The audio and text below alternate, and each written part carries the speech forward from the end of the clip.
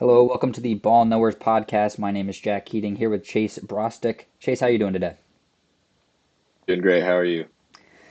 Not doing too bad myself. I went got a breakfast sandwich and I tried a chocolate chai today from my local coffee place. It's pretty good. Yeah, sounds nice. Well, I'm glad that we trial and error finally figured this out. So, Yeah, it took us a few attempts to get this podcast down, but hopefully we're all good now. Today we're going to be talking about our NBA season awards, going through everything from MVP to Coach of the Year, Clutch Player, everything, All NBA, rookie teams, all that stuff. And then at the end, we're also going to go through our playoff predictions, probably mainly talking about the first round, but looking ahead towards what could be the next few rounds, given our predictions, who's going to win the finals, all that good stuff. So to start us off, you want to just get straight into MVP? yeah, let's do it. I've Alrighty. got, I think Who do you have Shea, as your MVP? I think Shea Gilgeous-Alexander deserves it this year. Yes, sir. Yes, sir. I just think, I should have pulled out my Shea I jersey just for think, this. I just think one of the most efficient scoring seasons of all time. Mhm. You know, how well they played even when he didn't have his co-stars healthy. I think their record without one of Chet or J-Dub was like 48-7, Mhm. which is a pretty much 70 pace. Yeah. And I don't know, he's also the way he's able to play both sides of the floor. I definitely think Jokic, based on the base numbers, Mhm. has the best argument in the league probably for MVP. But I think when you mix together narrative and how well they play with Shea on the floor, Yeah. and they just had one of the best regular seasons of all time in terms of net rating, I think you got to give it to Shea this year. So that would be my pick. I also had Shea. I feel like I'm pretty good at not having bias in sports. But like this year, it felt like Shea's year to win it. Jokic obviously, like, there's so much you can say about how good of a season he had. I mean, he averaged a triple double. It's only been done a handful of times and not by many players. But I feel like you mentioned on the a few things. So for starters, you mentioned the injuries. The Nuggets really didn't have to deal with the injuries. I mean, they had a little bit to like Aaron Gordon, but not nearly as much as the Thunder did this season. Chet missed 50 games. J Dub missed 23. Casey Wallace 24. Caruso 28. Hartenstein 26. J Will 35. Finished with a 12.8 net rating. Like that's pretty insane.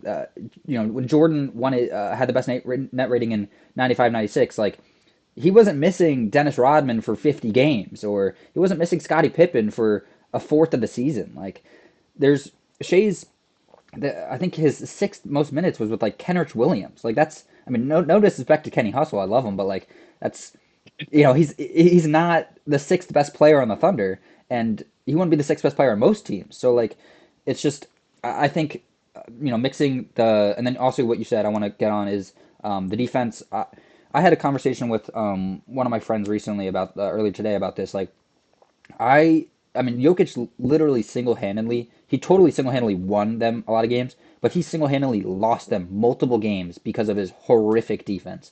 And like his defense this year, it was a down year for him. He's never been good, but like this year was straight up bad. It was inexcusable at times. There was the game that it was really popular, the Mavericks game when who was it? PJ Washington, I think, cut him backdoor on like the game-winning layup, and he like just stood there watching it. He Yeah. wasn't even trying to play defense. I think that was the Mavericks game. Uh, like it's just stuff like that where I think you kind of have to nitpick a little bit in this situation. This is one of the best MVP races we've seen in I don't even know how long. Maybe like it kind of reminds me of like the Harden year a little bit, whereas like Harden, Giannis, Russ were all kind of in that conversation. Outside of that, we've had a solid stretch here of pretty not unanimous, obviously MVPs, but like consistently. You could say, oh, Giannis had a close case to Jokic that one year, but like Jokic still won it by a landslide. So, this year I think will be pretty close in the voting. And to highlight, like I mentioned all the games that the Thunder missed. I wrote it down for the Nuggets too. Like Christian Braun missed 3 games, Gordon missed 31, Russ 7, Murray 15. Like it's just nowhere in comparison really. Mhm. And I one more thing I Um, want to say about this. Shea played 76 games, Jokic played 70, and I know it's another like kind of a nitpick, but in a Western race where until the last game, everyone was playing their starters because you could have been the 4 seed or the 8 seed.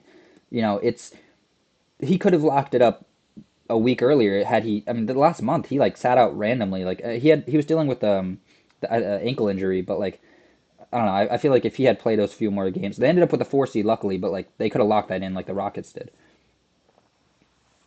yeah. Couple things there.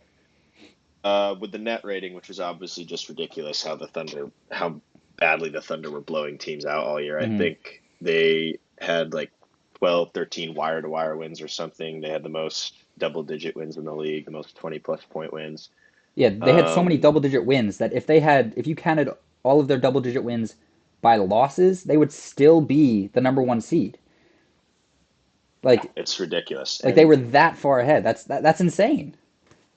yeah, and the thing I think about Shea is how much he elevates them. I think this stat was from like probably a month or so ago, so it might not be the exact same right now, but Hmm. at the time they were like 18 points better with him on the court. Yeah. And I think Jokic is like full swing. Like he has a lot worse. The Nuggets are a lot worse with him off the court than the Thunder are Hmm. without Shea, and I think that's just due to their lack of depth. But Shea elevates players around him, at least according to that stat, more than Jokic does. And like you said with the defense, I think a lot of it has to do with that. I definitely think it was a down year for Jokic. And They not don't have offensively as for many sure. perimeter defenders. Well, Hmm. not offensively, yeah. Yeah, yeah, Offensively, a down year for him because they don't have as many perimeter defenders as they had. Like they lost KCP, they yeah. lost Brown.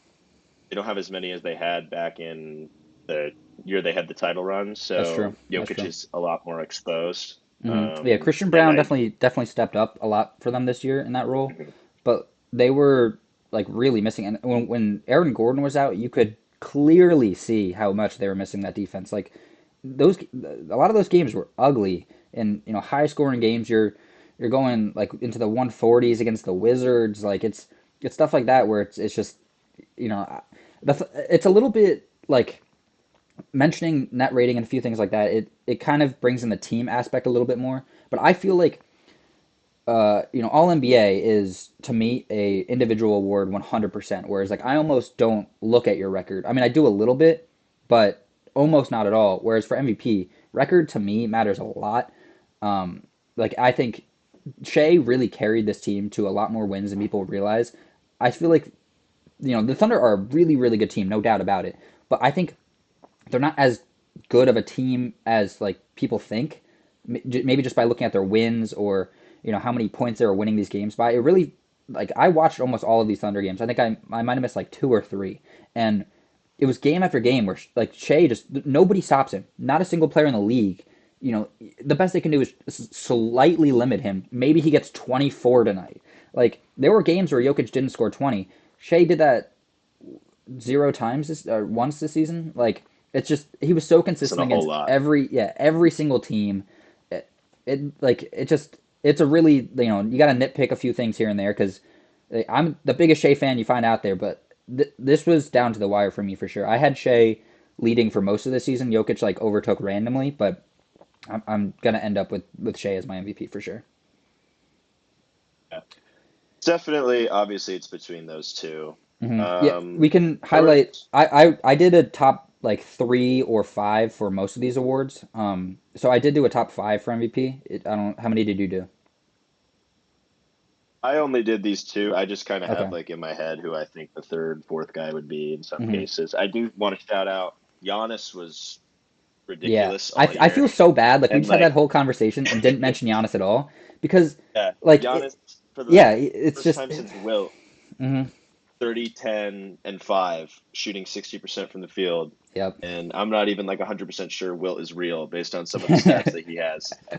So Right. that's just crazy that someone in our era is doing that. And And I don't know. he was It's doing just it like he just doesn't even have a chance to win MVP. yeah. He's not even gonna get a single first place vote. Like it's insane. Giannis right now, I've seen this take before, but he really is the most disrespected superstar in the league because it like it's just he's like forgotten about almost. Where he's not getting the media attention that he did back in like 2019. He's not getting like the national news coverage, the media attention, whatever. And then he's having his best career season. He's still elevating his game into his near 30 season or age 30 season where he's or yeah. He's adding a mid range to his game, and not just a mid range, but like an extremely efficient mid range. He's shooting. I wrote it down. 48% between 10 and 14 feet. That's one of the best in the league. Like that's like top like 20, like top 10, something like that. Like that is just insane, and that has made his interior game even better because you can't just pack the paint with 2 3 guys now and just like build a wall. You have to actually guard him in the Yeah. mid range, and then he's just gonna blow right by you and dunk on you. He has had such a fantastic season, and not just offensively. He's like defensively, he's had one of his better seasons too. He really is just like this season was just spectacular from Giannis. Two things about Giannis. One, you mentioned the defense, which there's like this narrative around with a lot of people that just think Giannis sucks at defense or like Hmm. just is a mid defender now. Yeah, I don't really understand it. I feel like every time you watch a Bucks game, you can see his impact as a help side defender. I still think he's a good on ball defender. I don't think he's quite near that level he was when they won the championship, that playoff run. That was like he was some all one. time great Yeah, that was defense like from that him. was top tier, one of the best defenders of all time level. Like, if he takes a step down to like just all time great, not like all time legendary, I'll accept it. I'll accept it. He was. I'll say he I was think, borderline all NBA all defensive for me. Like he wasn't on my. He didn't make my list, but it was yep. close. Yep. I think it came down to him and a couple other people for one of my last spots for all defense. But another thing about Giannis is offensively, like you said, the teams used to wall him up. And I Hmm. think over the years, he's continued to kind of lean more into the running back style of just, I'm going to run right at the rim because there's Yeah. nobody in the league who can stop me. I'm too physically dominant to be Hmm. stopped. And I just love that he's leaned into that because it's made him so much more efficient. And a player like him should never be outside the 3 point line. I think it's a dumb narrative that people should develop a three. I think if you're Hmm. that physically imposing, you just have to take advantage of that skill, and he has, and it's Yeah. Unless you been can, ridiculous like, to for watch. example, like Wemby is developing that shot early where, this was kind of a throwaway season for him. And so, like, he could just use this time to develop that three. Giannis didn't do that back in 2014. If he did, I'm sure he would be a better shooter than he is now. But he's not. And he doesn't need to be because he's still averaging 30, 12, and 6.5 this year. Uh, That's yeah, a few more stats about Giannis. He 55 double doubles, which like crazy. 11 triple doubles, which is the most in his career. Um, yeah, shooting 60, 22, who cares? 61 from the line, which I mean, it's always been a problem from him. He definitely didn't have a yeah. great year from the line this year. But like there's nothing you can like everything that about Giannis has been said already. He's just like one of the most like just effective, huge, like destructive players of all time, and he showed it this year for sure. Um, Moving on to our fourth, my fourth is Tatum. He gets his second, fourth place of his career. It feels like he might be here a lot more throughout his career. Like he's just always going to be fourth or fifth for the next handful of years. I can point out a few things that I have here for him. It's his second, fourth place finish. He averaged 27, 9, 6, and a steal this year on 45, 34, 81 shooting.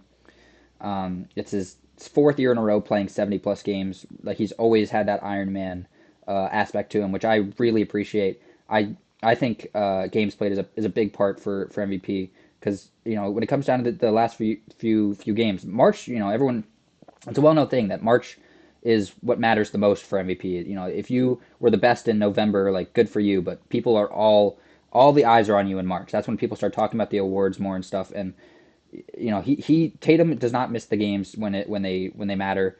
Um, let's see.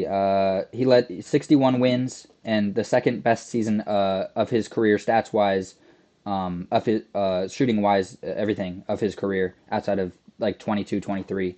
I feel like he's very deserving of the fourth place. He was completely dominant all season. He felt like he had that chip on his shoulder after last year losing Finals MVP, Eastern Conference Finals MVP too.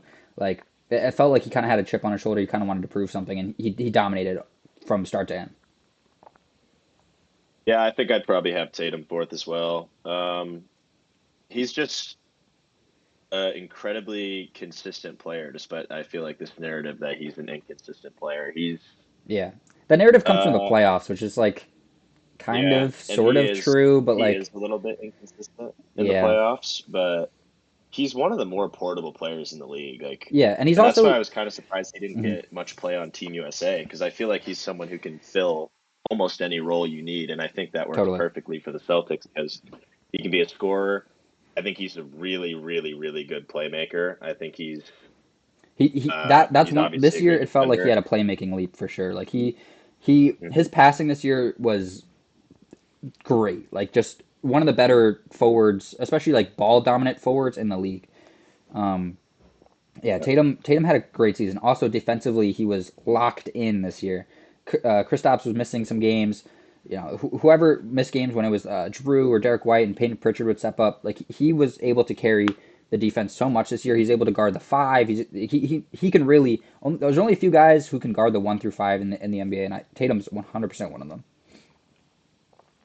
And I do hope that he puts together a strong playoff run this year Yeah, because I hope that's not a narrative that follows him because he has been poor in the finals the last two times he's gone there. that is true. And I so I do hope that's something he turns around this year because I would like to see him at his best mhm. in these big type of games because he does have a lot of big playoff moments. It's just that none of them have come in the finals. Yeah, I one thing about that is the recent news about Jalen Brown and like the injections in his knees and like he said he was feeling Yeah. pain and stuff. I could see if that's some you know, we don't really know much more past that, but if that is a problem where maybe he has to rest more in games or like miss games or whatever the situation is, or maybe he's just like a little worse than Jalen Brown like than he was last year.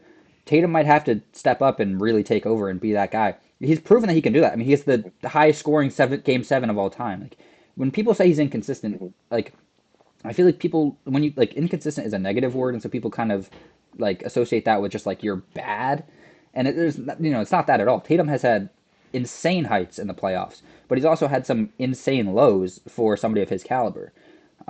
And if they're last year they didn't really have any real competition in the East. Like everyone pretty much knew the Celtics were coming out. This year he can't he can't have a bad series against assuming it'll be the Cavs. Like you can't have a bad series against the Cavs. They will beat you then. Um, I'm very excited to see how he does at the playoffs. I that potential matchup if that does happen, I'm very excited to see what comes of that one. Yeah. Uh, just to hit on fifth place, um, I had Anthony Edwards, which feels like Mm. maybe a bit of a surprise. Most people had Donovan Mitchell, but to me, like Yeah. it was really tough not having Donovan Mitchell, and I can get more into it later when we get to the All NBA teams. But like like I said before, wins matter a lot for MVP. But I don't have Donovan Mitchell on my All NBA first team, and to me, it just like it didn't make sense to not to have him top 5 MVP and then not top 5 for first team. I feel like Anthony Edwards had an individual better season. I mean, he had honestly a remarkable season. He was shooting 40% on 10 attempts from three. He, out of nowhere this year, just started shooting a lot more. He led the league in makes from three this season. Like that was a career development that I didn't see coming. He's always been like a decent shooter, but he just, you know, stepped it out of the park this season. He really had to carry the offense incredibly this year with, Gobert, Conley, Randall was a little up and down a bit this year, and they don't really have any other like top like more than solid offensive players on the team that get real like large minutes. And so Anthony Edwards consistently had to carry that offensive load game after game, dropping just insane stat lines regularly. He averaged 27 and a half, 6, 4.5, and a steal, 45, 40, and 84 from his field three and free throws. Down the stretch, the last like month or two, just big game after big game. He had was 44 against Memphis in like the last week of the season. That was one of the biggest games for them. That was a really a must win game because they could have ended up in that play-in like Memphis did. He big game in that overtime win against Nuggets a few weeks ago. Like stuff like that is really what makes me see Anthony Edwards as my fifth place in MVP.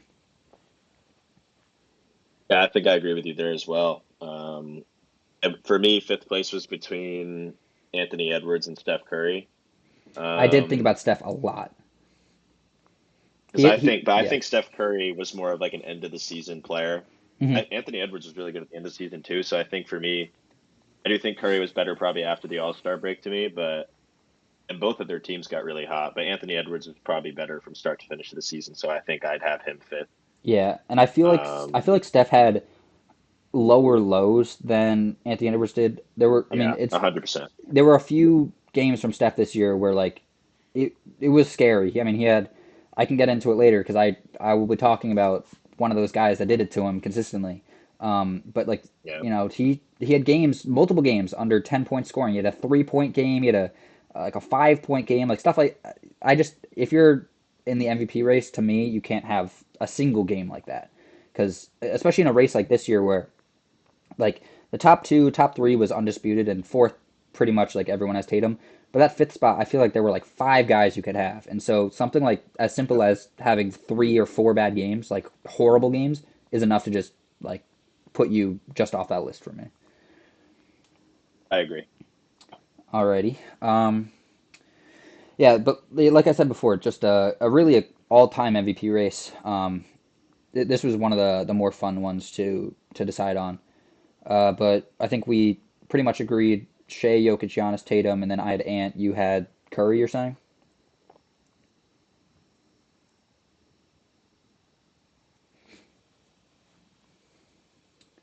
All right. Moving on. So you want to, we could do, what do you want to hit on next? Most improved? Uh, yeah, I can do most improved. All right. I kicked it off last time. Or actually, no, you said Shea first last time. I'll kick it off. My most improved is Ivica Zubac. You had I feel, Zubac. yeah, I had Zubac. He went from like, and I think there's a very valid argument for Dyson Daniels, 100%. But Zubac to me went from like a very solid center defensively. He was a good rebounder, solid scorer to like maybe top 20 ish, top 25 range to like he's like top 10 center, top 7 center now, like borderline top 5. He, all borderline All NBA this year. He had such an incredible season. To get into the stats, he led the league in offensive rebounds and putbacks this season. Was a he averaged a double double for the first time of his career this year.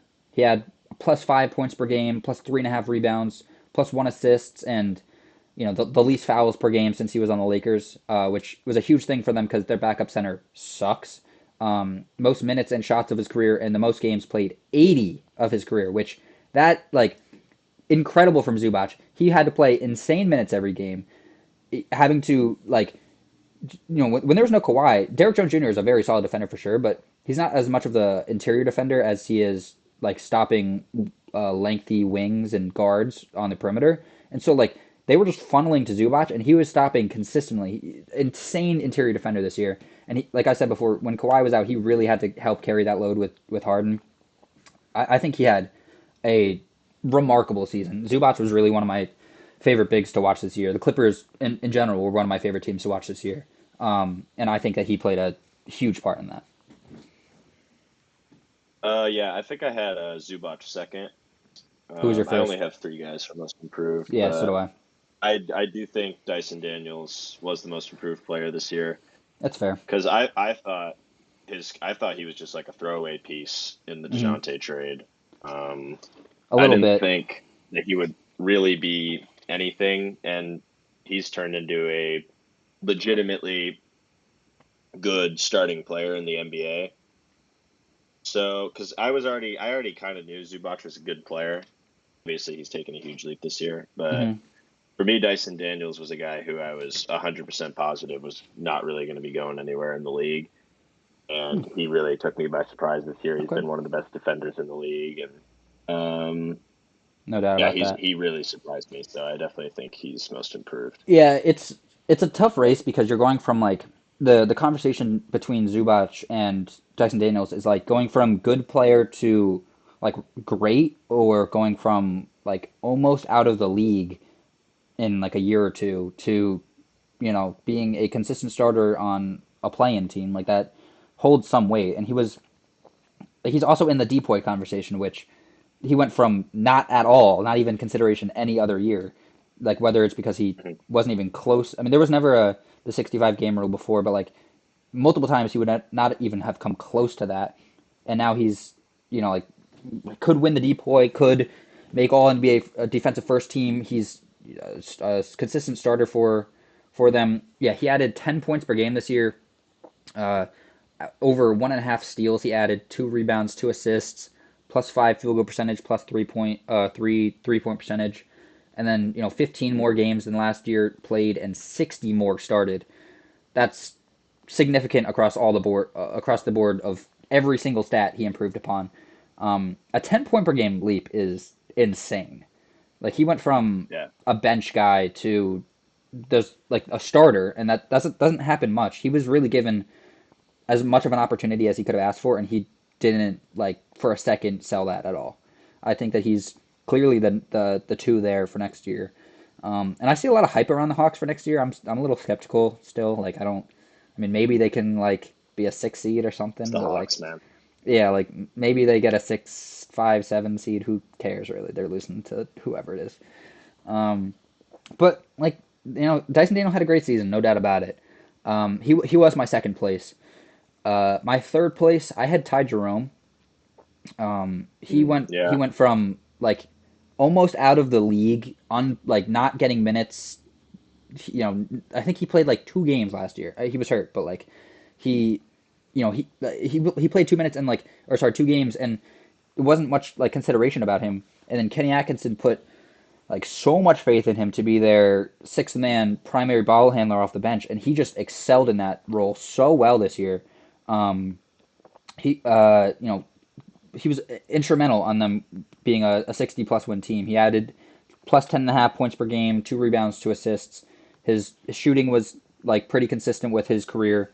But for him, it was more of like a role aspect more than it was like.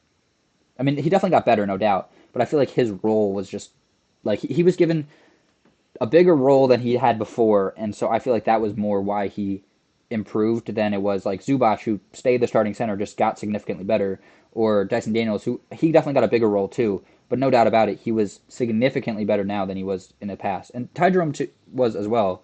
It's just I feel like his improvement, I guess, was less than the other two. But like I said, he was a massive part in this Cavs offense. He was a very cool piece to see. I kind of figured he was going to be out of the league sooner rather than later, and clearly he won't be Yeah. anytime soon. Ty Jerome, I guess I didn't really consider him, but that is actually a really good placement because I had him for a different award.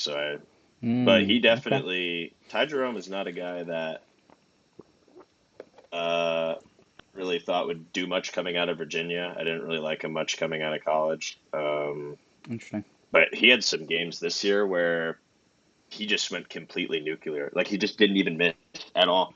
He's a really good 3 point shooter. He shot like 44% from three. He shoots over 50% from the field. He's just all around a super efficient guy. And hope he keeps that going into the playoffs because I know sometimes bench players can get a little bit Yeah. inconsistent Luckily when the for game slows him, down in the playoffs. But luckily for him, they added DeAndre Hunter this offseason, or I mean at the deadline, and so that's definitely helped kind of alleviate a little bit of that like postseason pressure that they don't need Ty Jerome to carry the bench unit now because they have a elite 6 man scorer off the bench now. But yeah, like you were saying, he Yeah. had I pulled up his box score throughout the season, like 26 points against Memphis, 5 rebounds, 4 assists, 2 steals. He shot 9 for 16 that game, 3 for 7 from the three. Like there's 33 points against the Sixers, shot 8 for 8 from three. Like that, like there's Yeah. 10 more I games I remember can that list game. off like that. Where I mean that was probably his best game of the year, but like there's 10 more games I can list off where he scored 20, 25 points and like won the game for his team in a lot of those situations. Yeah, he Yeah. really He had a game against the Warriors at the start of the year. hmm It's the one where the Cavs just blew him out of the water, yep, yep. and he just wouldn't miss the entire first half. And that was kind of where I was starting to be like, all right, well, maybe this guy might be legit. And hmm that And was when the Warriors they had like one loss, yeah, I'm two seeing that. losses, He and had 20, he went 7 for 8, 3 for 3 from 3, 21 and 3 that game. Yeah. And they won by yeah, most of 20. that was in the first half. Hmm. Yeah, Yeah, he had a but yeah, fantastic season. he would definitely. He wasn't my third guy because I wasn't really thinking of him, but my third guy was Denny Avdia, a Mm, homer pick. But that's fair. I He, really like those that last half of the season, or like right before the All Star break up to the end of the season. mhm. I think he was one of the 30, 40 best players in the league. You could He's argue he was higher than an that. elite. I would argue higher than that for sure. I was being modest with that, but he's for elite transition player. I admittedly didn't really watch him much in Washington. I just Hmm. kind of knew of him as like Yeah. a solid starting level player. So when we Hmm. got him, I was kind of excited. But this year, he Yeah, that trade was a little really kind of surprising surprised to me with me. how good of a I downhill scorer he I liked was. him in Washington.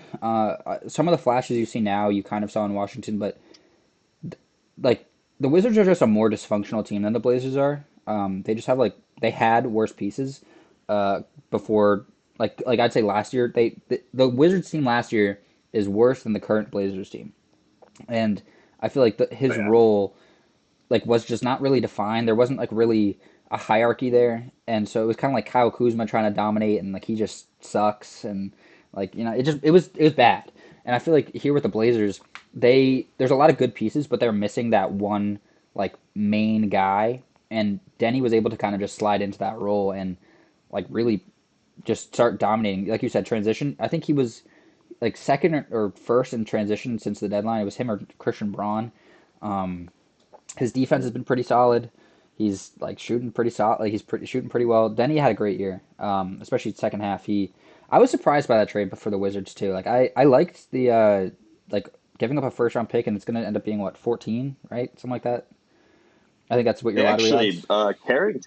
Carrington's actually been really good for the Wizards, Oh, that but was that was a part of the trade. You're Denny's right. been Yeah. that was the 14th pick is who it ended up being was Hmm. Carrington, but Denny has just been so much better than I could have possibly imagined him being over the second half of the season. So I gave him a most improved nod for that. Fair enough. Fair enough. I mean, having a few homer picks in there, I think is pretty fair. I mean, I probably That have might be one the for only for one in there. But MVP. I got Yeah, another if one. you I got another one. All okay. right. I might have one for you as well. We'll see. Um, all right, we can let's move on to six man. I feel like Okay. this. I feel like the winner of six man is should be unanimous.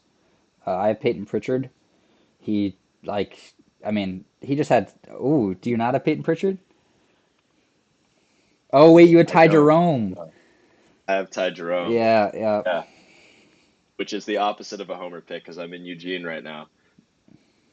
All right, let Peyton me hear Pritchard why. really I good. mean, we kind of touched on Ty Jerome earlier, but why did you have him Yeah. as your six man?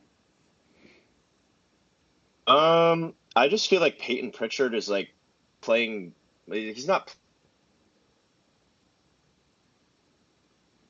he's in the lineup a lot more than Ty Jerome was, Hmm. and the numbers aren't all that different. They're both ridiculously efficient. They're both ridiculously good shooters. Yeah. Um, I think skill wise, they're pretty equal. Some weaknesses, but Okay. I would say for me, I think Ty Jerome was more important to what the Cavs were doing this year than Pritchard was to what the Celtics were doing. And I think, Okay.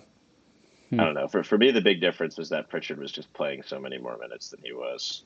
Yeah, I think that's what you said about Ty Jerome being more important to the Cavs than Pritchard was is pretty interesting because I think that's a pretty good way of determining like the value of a six man and who you think deserves to win the award.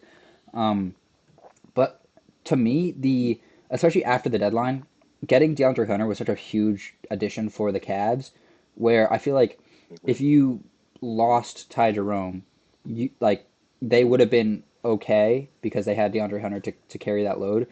Whereas for Pritchard, like he's such a spark plug off the bench for the Cavs. I mean for the Celtics.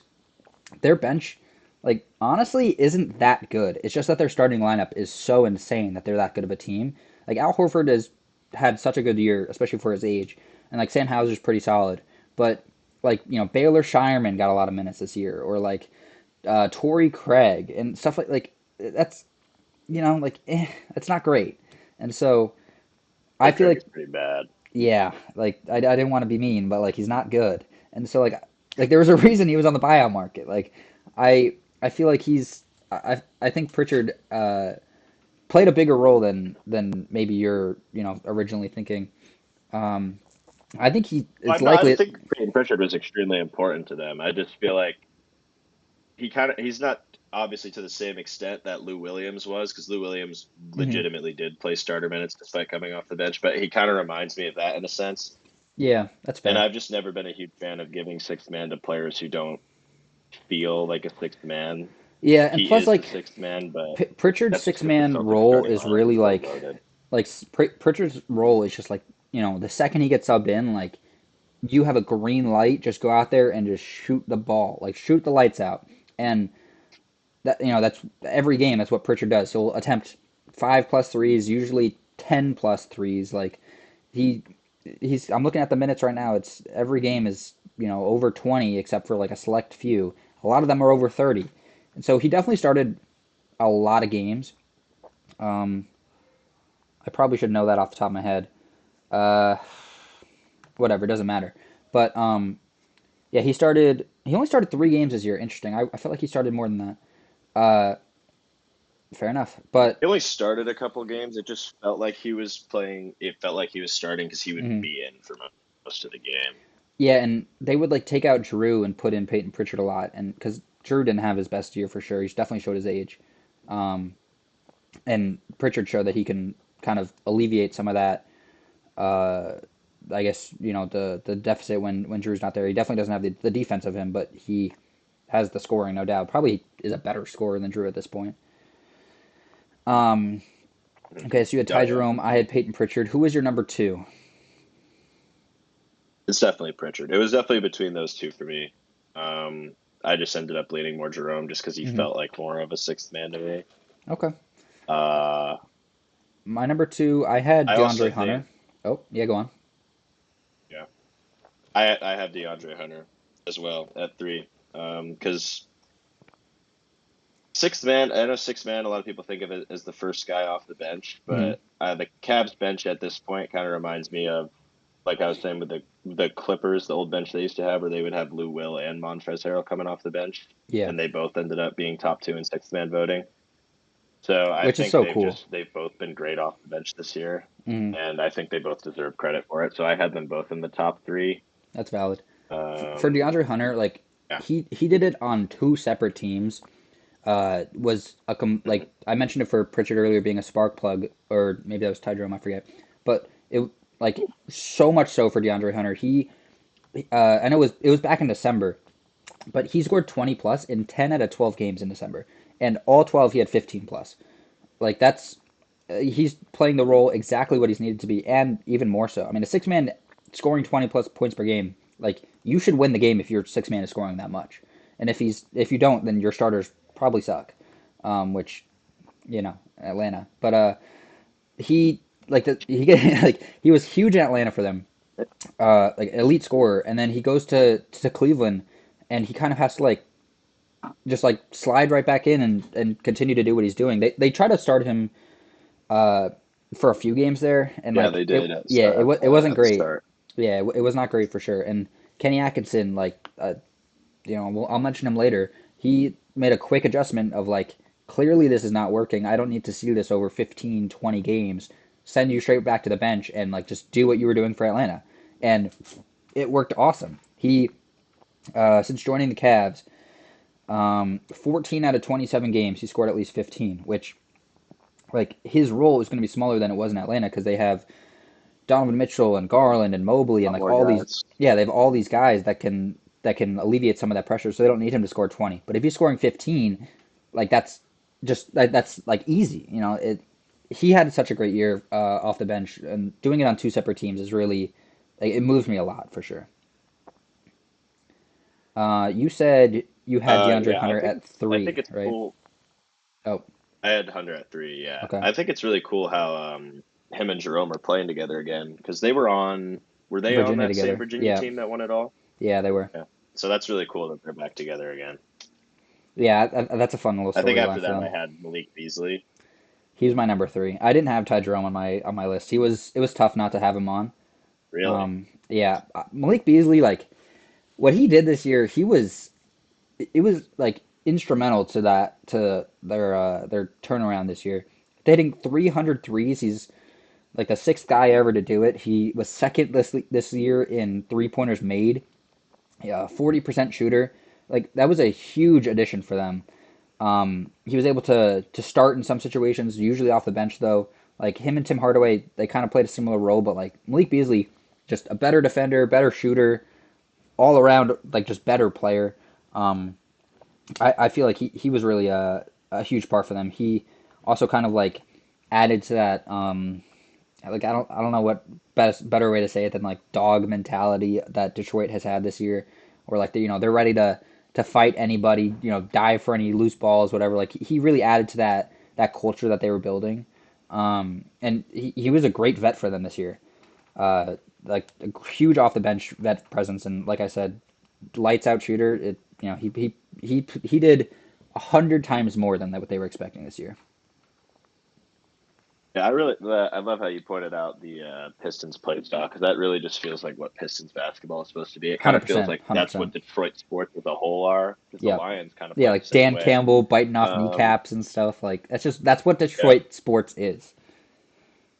yeah, that's how pretty much the whole city is. They just fight for everything that they have, and Yeah, um, but Malik Beasley, I do understand what Lakers fans say about people come to their team and they're just terrible. Because I remember when he was on the yeah, Lakers, he probably had the worst shooting season of his entire career. yeah. I think And I it's like, remember he got played off the court in the playoffs. yeah. I feel like it's like a It was pressure bad. thing. Like I mean, Yeah. you're in the biggest market, and like all these people are talking about you. The second you miss a three pointer, like your address is posted on Twitter. Like it's like it's a stressful place to play in. Um, It is. It is. yeah, he's a long line of players who like left LA and were significantly better. And he wasn't even great in Milwaukee last year, but like he He was definitely better than LA, but oh yeah, he no wasn't no as doubt. close to LA as he good as was he is straight right up now. bad. But yeah, this is his best Yeah. year of his career, no doubt, and he was a huge part of this Pistons team, and their 30 plus win turnaround. All right, so Yeah. that's 6 minutes. Oh, and I had an honorable mention. Shout out Nas Reed, dude. He totally should Nas be in Reed. the Yeah. running for this. He had such a good. It's just like he's just not a six man in my eyes. Like he's just like he should be a starter. Yeah. Um, Yeah. He is a starting Julius level Randle player. should The not be on this team, Timberwolves just man. have too many bigs. Yeah, like start Nas Reed. He's so good. He's just good at everything. He's a good defender. He's an elite offensive player. He could shoot, dribble, pass. Not an elite passer, but he's just such a good overall player. Um, he just he has to. He's not their main guy, so he's not getting starter level minutes. But I think if they don't resign Julius Randle, like I wouldn't be that surprised if they don't resign him slash sign and trade him because I feel like they want to start Nas Reed. It's been it feels like it's kind of like the last 2 years or so. It's kind of been like in the works of like this is just an inevitable situation where like Nas Reed is just going to Yeah. keep getting better and is going to start one day. He showed it last year 100%. And then when they traded Cat, like it felt to me like that was not. It was like, all right, Naz Reid, step The up. time to do it. Yeah, but then like getting Julius Randle just completely killed that thought. And I guess they don't need him to start, but like maybe they're waiting out for Rudy to He fall does. off, and like then they're gonna start him. I don't really know, but like they can't really wait that long. That might be three, Yeah. 4 years from now, you know? Yeah. Because Rudy, I think Rudy's still a great player for them, Oh, no but I doubt, do no agree doubt. that Julius Randle definitely, I don't see how he fits into their future plans. I would definitely consider I don't know how Julius moving Randle on fits from him. I on like think any team really. He's just like he's just an Julius awkward Randle player. would make a good fit on like the He Hornets. Yeah, like Just send him to Charlotte and let Julius him score Randle is 24 a like game. yeah, Julius Randle is like the better version of Kyle Kuzma. Like he's That's a good comparison. yeah, like he's just it's kind of like empty stats a little bit. Like even on winning teams, he's still kind of putting up empty stats. And, I mean, when he's on, like he 100% helps teams win, and he had a lot of great moments for the Timberwolves this year. But like I don't really trust him in the playoffs that much. He's not a great defender. It's a little clunky in the offense Yeah. with him. Like a lot of times it feels like the Timberwolves are rolling, and then like he hasn't gotten the ball in 5 possessions, and so now it's like, all right, everybody sit back and watch him like go to the post and like try to fade away somebody. Like just like it's when it's a little bit of like the possession dies here too. Like it's I don't know. I'm not a big Julius Yeah. Randle fan, and I don't. I never have been either. Yeah, I don't know many people who are. He just doesn't really play winning basketball for the most part. He had a solid season, no doubt, this year, but I don't even know how Nas Reed is how we got here. But I wouldn't be surprised if they like if Julius Randle is somehow not on on the team this next year, so they can figure out a spot for Nas Reed because Nas Reed 100% can play the four, and I think he would like be a Yeah, really good four for them. Like they I need agree. another knockdown shooter, and he can be that for them. And with how big of a playmaking leap Ant had this year, I could see that duo working pretty well. Yeah. Reed is a guy who me and my friends, when we're watching him play and he's on, we're like, wow, this is the greatest player I've ever seen in Dude, my life. He 100%. doesn't miss, he doesn't make mistakes. Hmm. Because he will have games where he just wins the Timberwolves the game because he won't miss. He Yeah. hits, and some of the shots he makes from three, it's like this guy is listed as a center. He's not a center. He's Yeah. shooting like step back threes, moving Hmm. threes. I really love Nas Reed. I He's think he's one of the he's one of better. the OG members Yeah, of Jelly Fam, dude. Like he's yeah, he's him. Like yeah. he is 100% as much of a hooper as it gets. Like he's got one of the craziest big man handles in NBA history. Yeah. Like you said, that the step back three, he's got like James Harden level clean step back three. Like Yeah. it's like he's got a You pure know shot. it's going in Oh, too. 100%. Yeah. I love Nas Reed. I See him can't. shoot it. I'm not just like Mhm. that's going in. Also, a New Jersey native. Got to shout out that. But all right. So that's enough of Nas Reed talk. That was a long time. That's our. So we got through six man, most improved, and MVP. What do you want to hit on next, Depoy? We can do Depoy, Alrighty. So the media award. yeah, this one is interesting. This is my most contested one, I think. Uh, it's a really tight Really? race. It's I was looking at the official voting because the first like few batches of reporters and analysts and all the people who get official votes are like they're tweeting them out and they're going on podcasts saying their votes. So people are like slowly tracking them.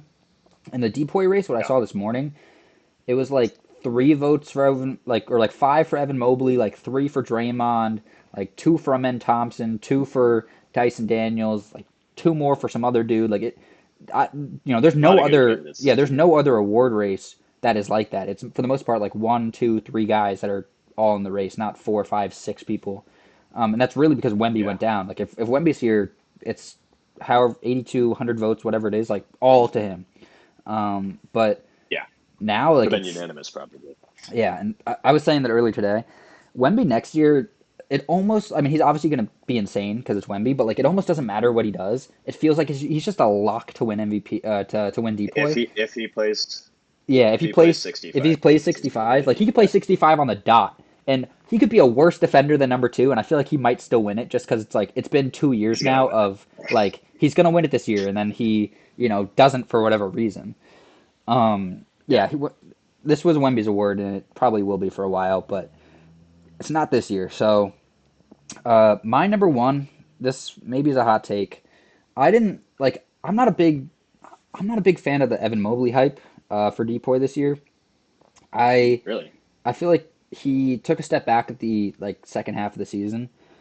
Whether that's because they were so far ahead or I mean, kind of the whole team took a step back for sure. Like I think largely, especially later on in the year, is because they got comfortable and like they didn't need to be locked in anymore.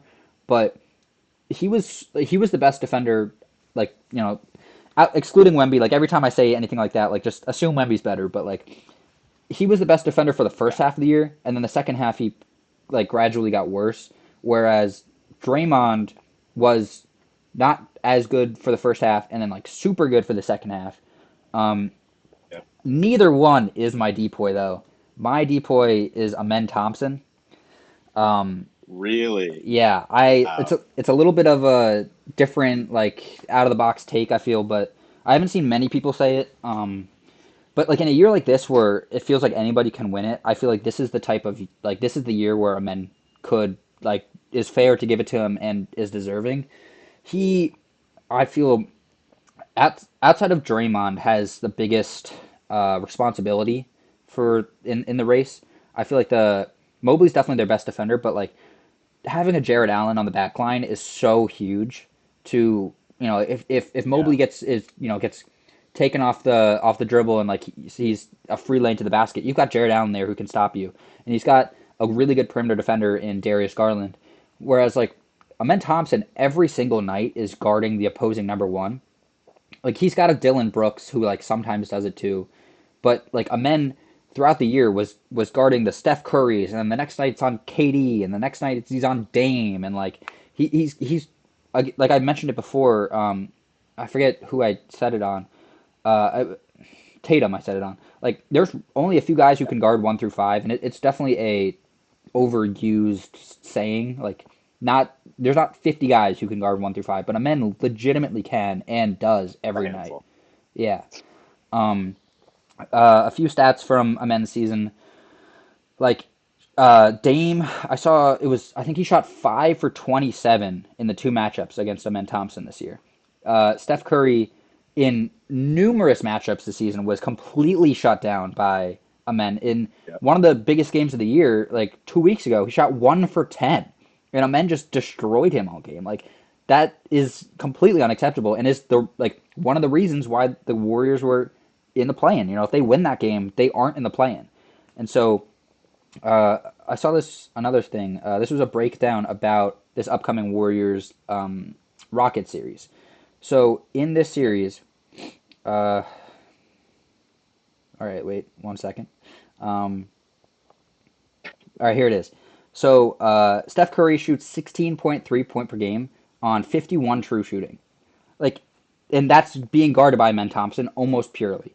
Like that is the which lowest is in the insane. yeah, like that's insane. It's Steph Curry. He's has never had a bad matchup against anybody and has never like really struggled and consistently throughout this year those 3 point games and stuff that we mentioned earlier on where I said like I can't have Steph on my MVP. It's because of Amen Thompson.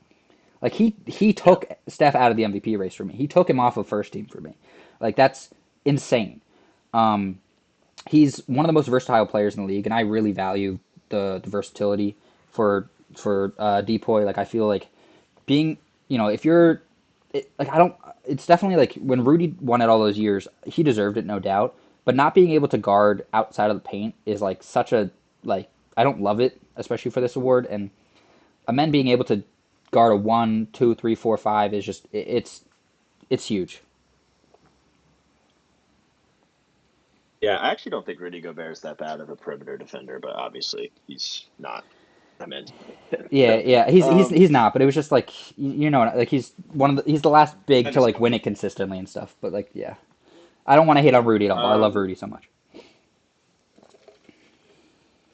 the first thing, obviously, with the Depoy conversation is always going to be that Wemby was hurt. I also think you should shout out that Chet was hurt, and I think Chet actually would have given Wemby a good run for his money if he was I think healthy. I think Chet would have won it. How about that, I don't hate that. I think Chet was my dude? pick to win it before the Th- year started, and I think with how good the Thunder's defense was statistically, that's what I said he too. would have had that team 100%. aspect of it. Yeah, the Spurs would have been Yeah, like 20th or something, like 15th. The Thunder were by far the best defense this year, and like Chet best would, ever. yeah, best ever. Chet would have been, the like backing of that, and he would average like whatever 2.5, 3 blocks a game. Like he would have had those.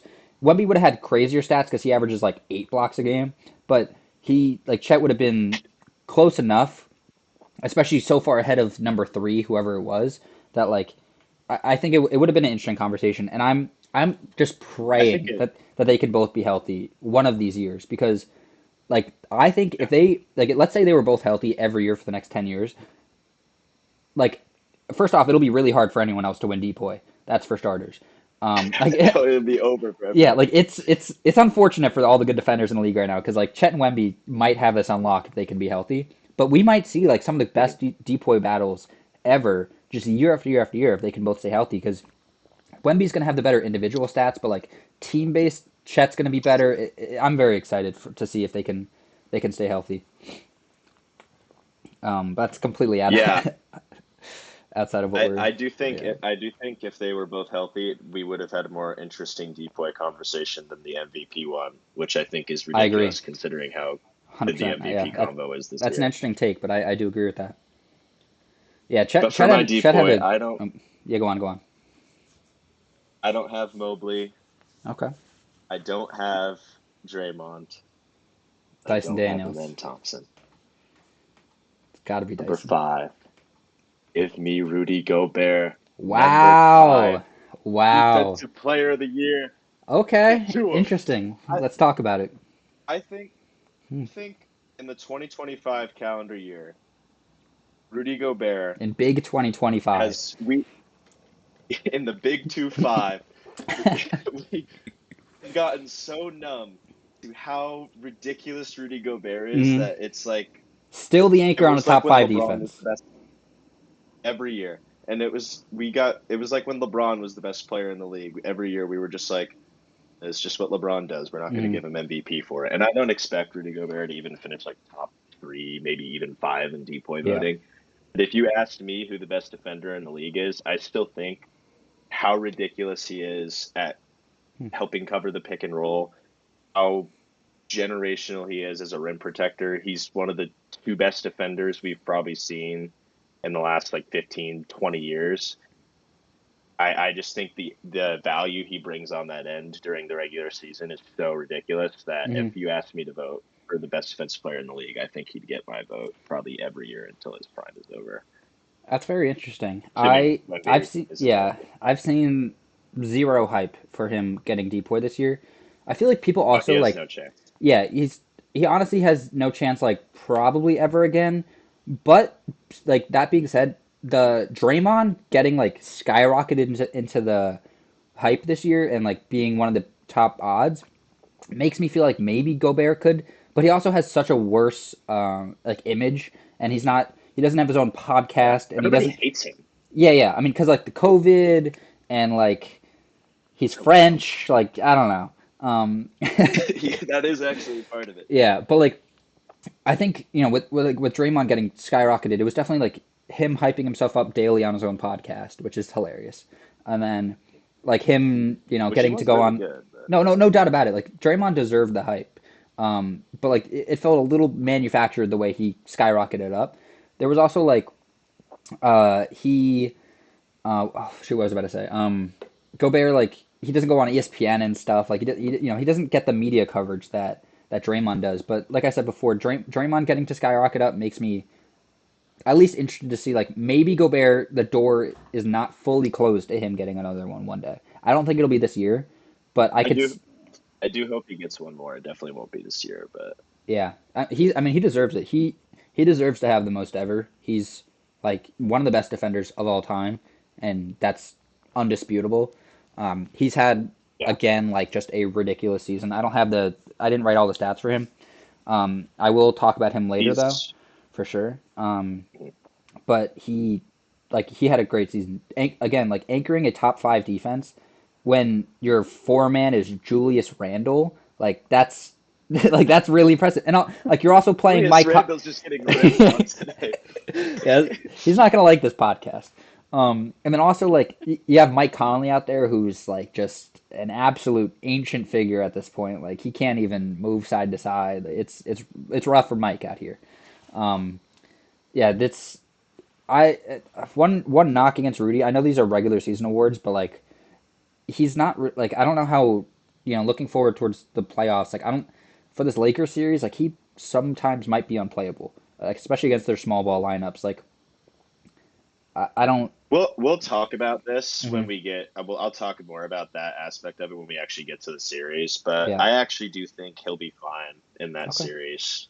But we'll talk about that when we get to it because Gotcha. I think that'll be an interesting talking point for it. All right, let's move on to our second place. Like we kind of hit on like most of the guys. My number two is Draymond.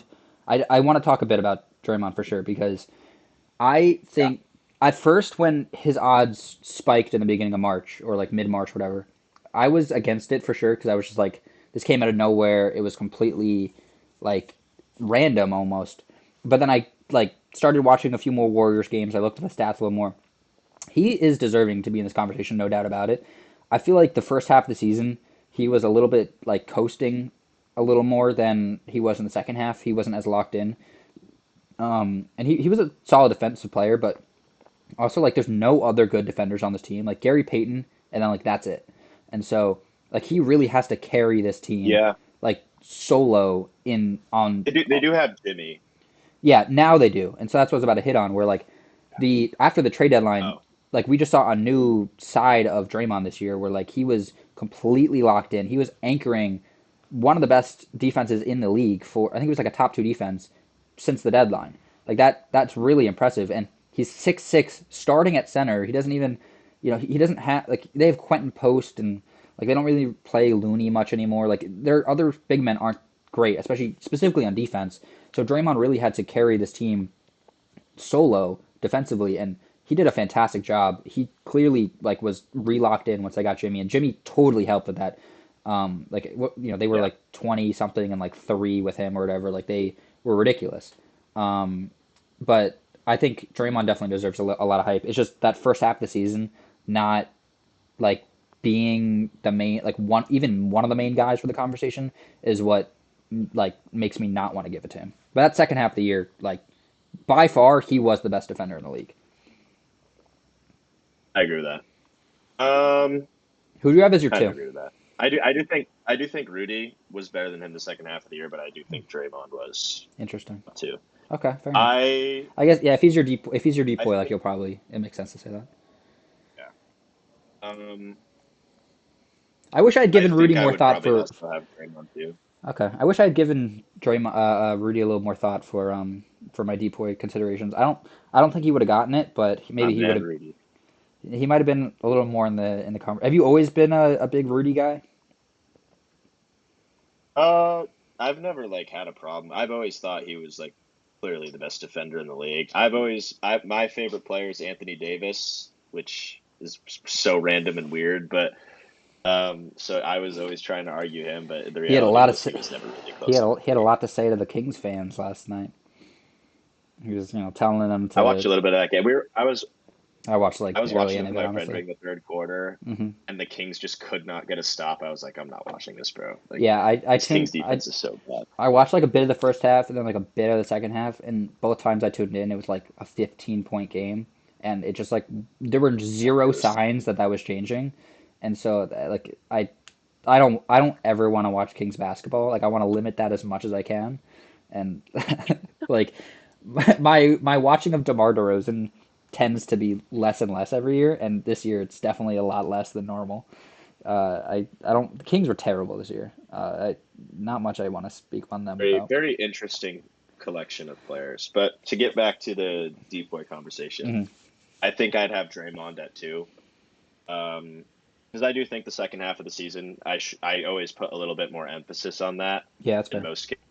That's why I didn't have Mobley. Like that's why I have Draymond over Mobley is because like second half of the year, I weigh that Draymond, if you second half and first half, that second half is just more important. And so Draymond's first half was probably better than or like equal to Mobley's second half. You know what I mean?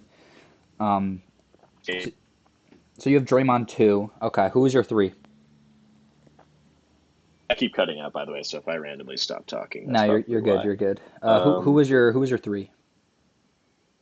I think I had Evan Mobley at three, just because I think he was pretty. I do agree with you that he did falter off a little bit near the second Hmm. half of the season, but I do His think he was pretty yeah, good all the way throughout. his But defensive I agreed rating. with your point that he Mhm. has Jared Allen on the back line because that reminds me kind of what Giannis had with Brook Lopez that I always thought hurt him a little bit in decoy combos, Not anymore, which is man. obviously not the Yeah, same level of. oof. Brooke is Well, not anymore. Brook Lopez yeah, it's can't move his feet anymore. yeah. But He yeah, needs to hang him up, I would but have Mobley third.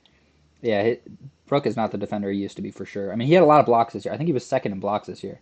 Um, Well, which he like always will be. that's not Like like three. that's not like the end all be all, but yeah, I think I mean it's just like it's another thing where like I feel like you have to nitpick a little bit. This DPOY race is really close, and like for my notes with like I literally in my notes I said also maybe unfairly ticked him a bit because of playing with Jared Allen and Garland. Like it's just Yeah. like it's harder for Draymond to be in this conversation than it is Mobley because he has to like elevate this team Yeah. higher than Mobley does. If Mobley has a down year, the Cavs are going to be better than if Draymond Green has a down year. Um, Yeah. Oh, 100%. Yeah, because yeah, Draymond is just such a unique player in his defensive skill set. He's like the ultimate chess piece, and he always kind of has been. hmm But I think that's what gives him an argument as the best defender of our generation. Is like he's a generationally good interior defender despite his size, and he's and also generationally good on the perimeter. hmm I don't even understand like his body type. It just doesn't make sense how he's so good at yeah, both. like he can't. But He's not he much of is. a guard defender anymore, but like he could in his prime. But like he can. I mean, I Yeah. trust him really with almost any big man in the league. And like at six Mhm. six, he's the only 6'6" guy in the league, probably ever that you can say that. On Um, guys so much larger than him, I just don't understand how he's just such yeah, a smart defender. he's just yeah. He's his like defensive IQ, basketball IQ is so high. He just like I don't know what it is specifically that makes him so good. Uh, Draymond's just elite defender. I mean, that's all you can really say. Um, In his yeah. blood. So I only had the three for Depoy, Amen Green, and Mobley. What about you?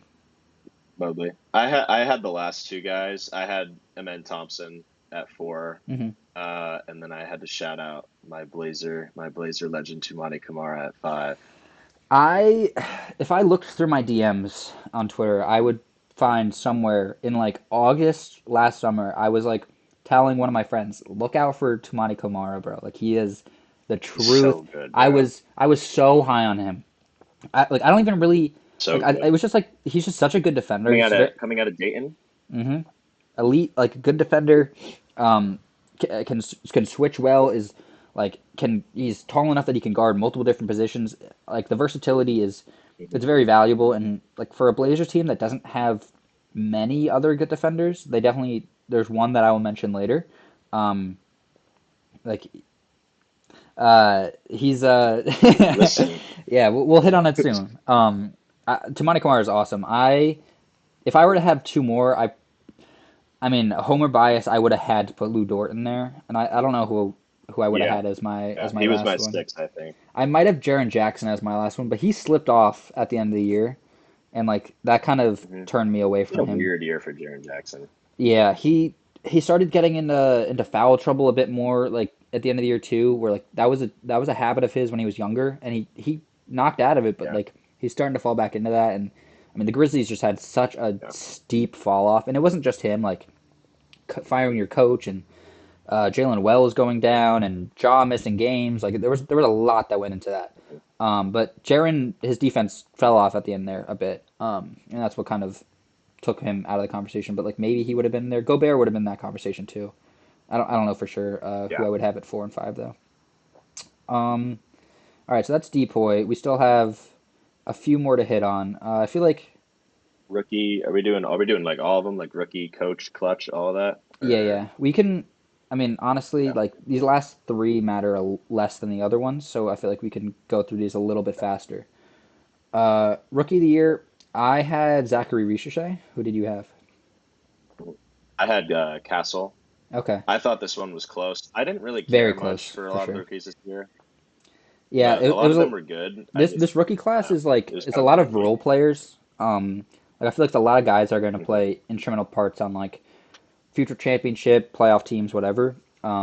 But not many guys that I see like being a number one option, even maybe a number two option. Stefan Castle, like offensively, I mean he's a great Yeah, he's a very solid defender, but offensively showed that like especially post Wemby injury that he could be that number one option, or maybe not like a number one, but like he hmm, could be a one of the go to guys. Like I could see him playing like a Austin Reeves offensive type of role where like you have the Wemby and a De'Aaron Fox and like you have a third like guy where you know the other two guys get stopped on a play. All right, here's a third scorer for you, and like I could see him playing that role yeah, while playing better defense than Austin Reeves does. Probably worse offense because yeah. Austin Reeves is a really good offensive player. That's another guy. Austin Reeves. That was We'll another. we'll That end was up another guy in talking the about most him. improved. That was another guy in the most improved Yeah, conversation for me. I yeah. really put a lot of thought into him.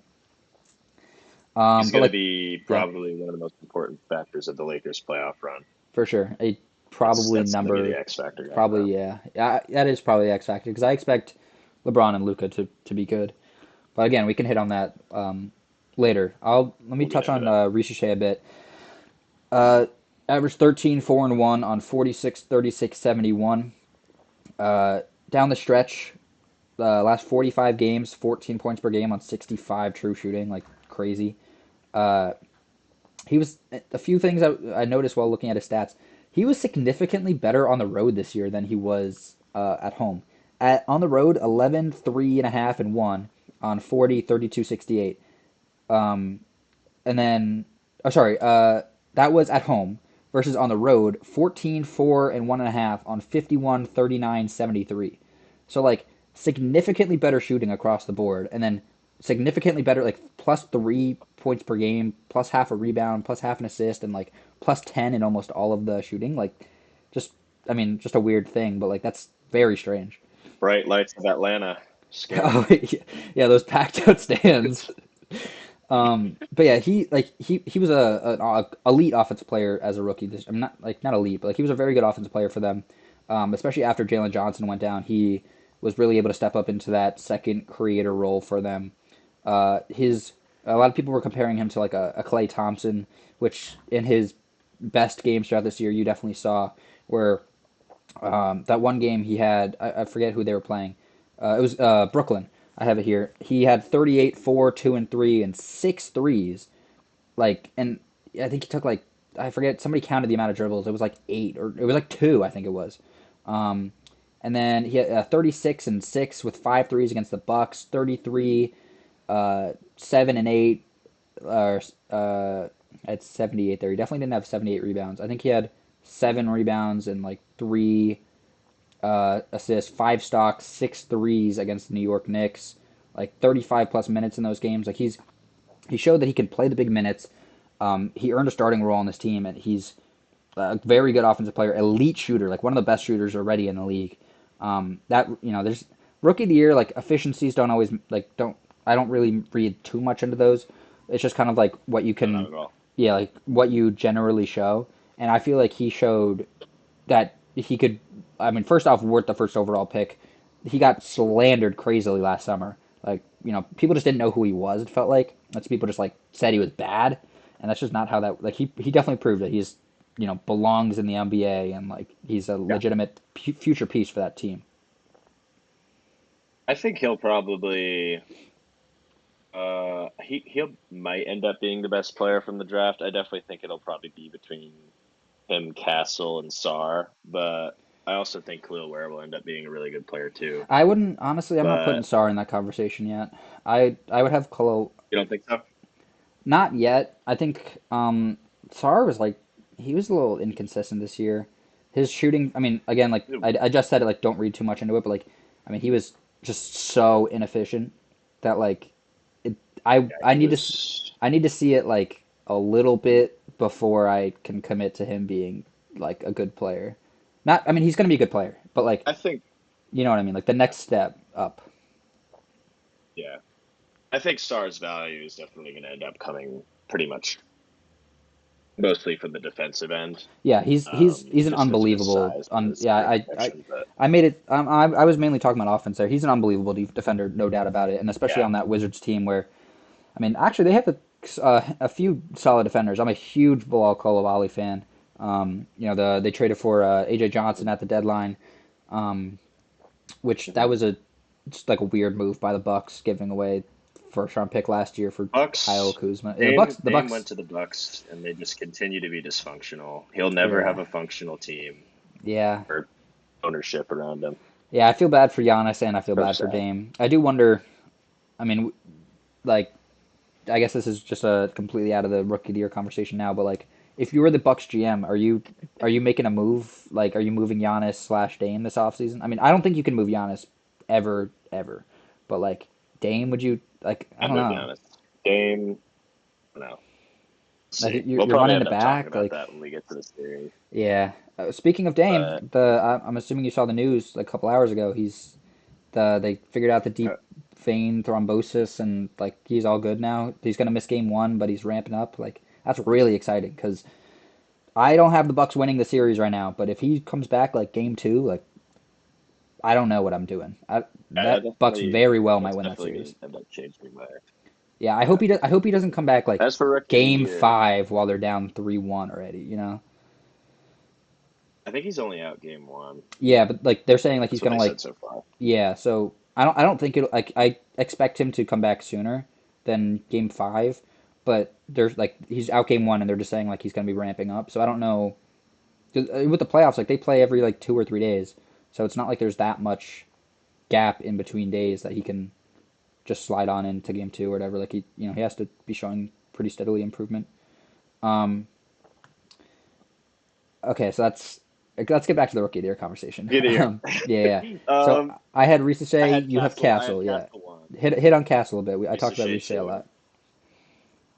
Uh, Castle. I think he also just had a really strong end to the year. He had a couple. He had a lot of 20 plus 25, or not a lot of 25 plus point, but he had a lot of 20 plus point games over the second Hmm. half of the year, which I have it. I I wrote think it was down. pretty impressive. Because 20 plus in 14 out of 30 games since Wemby went down. Averaged 18 5 and 5 yeah, post Wemby. Like, and he averaged 15 4 and 4 on the year. So like, I mean, 18 5 and 5, and I think he had like two different months where he averaged like 19 and 18 or something like that. Like, as a rookie, that's crazy.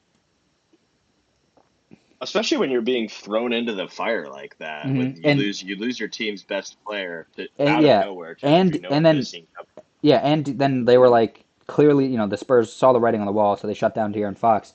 At that point, he's playing with like Bismack Biyombo and Harrison Barnes and like Julian Champagny. Like it's just ugly. And so Yeah, he was their only good offensive player realistically, and he like carried them down the stretch. I mean, they were still losing basically every game, but like he showed his ability to be an offensive like workload for the team. and obviously, like value doesn't matter at all in terms of the rookie of the year race, like how valuable you are to your team winning or whatever. Hmm. Um, and they didn't win at all really once Wemby Yeah, went down. But I just feel like Castle, when he was in, showed me more than Risa Shea was, which I think that's is fair. to be expected because he got basically thrusted into a first option role. But Yeah, I thought the way that he was able to handle that well over the second half of the season, just being thrown into the fire like that, really impressed me. that's And fair. I also I'm from Connecticut, so a I little bit of a homer pick there. That's I love valid. the Yukon guys. One thing about Stefan Castle, I will say, 81 games played. I love it. Like it's Yeah, that's yeah. huge. And if he can keep that up in the future, like that's huge because like as a rookie, I feel, I mean, Question. you get a little bit of time off with like the NCAA ends earlier than the NBA does, so you get more of an off season. but that doesn't necessarily mean that you're just like gonna be healthy all year or whatever. And so his ability to stay out there the entire time and like get a lot of minutes in with Wemby was good to see. Moving Mhm. on past, so I had Stefan Castle as my two. I'm assuming that you had Yeah, Ricochet as I your had two. Ricochet too. Yeah. Gotcha.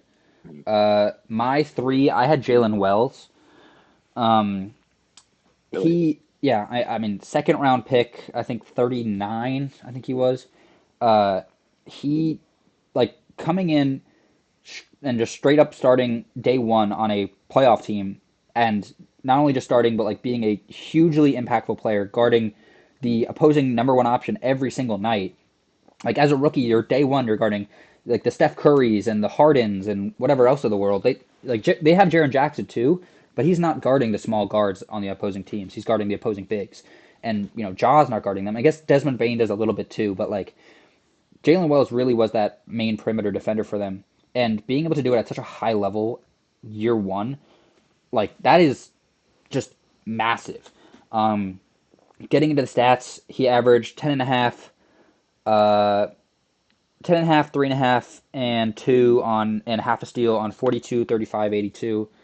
Um, he held okay. So um, I mentioned the Amen Thompson Dame thing. That was for Jalen Wells. That was my bad. Dame shot 9.5 on 5 of 27 shooting in two matchups against the Grizzlies while being guarded by Wells, including 1 for 12 from three, or sorry, including 1 for 12 one game and 4 points in a 23-point Grizzly win. That was all the way back in Halloween, so that's like forever ago. But I mean, that was what, a week or two into his rookie season, and he shut down Damian Lillard. Like Yeah. that's pretty crazy. I think he just had he had one of the bigger roles and like askings of any of these other rookies because he was expected to contribute in a winning way, and he 100% did that, and he didn't take like the spotlight for the offense away like more than need be. I just feel like the other guys had like like they were able to show more offensively because they had like fewer guys on their team that were taking away spotlights, or they weren't actually contending for anything, so they could just kind of go out there and hoop. I think Jalen Wells is going to be a massive role player for the like long time. Whereas the other, like I don't see him ever being like a main guy on the team. He's always going to be like that fourth, fifth best player. Whereas I could see like Ricochet or Castle being a second, third best player on the team. So that's Yeah. kind of like what went into my thinking for that a bit. Who was your three? I had Sar at three. Okay. But I honestly like after the top two for Rookie of the Year, I Hmm. didn't really care because the guy who I really wanted to put at three, heartbreakingly, only played 64 games. Hmm. Khalil Ware. Yeah. Um, he was probably my favorite prospect coming into the draft. Hmm. Because I remember he was at Oregon and we just didn't play him, and then we let him go to the transfer portal, and he was just insane at Indiana. But Yeah, so I like I'm a Khalil really Ware a lot huge too. fan of his, and Hmm. I was just so heartbroken that he didn't play 65 games because I think he's going to be so good. Um, I but agree. yeah, I ended up putting Sar three. He had a lot of offensive struggles throughout the year Hmm. that never really got fixed yet. But I do think he was a little bit better over the second half of the season. I do think the I defensive agree. impact is there. No doubt about it. Um, He's like already. I mean, you can't even say he's the best big man defender in his class. But he's already one of the best big man defenders in this class. Uh, I think he clearly like shows to be a easily plus defender throughout his career. The offense is like a lot to be desired. Obviously, efficiency wise was not yeah, great. Like that's not why I have him as my four. That's not why I have him as my four. Just like purely based off efficiency, but it certainly plays a part. But also like if you're not in a winning atmosphere at all, and like you're gonna win 15 games a season or 20 games, then like who really cares? Like just go out there, show as much as you can. Like to me, like being able to show defense in your rookie year more than your offense is like very telling because you can like just practice your shots and hit some more shots next year. Like you can't really like I mean you can improve as a defender, but you can't really like just practice like being a better defender. Like a lot of times just kind of instinctually like you just are or aren't. You don't really see guys go from like Mhm. bad defender to like, really good defender the next year.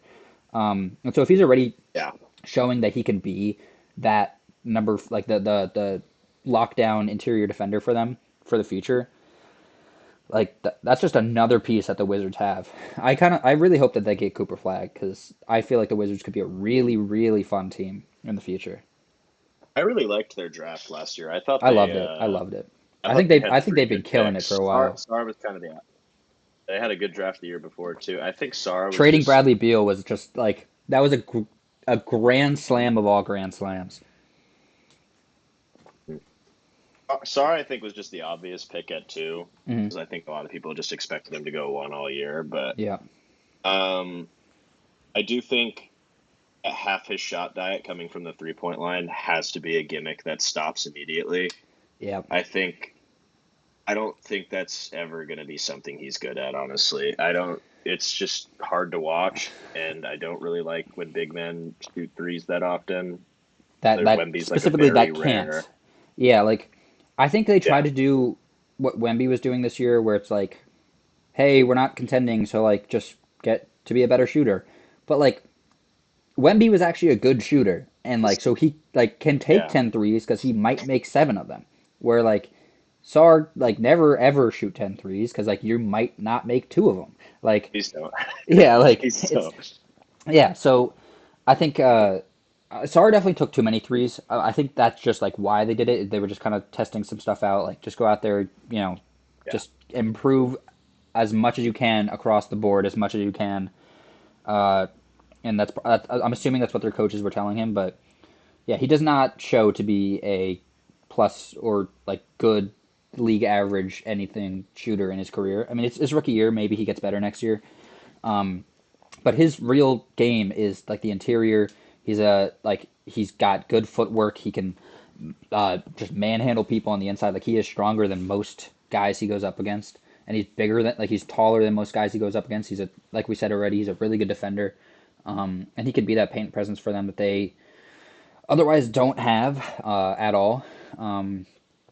And so yeah, I think Sarr had a very solid rookie season with like plenty to work on, but he showed a lot. yeah.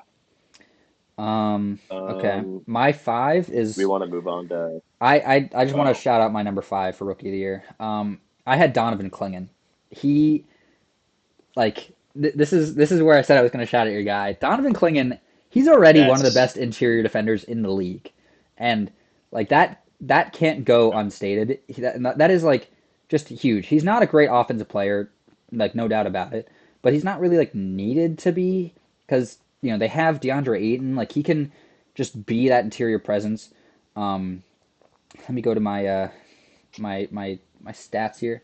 Um, Really, really good rebounder too. Yeah. Oh, yeah. Fantastic rebounder. That's one of the things. So like he's like one of the more unique rookies. He like just so many crazy stat lines. 0 points, 19 rebounds, 4 stocks, and then he has another game with 17, 20, 2 and 3 against the Nuggets, and like he averaged 6.5, 8 and 1 on 54, 29, 60, which over 50% shooting. Great as a rookie. Love that because he kind of like he knows his spot. He doesn't need to shoot six threes or four threes or anything. Like he just needs to stay in the paint, dunk on people, like grab the boards. He had a 42.9 defensive field goal percentage, which is the 12th lowest in the league out of people who played 30 plus games. And like that as a rookie, it's just he really impressed me a lot this year. I got to see him in UConn's first championship. I went to March Madness that year, so I got to see him against Yep. Iona in the first round. That was pretty cool. So I'll always root for Donovan Clingan.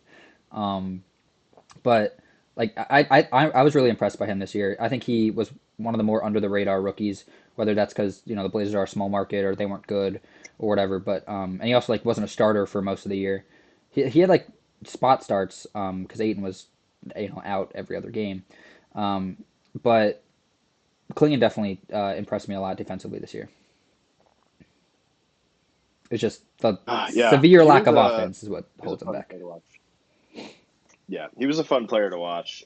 Definitely is going to have some things that he'll work out as his career goes on. But you know Hmm. what?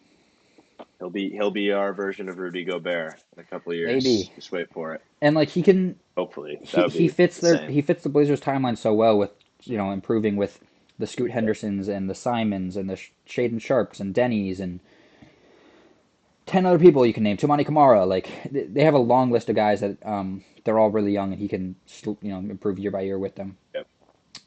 Uh, you said you didn't have a fifth rookie.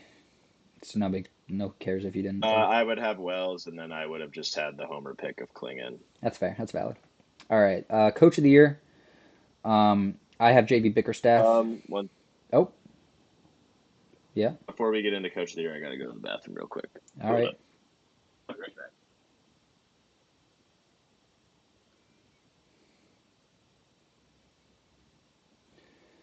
Alrighty, we are back. So let's get into our Coach of the Year award race. So I had JB Bickerstaff, sorry, as my number one. Who did you have as your one? Had Dagnall. Okay, Um, I love I just that. think it's it's the boring pick because they just had the greatest regular season net Hmm. rating ever. But I think actually, because you look at their roster, they really don't have a team that screams, "Oh, Hundred we're going to percent, win 70 100%. games" Yeah, like at all. if you looked at the guys who got the most minutes, Cason Wallace had the fourth most minutes in on the team this year. He isn't a starter, and he's a second year player. Like Isaiah Joe was one of the most minutes. I said before, Kenrich Williams, Aaron Wiggins was up there with the most minutes. Like Chet missed so much of the year. Like all of the main guys outside of Shea missed like a chunk of the year, or half Mhm. plus the year. Like I don't want to steal your pick from you, but like I can like go on for a long time about Mark Dagnall. He was my coach of the year for like the first half of the year until like I mean the Pistons just the way that they added 30 wins this year. Like that's just insane. They went from the worst team, one of the worst ever, to the sixth seed locked in the playoffs like before the last game of the year. Um, and they didn't like the team relatively isn't that much different than it was last year. They added Malik Beasley and Tim Hardaway Jr. And like Asar Thompson is now in his second year, but they it's just like a culture thing. It shows how I mean, first off, how horrible of a coach Monty Williams is. That cannot go understated. He is a garbage coach. But Not good. yeah, not good at all. And he clearly didn't want to be in Detroit at all. Like they had to pay him $100 million to show up just for him to not care, which fine. But I mean, like fair enough. Like he completely hustled the Pistons. He got $100 million out of it. But what JB Bickerstaff did this year really transformed this entire team. Made Cade go from a like really solid player to like an All NBA level player. Um, you saw multiple leaps from other guys. Asar Thompson, like an elite defense this year. Jalen Duren had one of his best season. Tobias Harris was a big upgrade for them. I didn't mention that. But like as much of a meme Tobias Harris is, like he had a pretty solid season for them. Isaiah Stewart off the bench was a great. It was. I wish Isaiah Stewart got more minutes because, like, he's a defensive player level guy. Like he 100% is. He just doesn't. He's Elite rim protector. yeah. He's just a backup big, so it's kind of he's never going to be in that conversation. But I didn't mean to steal your going on about Mark Dagnall there. You can go back to that, but I just like I think the Pistons that going from bottom to near ish the top is such a big leap that I feel like it's just deserving to go to Biggerstaff. Yeah. Yeah. The Thunder winning as much as they did by as much as they were Hmm. considering who was playing for them Totally. was ridiculous this year. And I think a lot of it had to do with what Dagnall did defensively earlier in the season, where he has a style of defense that has been kind of evolving in the NBA since the Suns did it back in the 2000s with Sean Marion and Amari Stoudemire, where they kind of went away from the traditional two big system and started playing more switch defense. Hmm. Thunder can literally switch everything Yep. because all of their players are in like the same height range. They all have long wingspans, and And they they're all just have all good crazy instincts defenders. and hands. Yeah, they're all just they have so many good defenders. So he has like a plethora of riches at his Mm. disposal. But um, like being able to run J Dub at center and have a defense that nobody can score on Yeah, is so J-Dub, impressive to me. like that was only a couple game stretch, but J-Dub was one of the best centers in the league. Like he was averaging like 25 plus, getting like 8 plus rebounds, like being a I mean, J-Dub is a fantastic defender. But he was like he's a really good perimeter defender. His interior defense there, like for those few games, he really showed how capable he is. And yeah, like you were saying, that Mark Dagnall won it last year, so I not for a second do I expect him to win it this year, but for him to like take another for the fourth year in a row, another 10 plus win leap is just like it's crazy. Ridiculous. It's pretty similar to Kenny Atkinson a little bit. How I mean they leaped 16 games, which is insane. But like you go from the one seed to the one seed again, and you added 10 plus more wins, like best net rating ever. It's just Mark Dagnall really is one of the best coaches in the league right now, and I feel like he doesn't get talked about enough as like because he hasn't won a ring or whatever. But like I would take him over so many coaches who have won rings. Like I think Yeah, he's 100%. if not the best coach, he's top three. Yeah.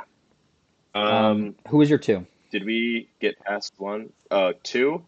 Yeah. I'm between two guys for two. I couldn't decide. I was Okay. between Kenny Atkinson Hmm. because I think it surprised me. I think coming into the year, I didn't expect the Cavs to be this good at all. And I Yeah. think a lot of it has to do with Kenny Atkinson kind of like carving out more defined roles for a lot of the players, and some of it's player development and some of it's this and that. But I really think that he kind of shaped the team's identity a little bit more. And like every player has a much more defined role, Hmm. which is why I think we've seen guys like Ty Jerome really start to play better. But outside of Kenny Atkinson, I think Udoka deserves Love some that. Coach of the Year credit because I thought the Ime was my Rockets third. were going to be tough this year. I had Mark Dagnall as my four. So I don't have to hit on that. We Mm-hmm. already did, but uh, I think Ime deserves so much credit with this team, man. Like I the in a comparison I haven't seen anybody make for some reason. Like I've just been thinking about it every time people bring up Ime Udoka and the Rockets this year.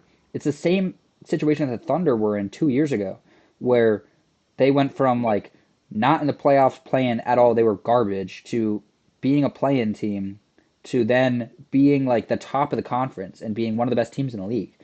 Like we went from the 10 to the 1 in 1 year, and the Rockets went from the 11 to the 2.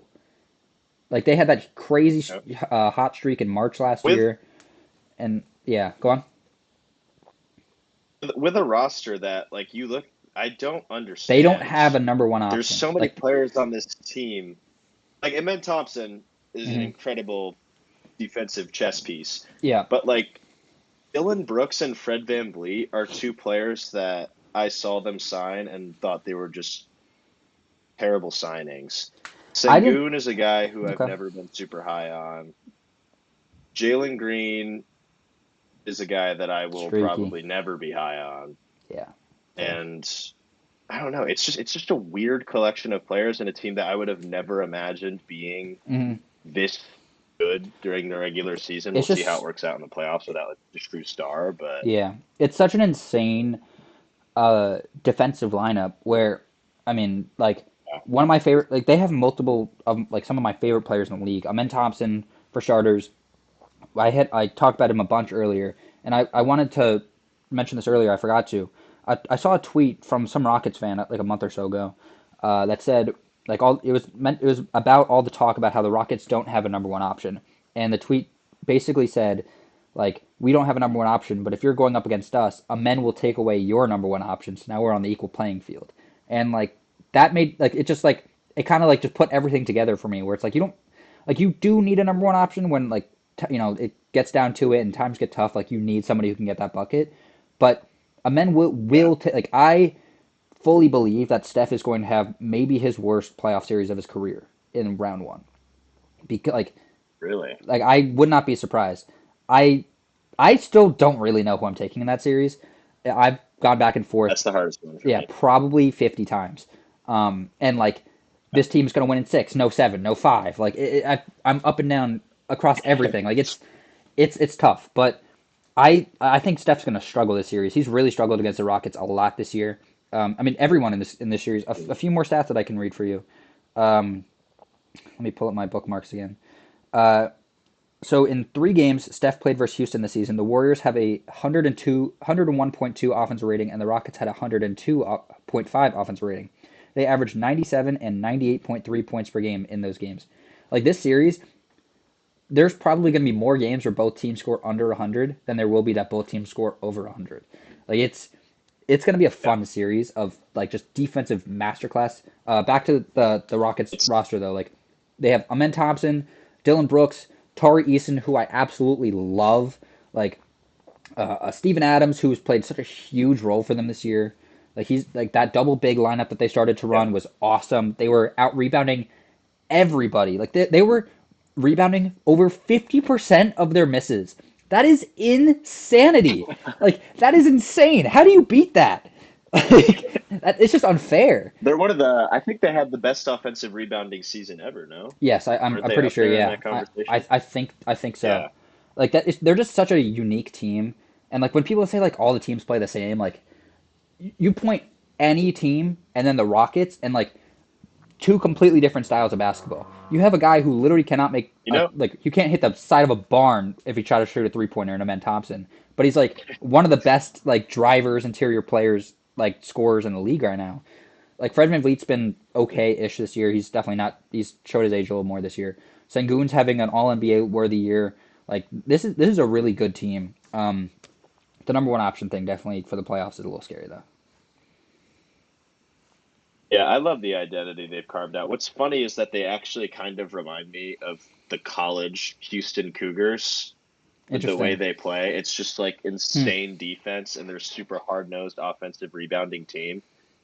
I like that Houston has comparison. more top scoring options, but they do remind me of the Houston Cougars, which is really funny that they play in the Hmm. same spot. But I love the I identity haven't they seen that have comparison, but I like it a of lot. this hard nosed team. Yeah, Yeah, the that's who they remind me of. this Rockets team, it's awesome. This is all from Coach of the Year. Ime was my third. Um, they another thing they had that huge 9 game winning streak down the stretch where it was near the deadline. I had a tweet. I think I still have it out there somewhere that I said I think the Rockets are going to miss the playoffs because at that point they were the 2 seed or maybe the 3 or 4 or something, I but remember they were saying that as well. only up by 2 games or something, and they were 3-7 in their last 10 at that point. So I could just kind of see it down the stretch. It's gonna get teams are gonna start trying more. It's gonna be such a close race. I wouldn't be surprised if they lose 2 clutch games and they fall to the 9 or something, and then they just like didn't stop winning. They just won out basically. They were beating good teams too. 100%. They were Beat the Warriors. they had They beat the Nuggets. I don't I can pull up their stretch No, here. they beat the Nuggets. Like they had a crazy tough stretch down this last month or two, and they Yeah. just made work of everybody. Um, let's see, they lose to Denver in the last game. Who cares? They beat Warriors, OKC, Utah. Lose to Lakers. OKC. That's what I. Yeah, Yeah, that they OKC game was pretty really big. beat OKC too. Yeah, they Yeah, had a that was few a big impressive. win against Milwaukee in there, a win against Minnesota. Like there's, I mean they won. I don't know. It looks like they lost 5 games. There's 6 games post All Star. That's just insane. Yeah, I mean, I'm that'll yeah, probably be my favorite series to talk about because there's a lot to unpack in that one. But yeah. I want we'll get to to it. get to the playoffs a little sooner here, so um, I want to touch on Kenny Atkinson a little more. Adding 16 wins is crazy. The Evan Mobley leap that we saw this year, I think he definitely talked to Donovan Mitchell before the season and kind of convinced him to lessen his role a little bit so everyone else can raise theirs. Hmm. Darius Garland coming, they had a lot of injuries last year too, with the broken jaw and a whole bunch of stuff that was going weird for them last year. And Garland had such a great year this year. Ty Jerome was a huge out of nowhere piece for them. Um, they the trade for DeAndre Hunter, Evan Mobley leap that I already said, like they had pieces across the board that were playing better than expected. And adding 16 wins to an already over 500 win team is like just stuff that you don't see ever. And I feel like Kenny Atkinson deserves a lot of credit for that because Bickerstaff was a great coach for them, but they like could tell that he wasn't the piece that the coach that they needed. And Kenny Atkinson came in and he made them from like a team last year where, like I said before, we all knew the Celtics were going to the finals. At least like for the most part, people knew.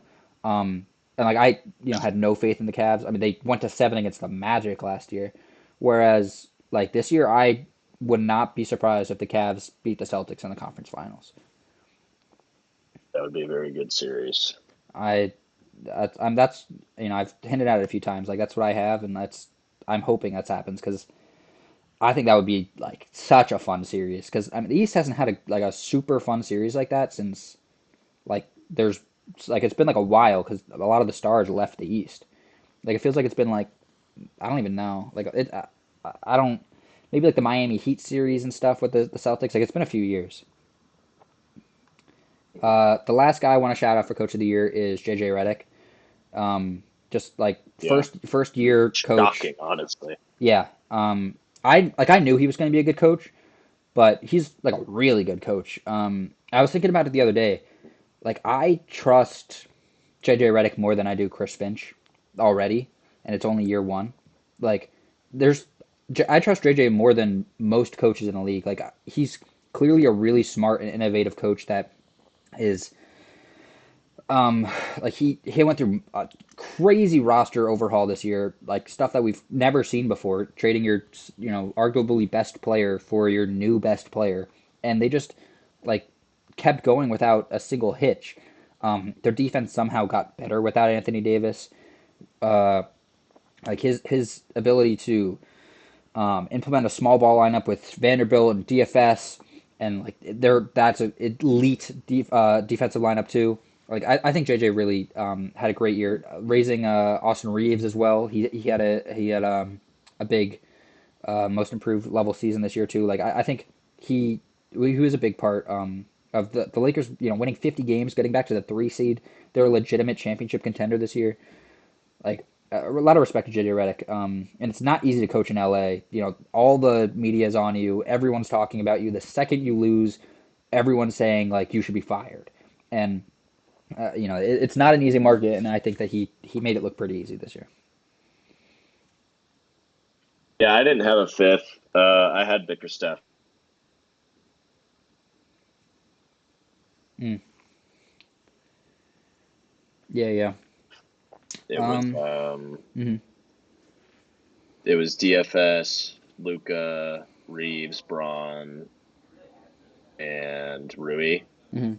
That I think that five is like plus 20 when they play together Yeah, on that's another thing. average, which is Rui ridiculous. like had a So great season too. Like I think JJ just like transformed this team to going from like they didn't really have it didn't feel like they were like very cohesive in years past. Like it just felt like you kind of saw like the ceiling for this team. And this year, like it just feels like they have like a real unit where I don't feel like this is their year, but I could totally see them winning it all next year. Like I would not be surprised because I feel like they need a center. I you can't win a center. You can't win a finals with Jackson um, Hayes as your center and like no other playable big I man. also I also just think it might be over for LeBron. I honestly think he I was agree. really unimpressive over the second half of the season. I agree. Yeah, Yeah, he I just it's getting to that point where we got to say goodbye. But I do think in say the it ain't Luca era, so. Yeah. they will 100% have a chance to win it all multiple times. Okay. I don't disagree with that at all.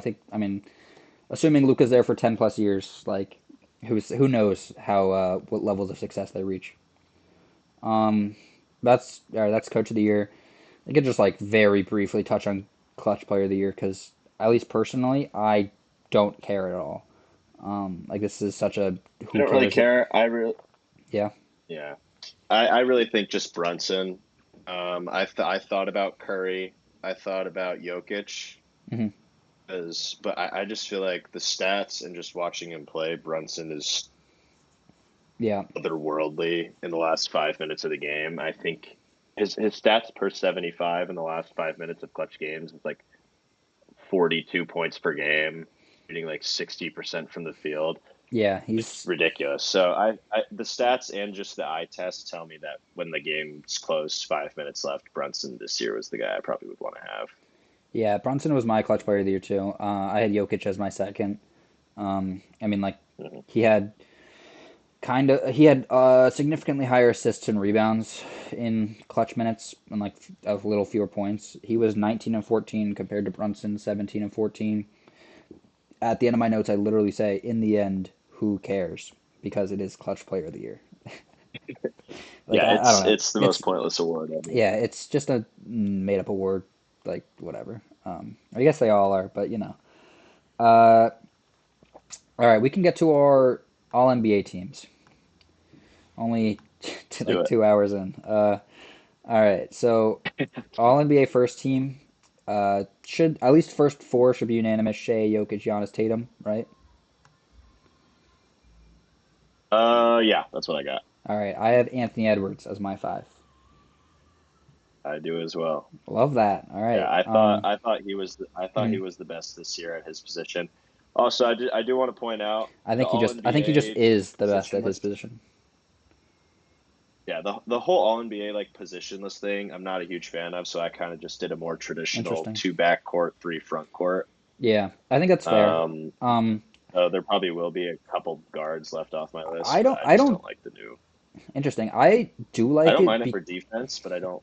I I like it purely because of like the like Embiid Jokic situation that was happening year after year, where like Embiid is missing like whatever it is, yeah like three or four All NBA first teams off his resume, and so like that he deserves to have. And so like it's yeah. just that like that specific situation is when I like it, but like otherwise, I feel like it usually like kind of falls into a positioned team anyways. Like you might have three guards or and then two front court, but like it's usually two guards, like a center, maybe two centers, probably two forwards. Like it ends up falling that way Well, anyways. what I did wasn't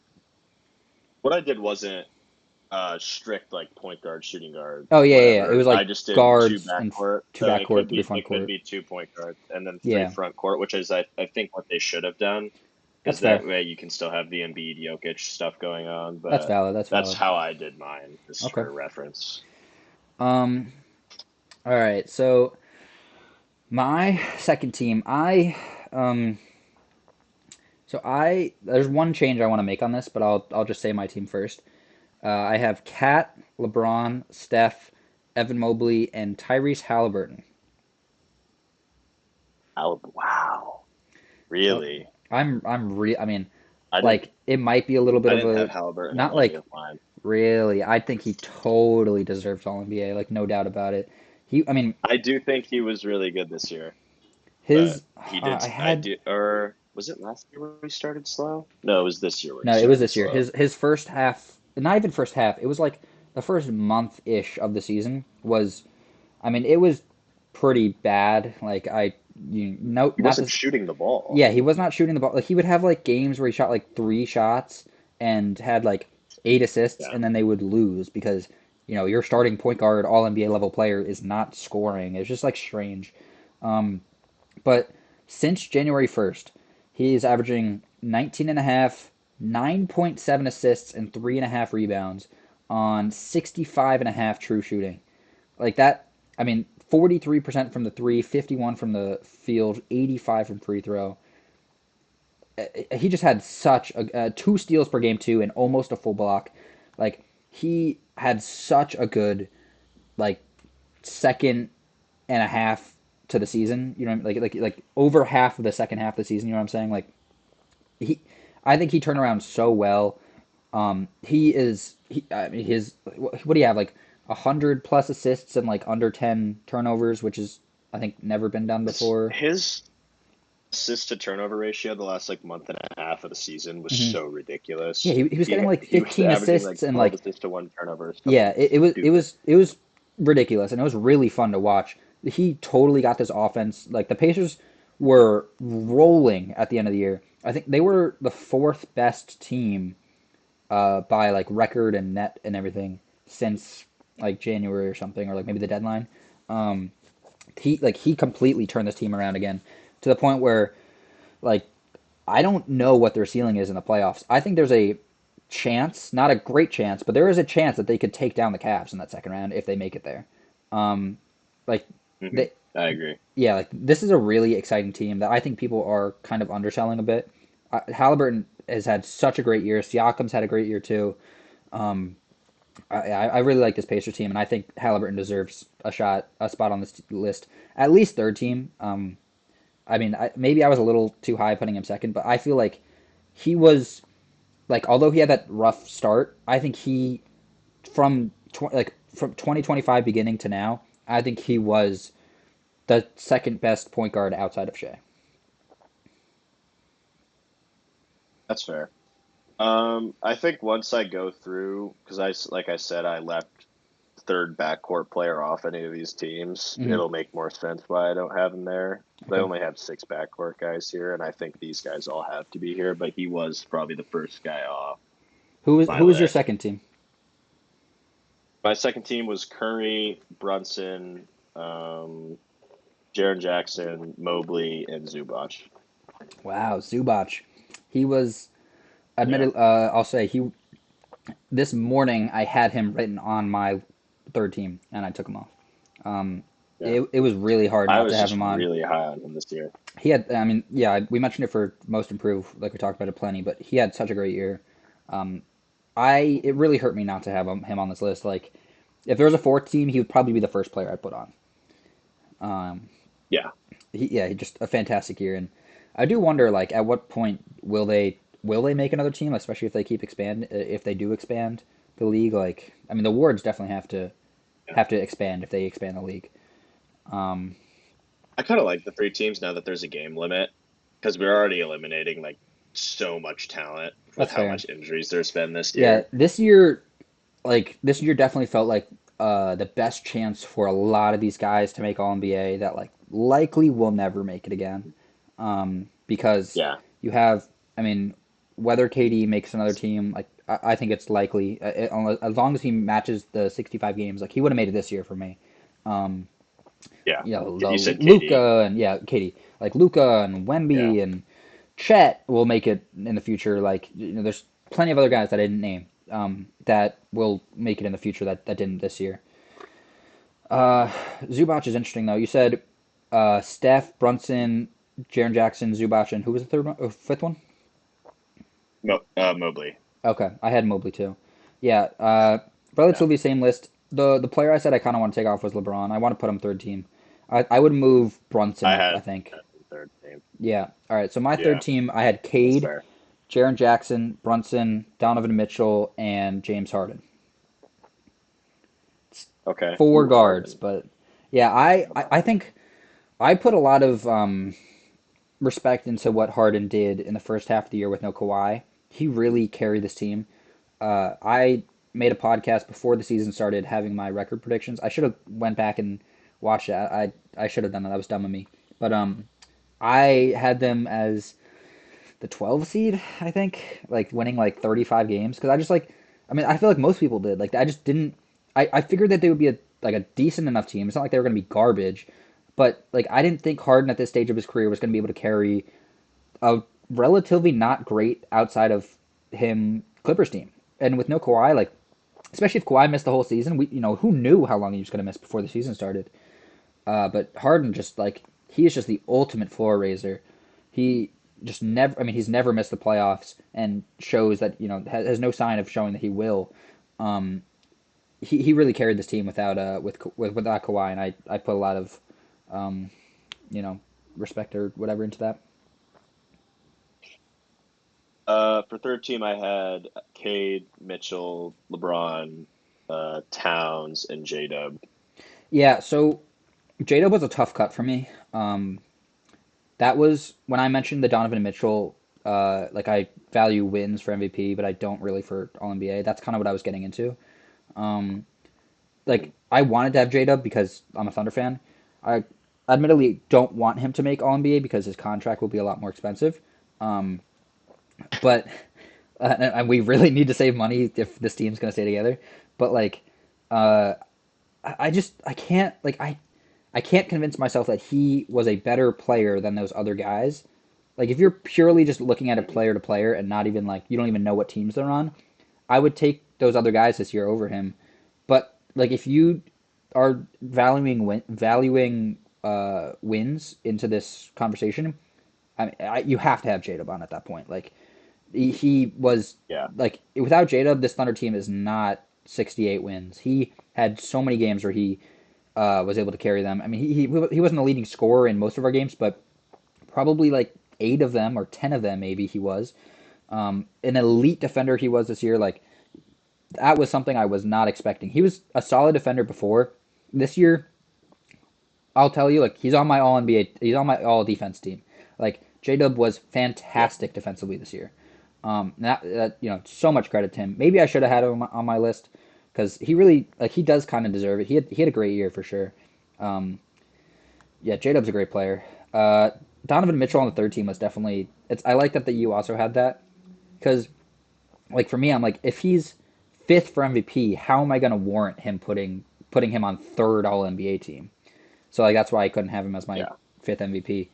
A lot of guys are having him as their first team All NBA. It's just like if you're gonna do that, I think that He means you're is going to make it. he will. But like if you're like that means you're counting in Yeah. wins like as like a heavy thing because stats wise like there is zero argument for him over Anthony Edwards over Steph Curry like there is no argument at all. He like way lower points per game, lower everything, worse like efficiencies. I don't know.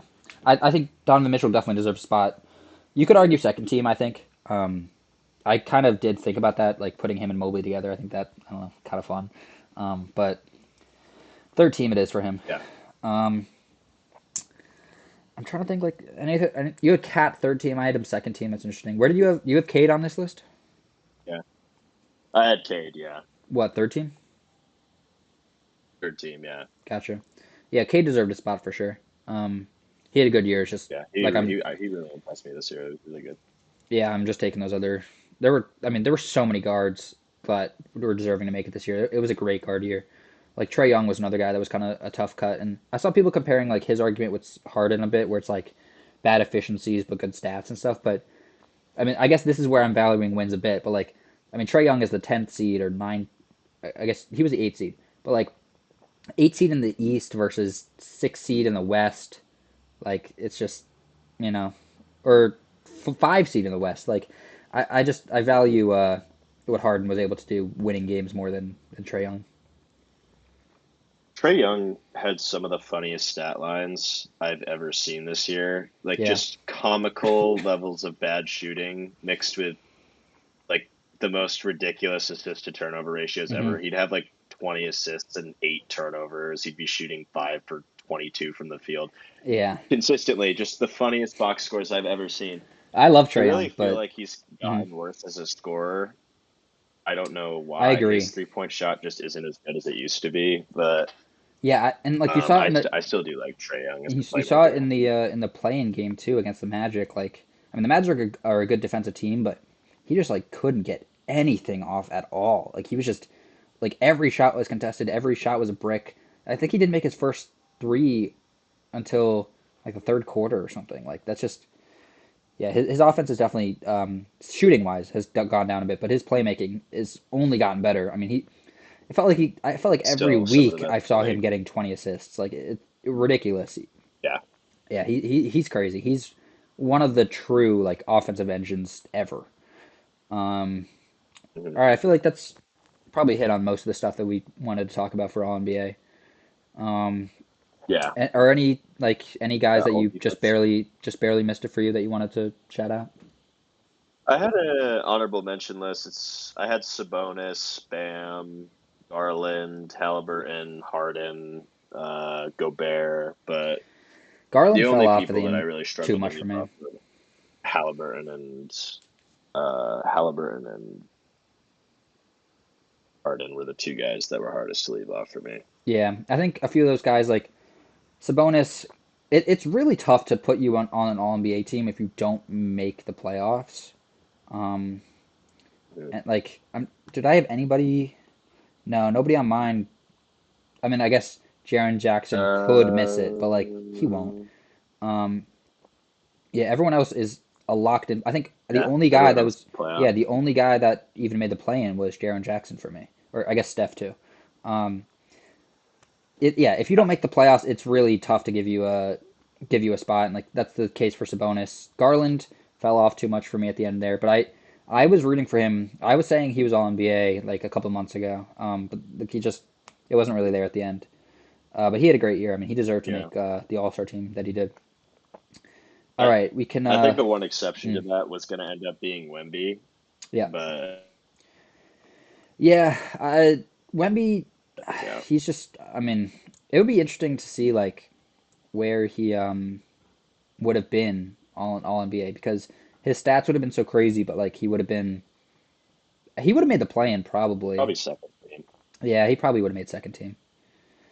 We can move to all defensive team. I think Do it. I'm interested to see what your first team is based on your DPOY ranking. So the first at least two should be we agree on Evan Mobley So, and uh, Draymond Green, Amen Thompson, yep. okay, Dyson Daniels. Mhm. My fifth is Lou Dort.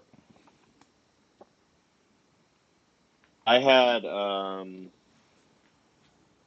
I had Draymond, Rudy, Mobley, Amon, and Amen. Kamara. Basically, just my depoy list. That's fair. Because for all defense, I don't really care much about the position. I actually kind of like that they went positionless for this Hmm. because there's not that many insane guard defenders in the league. That's true. Uh, But and yeah, at Caruso didn't least, meet the game limit this year because he probably would have been on my first team if he did. oof, dude, But he deserves it, man. Caruso, like I've always been a Caruso fan, but him being on my team, like it puts him in like a different light for me. man, Like I just like appreciate him more. My God, he is just such a good defender. Like at his age, he's still yeah, got great lateral quickness. No, like for the most part, nobody really gets around him. He like block shots. He's an elite stealer. Like it. I mean, I feel like there were like five guys you could name for this Thunder team that like if they make the games limit, like they're, arguable to be on this list. yeah, I agree. My second team, Jaren Jackson Jr., J Dub, Tamani Kamara, Gobert, and then I had OG Anunoby as my last one. I had Daniels, Dort, Zubac, J Dub, and then I was between Giannis and Jaren Jackson for the last spot. I ended up going with Jaren Jackson for the last spot. I think that's the right call. That was mine. Yeah, Jaren Jackson. I mean, he was in the deep point conversation. The depoy conversation, like if there, I guess, like there was no conversation when Wemby was there, but you know what I'm saying. Like he was in the leaderboards for most of the year. I feel like he definitely had to make some team. Leaving Giannis off was tough. I like that you Wasn't put he the on. favorite after Wemby got hurt? I think he was. Yeah, it might have been him for a It was second, and maybe then him Mobley and was. I know Mobley. like it was him and Mobley for a bit until Draymond took over. But I like that you put Zubac on there. I wanted to put him on, but it was tough for me to take him off for anybody. Like I really wanted to have OG on there. I guess I could have maybe subbed him for him, but like the Knicks like are not they don't really have good defenders. Like Macau kind of fell off. Brunson's obviously not a defender. Ah, man, that Cat, trade was terrible, bro. yeah, that like it's only getting worse by the month. Like it's crazy. Cat obviously is not a great defender. Like OG really had to carry this team and be the guy who's guarding the best guards, the best forwards every night, similar to Dort. I feel like he maybe did just a little bit worse. So that's why I have him second versus first team. But like a lot of respect to OG for the like how much he had to carry this team defensively this year, and like they were a solid defensive team throughout the year. They like for as and also Brunson missing half a season or not half like a whole month. Um, like it's OG stepped up huge on offense then too. I know that's not defensive team, but like I feel like he really was a big part of this team this year, and I feel like the Knicks needed some credit on this list. Yeah. Um, all right, we can go through our rookie team too. Uh, I had Ricochet, Wells, Sar, Castle, and Klingon, same as my rookie of the year list. Yeah, I had the same thing. All right, and then my second team, I got Modest Buzelis, Zach Edey, Khalil Ware, Bob Carrington, and Eves Missy. You had where? Yeah. You missed the game limit by a Oh, game? my bad. Or Uh, I would have had him on my rookie of the year if not, but Give me AJ Mitchell. I had that AJ Mitchell. He totally missed the games limit, Um, but I don't. Dude, AJ Mitchell's awesome. He had such a good season before he got hurt.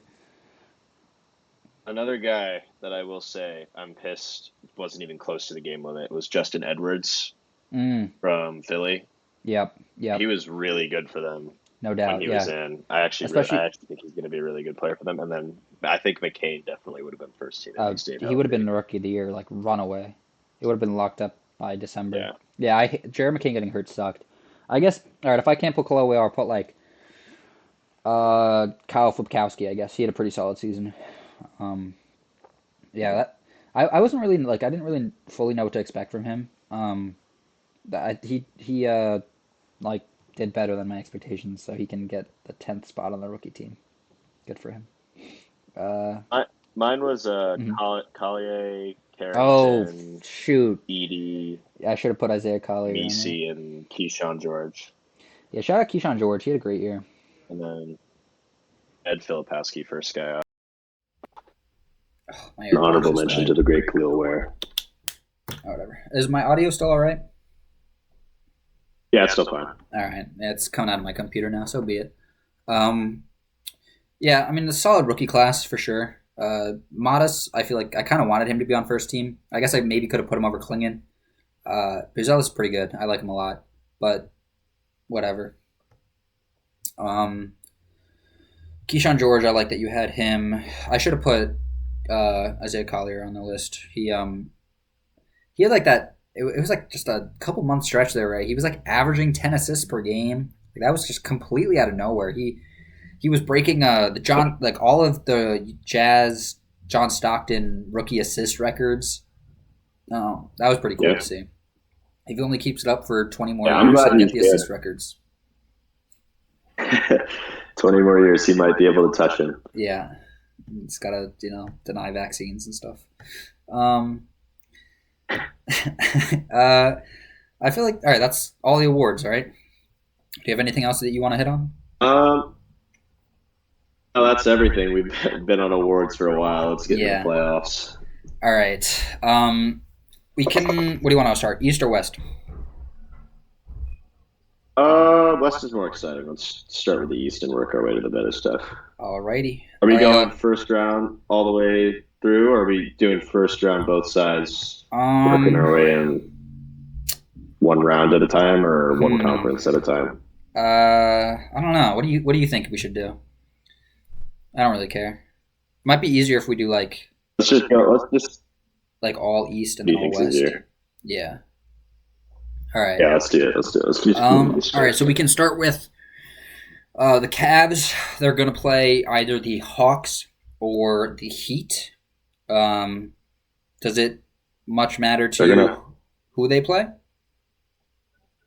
I do think the Heat would probably give him a little more trouble just because Eric Spoelstra is a wizard in Yeah. April, I guess. I don't know. That's He'll true. probably end up getting into the playoffs. But I just think the Heat have more experience. This team has two lead players who have been to the finals twice now.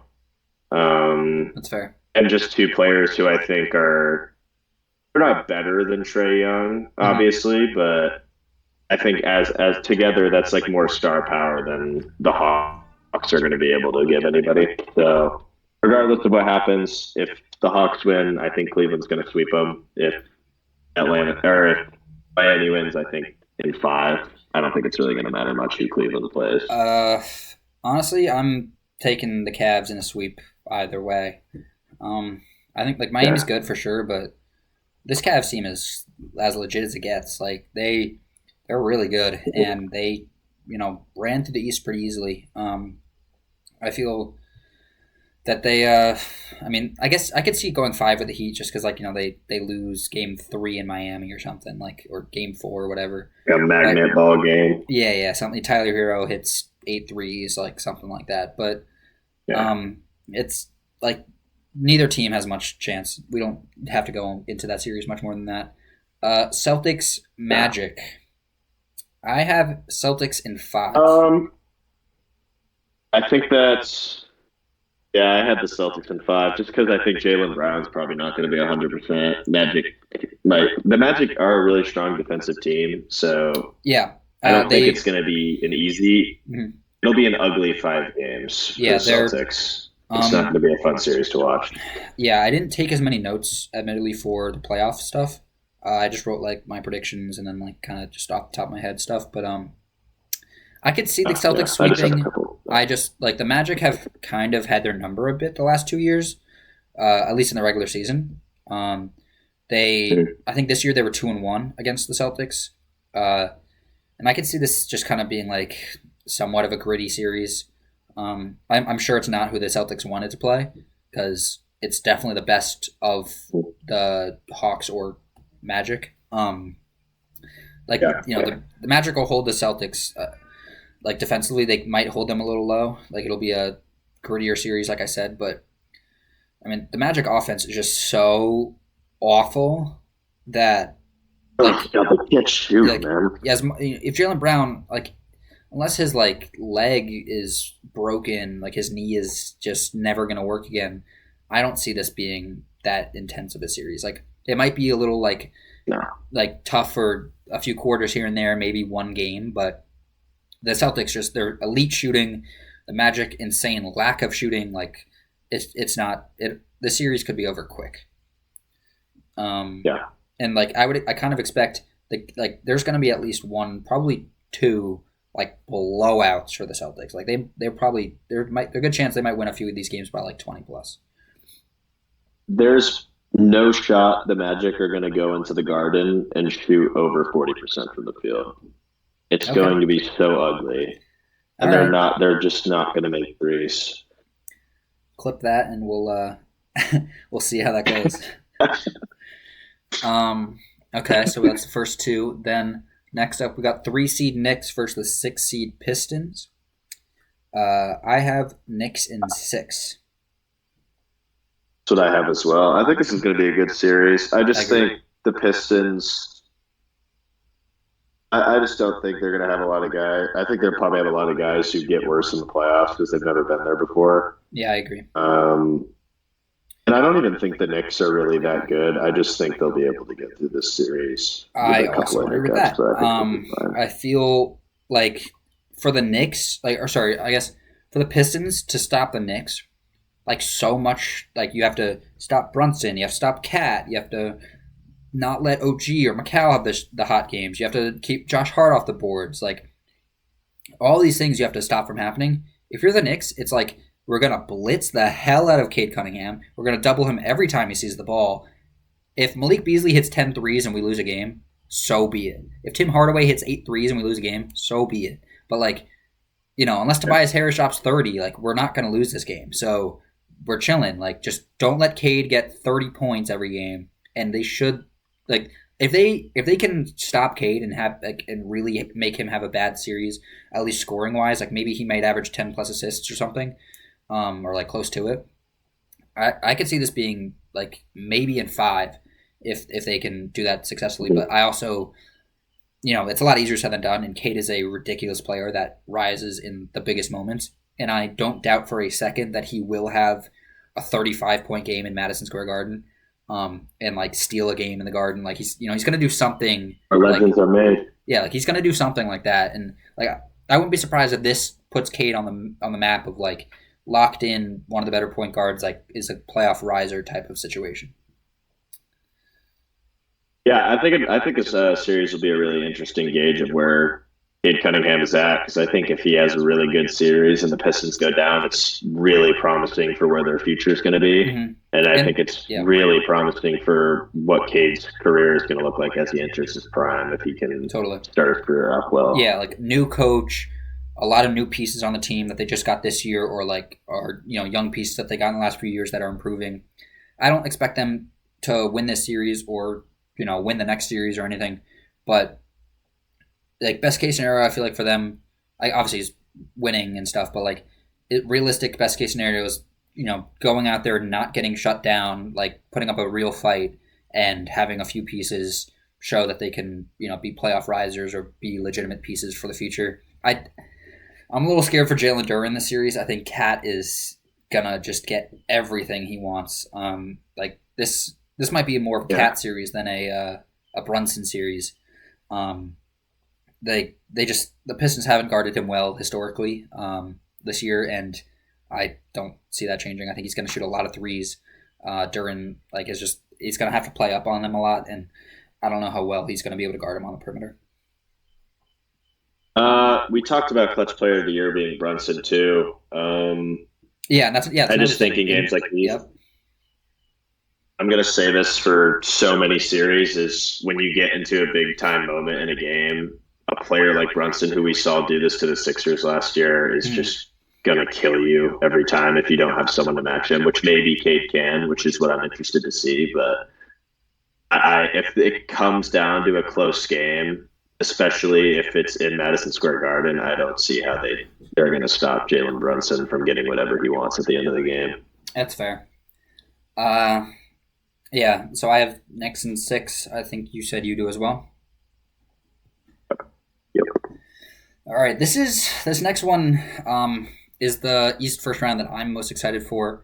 Pacers Bucks, I think, is going to be such a fun series. Oh, what's he about to get? A Giannis jersey? Let's see. Okay, a Dame jersey. Yup. All right. Let me guess. Who are you riding with this series? I'm not gonna lie. I'm just so happy that Damian. You still hear me? Yeah, you're good. Okay, I thought I had my headset. I'm just so happy that Dame is back because I just want to see him and Giannis finally get to play together. Mm-hmm. But I think the Pacers are still gonna win. I'm not gonna lie. I agree. I do think Dame is going to make it closer than I thought it was going to be. I keep seeing this thing where everyone's just assuming Giannis is going to have like a 2018 LeBron run and average like 38-point triple-double. Yeah, I've seen. Where is that coming from? Yeah, I've seen like a remarkable amount. Like every day, I've seen somebody say that, which is just like do people realize the Bucks are going to make the finals? Like I said it in Ball Knowers as a joke, but like do people realize how tough 2018, like how tough it is to do what LeBron did? He single-handedly, like that roster. Averaging. That roster was absolutely. I mean, outside of like Kyrie, Kevin Love, who got hurt, but like that roster was horrible outside of them. Like Kyle Korver's getting big minutes, and like Channing Frye, and like or whatever the hell, like not him, but like a bunch of other bums are getting real legitimate minutes. Such a bad. Yeah, and LeBron is just hitting game winner after game winner after game winner every single game. It's the Pacers, it's the Raptors, it's the Celtics. Like, does not matter. He's the best. Like, he averaged 34-point triple double in each individual series for the entire playoffs. Like, this is the greatest individual playoff run we will probably ever see. So, if Giannis does do that, then the Bucks are going to win this series. Yeah. But if like with Dame coming back, probably going to be a little rocky. Yeah, with Dame coming back, it makes me feel like that, like the 2018 LeBron scenario is much more unlikely, because he doesn't need to do that as much now. But this series at least, I could see Giannis just like going berserk. Like he's gonna go absolutely wild. Giannis in 4 games this season averaged 30, 12, and 8 on 68 true shooting. What the hell?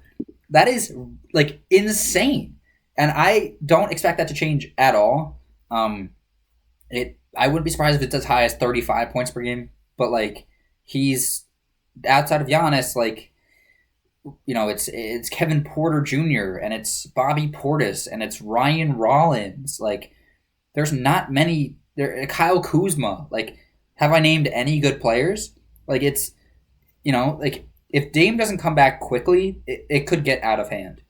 The Bucks are really hot right now, though. I will say, like 7-game winning streak. Yeah. So, they're coming in hot, but the Pacers are a really, really good team that, like, if you underestimate them, like, they also who are also a very hot team right now. If you underestimate them, like, they will just run you out of the gym, figuratively and literally. Mm-hmm. We saw it last year in the playoffs. The Pacers just, like, their transition was so fast that, like, every possession they were just sprinting, and, like, I don't know if the Bucks are ready to keep up with that.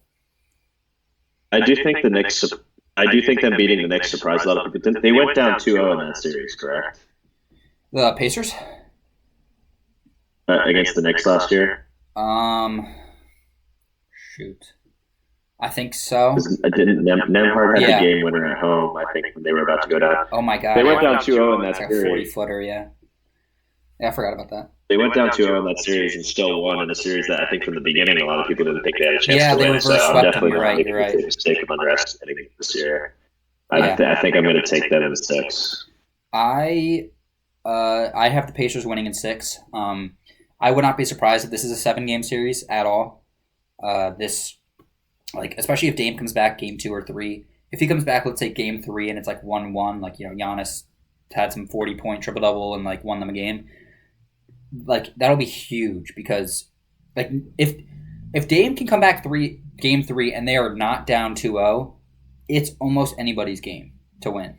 But if they're already down 2-0 and Dame comes back and, like, his first game back, he goes 4 for 12, like, like, now they're down 3-0, like, or, like, maybe 2-1, like, whatever. Like, Dame has to come back and be on his stuff to help this team because Giannis cannot carry this team alone. They're going to do what they did to him in previous years where, like, they just load the paint as much as they can and just try to stop Giannis and let anybody else beat them, which is completely the right strategy because this year, more than any other year, the Bucks, outside of their stars, are just so unbelievably bad. Like, this roster is not a playoff team if you don't have Giannis on it. And that, like, inarguably, no one's debating that. Yeah. This is a prediction that I hope I get wrong. Okay. But I will not be mad at all if I get this wrong because that means Lillard will advance. But yeah, I think the Pacers are going to be able to take care of them, especially with Dame not to start series. I really hate it because that's a third year in a row that Giannis goes down in the first round. Like, just sucks. In the last 2 years, it's because he got hurt. But, like, I just want to see a Giannis playoff run so bad. Like, the whole 2018 playoff stuff, or LeBron stuff, like, I don't expect it to happen. But it's been making me think, like, what if it, like, that would be so exciting if Giannis, like, and now that we're seeing Dame back, it helps a lot. But if Giannis just, like, hardcore carries this team, whether Dame is helping or not, like, just and backpacks them, beats the Pacers, gets to the Cavs, like, whether they beat the Celtics or not, like, that would just be so fun to see. Because I think Giannis is one of the only players in the league that is, like, truly capable of doing something like that. Yeah, definitely. And against the Pacers, he is probably going to be able to get pretty much whatever he wants. Yeah, this is a team that he's dominated his entire career every time he plays them. Yeah. But he doesn't always win against them because the rest of his, like, they just always say, like, Giannis, you win, like, you go put up 50 points, but your team might score 80 because, like, you're not, everyone else is close. Everyone else is all blanketed closed. Like, it should be a really fun series, though. This is the East series that I'm most excited for. I agree. So we can move on to the second round in the East. That would put Cavs, Pacers, and Celtics, Knicks. Who would you have in a Cavs-Pacers series? I actually think this would be a really big trap series for Cleveland. I agree. I just think the Pacers offense is going to be able to space out their bigs a lot more than almost anybody else they're going to have to play besides the Celtics. And the Miles Turner, like, stretch 5 aspect is huge in this series. And I just think they're in the same division. They already have like a little bit of a rivalry, and Hmm. the difference in the series, I think, will be that I think Mitchell is going to be a lot better in the playoffs than he was in the regular season. He's always been kind of a player who gets a little bit better in the playoffs. Yeah. Um, I do think that will ultimately tip the scale in favor of the Cavs. I think they'll win in 7 games. I had their record this year. I think the Pacers were 3-1 or it was 2-2, but like two of the games were played in April, so yeah, Those last 2 games, yeah. nobody Like was I playing. hate that the NBA. They're not very good at scheduling. um, No, they're not. yeah. So in this hypothetical series, I have Cavs in 7.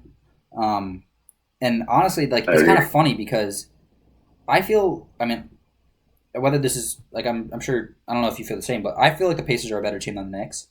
And so it's kind of funny because like the I do. Celtics get the 2 seed, and so they might have like not might they definitely have a harder first round, but like harder in the sense that like they might lose one game compared to 0. Whereas in the second round, I think the Celtics have a like significantly easier matchup, especially the way that they match up against the Knicks compared to the way that the Cavs match up against the Pacers. Like I would rather face the Knicks 100 times out of 100 than the Pacers. So that's where it's unlucky for the Cavs here. Like I said, 7 games. I think this would be a super fun series that I would not be surprised if the Pacers won. Um, but like in 7 game series, I will just almost always lean on the like better players slash better team, and that's just who the Mhm. Cavs are. Like they're just a better team overall. I trust their defense more. I think I trust Donovan Mitchell more than I trust Halliburton, even though I think you could argue Halliburton maybe is a better player. I mean, Halliburton is just like, he might just out of nowhere have those like 8 shot attempt games. And like, I'm not worrying about that with Mitchell or Mobley or Garland. And, you can't, like, they have Siakam, and then it's like Nemhard or Matherin or like whatever, like Neesmith, like, you're not naming guys like that if you're naming for the Cavs. Like, you're naming better players every single person you name. And I think that would just like, and I think they're also better coaching. Rick Carlisle is a great coach, but I expect Kenny Atkinson to have it like continue to succeed the way he has in the regular season. Yeah, That'd be a fun I series agree. though for sure. I would, if that is the case. Like I don't know. I guess yeah. I'm sticking with Cavs in 7, but that would be a super fun series. Yeah. Well, what did you say that you And have it in? then I said Cavs in 7. Gotcha. Okay. And then Celtics, Knicks. Who do you have in what games? I don't think this is going to be close. I think Yeah. I got Boston in 5, maybe 4. I think probably 5. Wow, I because four? I don't Oof. think that's what I was going to say. I don't think the Knicks would get swept, but at the same time, the Knicks have been horrible against all the top teams all year, and I think the Yeah. Celtics can just expose Karl Anthony Towns as a defender so badly. Hmm. Yeah, it would be a brutal I series for think, Cat, which is hilarious because like the previous series, we were just saying how great of a series he should have.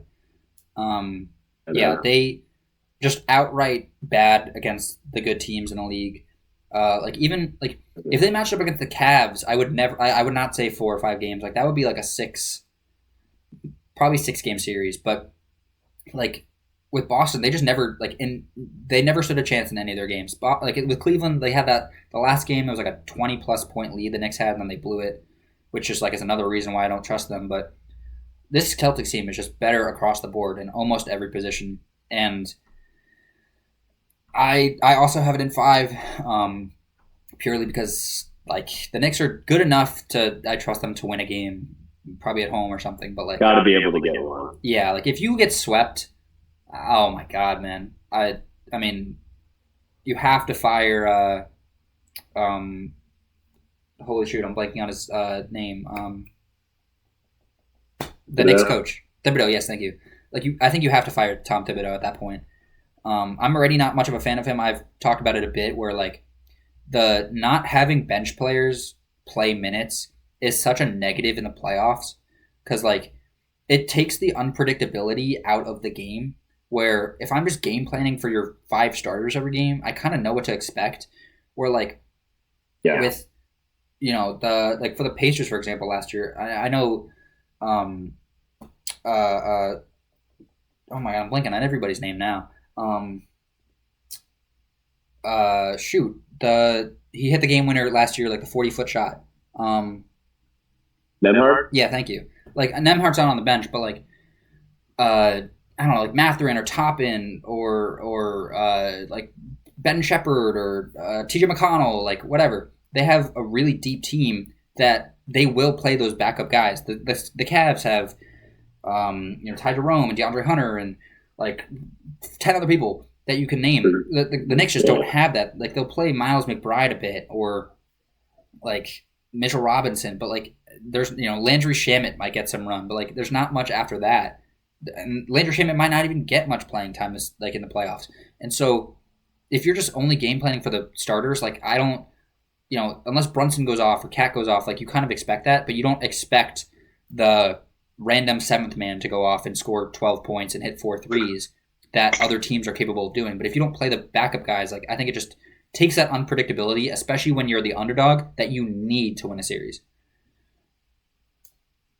So yeah, that's just, I don't know. I'm kind of low on the Knicks. I've always been low on Thibodeau, but like this year I've like thought about it more, and he's never going to be a finals winning coach until he changes his game plan. Oh yeah, 100%. 100%. So yeah, I would have Cleveland versus Boston.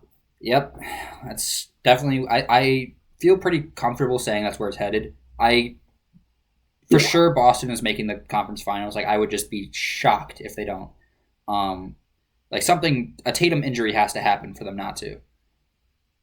Tatum or potentially Porzingis, because because you're expecting Al Horford to play 35 minutes at that point. Like, yeah, that's fair. Yeah, Porzingis, because Porzingis is also someone who is like, there's a good chance he will probably get hurt at some point in this playoff run. Unfortunately, yeah, I think his health will be a big factor of a potential Cleveland series. Mm-hmm.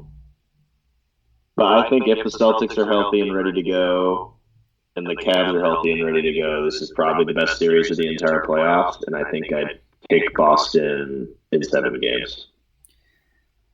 I think we have literally had the exact same predictions for every single series so far in the East. I also have Boston in 7 games. I thought about originally putting it at 6 because I just trust Boston more than Cleveland. We saw it last year, which I know it's a different team, but like Darius Garland even this regular season too, Darius Garland gets shut down by the Celtics every single time, like just completely taken out of the game. And like Mobley, now that he's better, maybe he can like help out a lot with that. Garland playing down, and maybe Mitchell has a huge game here and there, but like I don't think the Cavs are going to take out anybody from the Celtics, and I feel pretty decently. You're good. I feel pretty decently. You heard what I said? No, I cut out for me. What were you saying? My bad. What did you cut out, or I cut out around? You're good. I'll kind of like just summarize, like saying like I expect Garland to kind of get taken out of the series a bit, whereas I don't expect that from anybody on the Cavs, and I'm not on the Celtics. Sorry, and that's kind of what makes me give it to the Celtics. I'll say 7 over 6 just because the Cavs had a relatively historic season and like are also a very good team, and I don't think it's impossible for them to win this series at all. But like again, Game 7, I'm giving it to the best player. I'm giving it to the better coach, the better team. Give me the Celtics. Yeah, and they've done it last year. I think in a Game 7. I would definitely trust Tatum and a team that's been to the finals twice, coming off the championship, more than I would trust the Cavs. Yeah, but I do think Tatum's shown that he can be that Game 7 riser too. Winning this series. Sorry, what did you say? Yeah, I could very easily see the Cavs winning this series. I could see this being a game that goes to a Game 7 in Cleveland, and the role players just shoot the lights out, and it's like a iconic moment for Donovan Mitchell in his career, and he has a big game. So I could definitely see that happening. I definitely think this will be the best series of his career. I think this will be the best series of the playoff. The Cavs making the finals would be super cool because, like, how many teams have in recent history have made the finals without a top? I mean, I wouldn't say Donovan Mitchell's a top 10 player, at least not in my book. He's borderline top 15. You said he's not? No, he's not. I would say he's not top 10. I agree with that. And like how many? the Heat maybe, It's but like very Jimmy rare. Butler was a Very top 10 rare. player while he was in the playoffs at least. Like Yeah. It's you know, very rare. this is just a really well coached team with a really deep, like solid roster across the board. It'd be cool. I as a Thunder fan, I'm hoping the Cavs don't make it because I don't like that matchup as much as the Celtics. But we can Yeah. hop over to the West and talk about that. You can kick us off. Let's start with OKC. Yeah, OKC versus Grizzlies / Mavericks. Probably Memphis. I mean, if somehow Memphis manages to miss the playoffs, I would be shocked. I think I'm gonna, even if Memphis gets in, I honestly think OKC's gonna sweep because Memphis is. Yup. Go on, yeah. Memphis is banged up. John Morant has been like kind of a weird player in the playoffs. He's very streaky player in the playoffs. That is true. And also, dude, And that ankle injury. Zach Edey minutes in this series are going to be an absolute disaster. Yeah, for the he's gonna get, Grizzlies, and he's like one of their only big men. And if he doesn't play, how are they going to rebound? The Thunder are going to kill them on the glass. I think it's a sweep. I'm so confident it's a sweep. Like so confident. The Grizzlies are a good team. Yeah. It's just like I think the Thunder are, and like I don't know. I swear I'm not being biased here because I've watched like almost every game. It's sorry, my neighbors are screaming. Like I just feel so confident that the Grizzlies are like a good team, but the Thunder are just like better than people realize. Like they are like a historically one of the best of all time teams. And I like a sneak peek. I'll give you a whatever on like what I think about the West. I think the Thunder are gonna walk through the West. Like, and I don't think it'll be a problem for them at all. I agree. I had a hot take like a week or two ago. Somebody tweeted like, "Give me your playoff hot takes." I said the Thunder don't lose more than like 2 games. Like, and that's definitely really hot because if they make the finals, they should lose at least 2 games. But like in the West, I wouldn't be surprised if they win. I mean, if they only lose 2 or 3. But yeah, I have the Thunder sweeping Grizzlies, assuming it's the Grizzlies. I just think there's not a single position where they have a better player than us at. Like 6th man, 7th man, 8th man, starting 5, coach, GM, like owner, fans, like completely outmatched at every turn. Yeah, like the city, like it's just it's. I think OKC it would be like almost reminiscent to the Pelicans series last year, where like it's just boring. Like the Thunder win every game by 10 plus. Yeah, I agree. Yeah, it's just I don't know. I don't think there's much to say. Like you said, the Zach Edey thing is like that's like their secret weapon, and against the Thunder, like it's not going to work.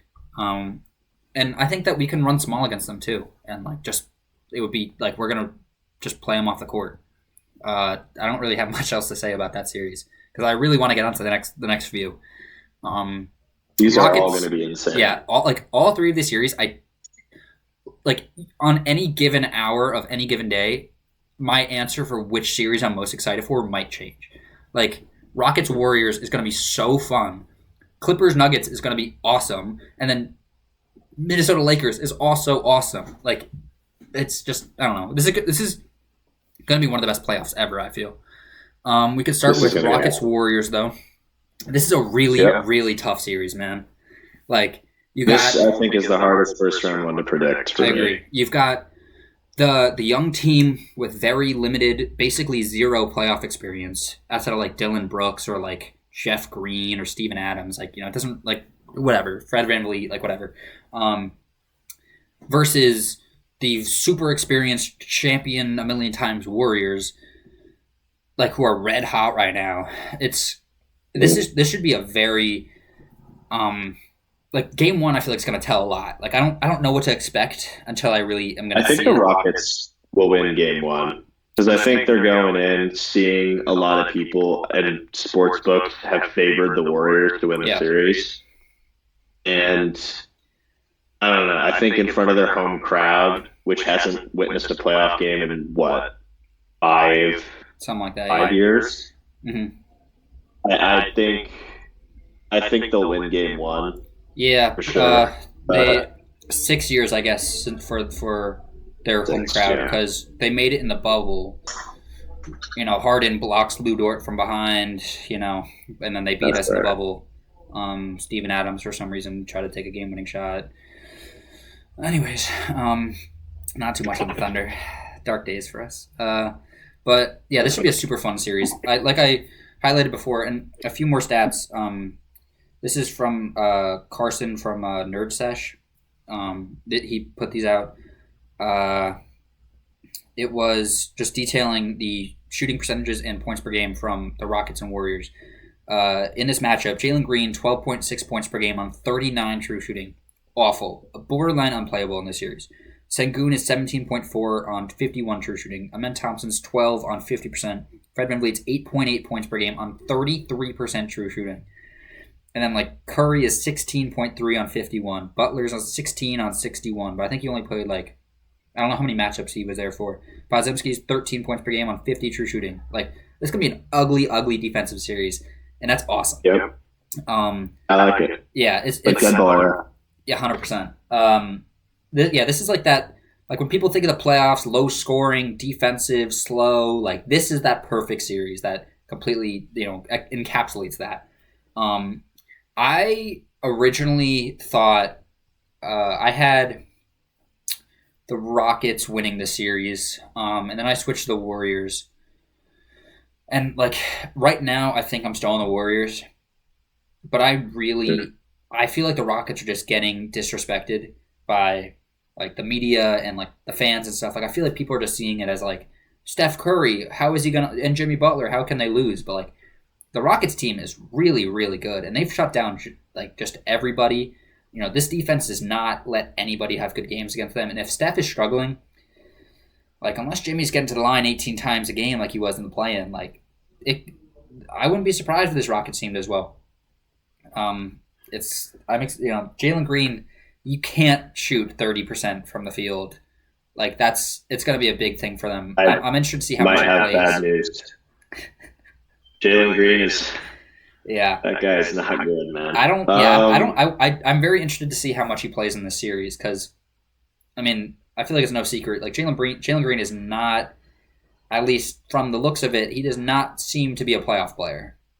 I'm not going to get mad if he plays well because I'm just rooting for the games. I hope he does, so it's a better series. But he doesn't a score first. Not great passer, not great defender guard. He streams dropper. Yeah, how many of those have ever been good in the playoffs? Not at all. 0. Yeah, he just is the exact undersized guard. It's just everything that you don't want. He is for the playoffs. Have you seen the stuff that Rockets fans have been saying about where he ranks all time on their team? I have not. They're saying he's already top 3 ever for a Houston Rocket player. And they said a ring can put him with Hakeem, and I just okay. Whatever. So that's okay. That makes me really upset. Yeah, Jalen Green. Delusion. He's maybe a top 3 Jalen Green of all time on the Rockets. How about that?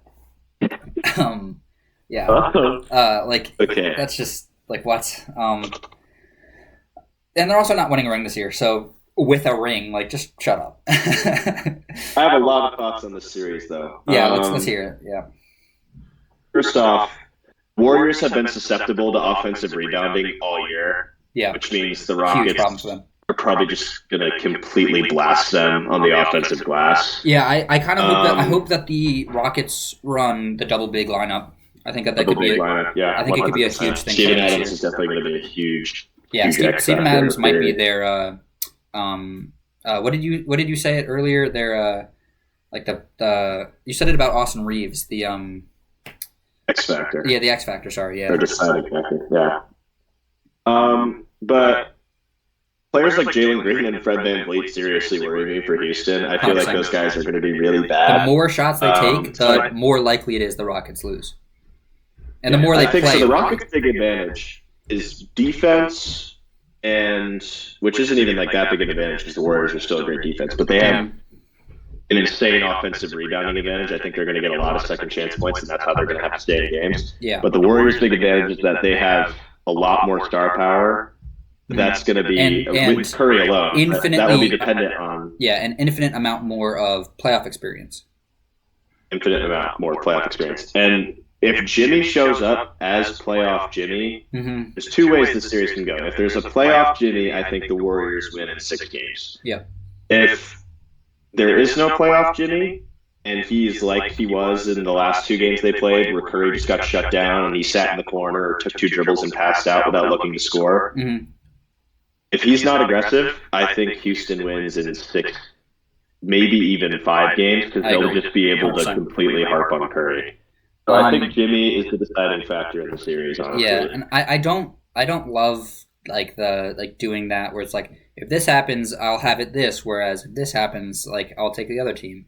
But like that really is how the series and most of these West series are, where like I mean specifically for Jimmy, he totally is the X factor here. Steph, I'm not expecting him to have a good series, like I said before, and so if the Warriors want to win the series, Jimmy needs to be as aggressive as he was in that play-in. Like he needs to have 30-point games.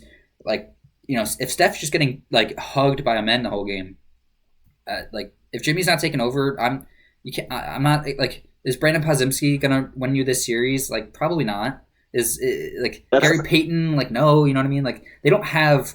Like, really, this Warriors offense is Steph and Jimmy, and then, like, Pods is all right. Like, they have, like, the Kuminga's not even going to play. Moses Moody's okay. Like, it's very weird because this is, like, the first Warriors team we've seen since they got the Splash Brothers that isn't really that good at shooting. It's really just Curry and Pods who can shoot threes, and Pods can only shoot threes for, like, the second half of the season.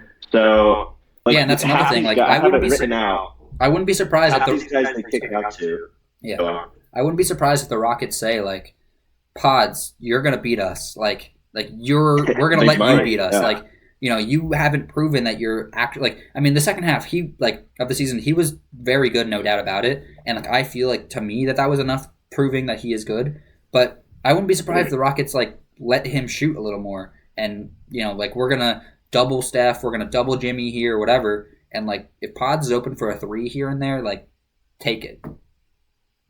Yeah.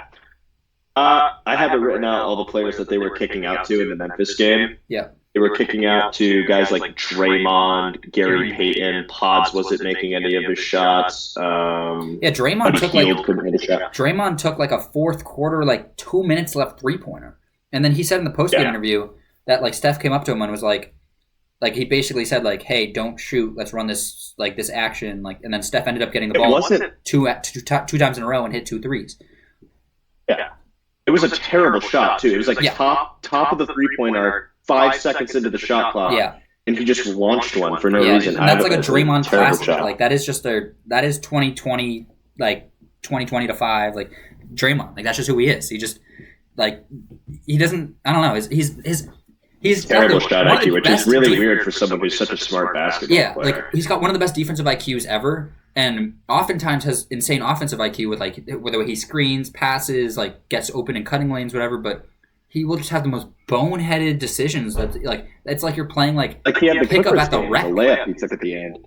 Yeah. Oh yeah. And then he sold that was just he's terrible. Yeah. There might be a game that they lose because Draymond messes up a layup or something. Like that's completely not out of the realm of thinking. All right. So I will say I do think Jimmy Butler will show up because I think these last 2 games have been very promising. He's looked a lot more aggressive. Yeah, I agree. Against 2 really good teams. I think the Warriors will win in 6, but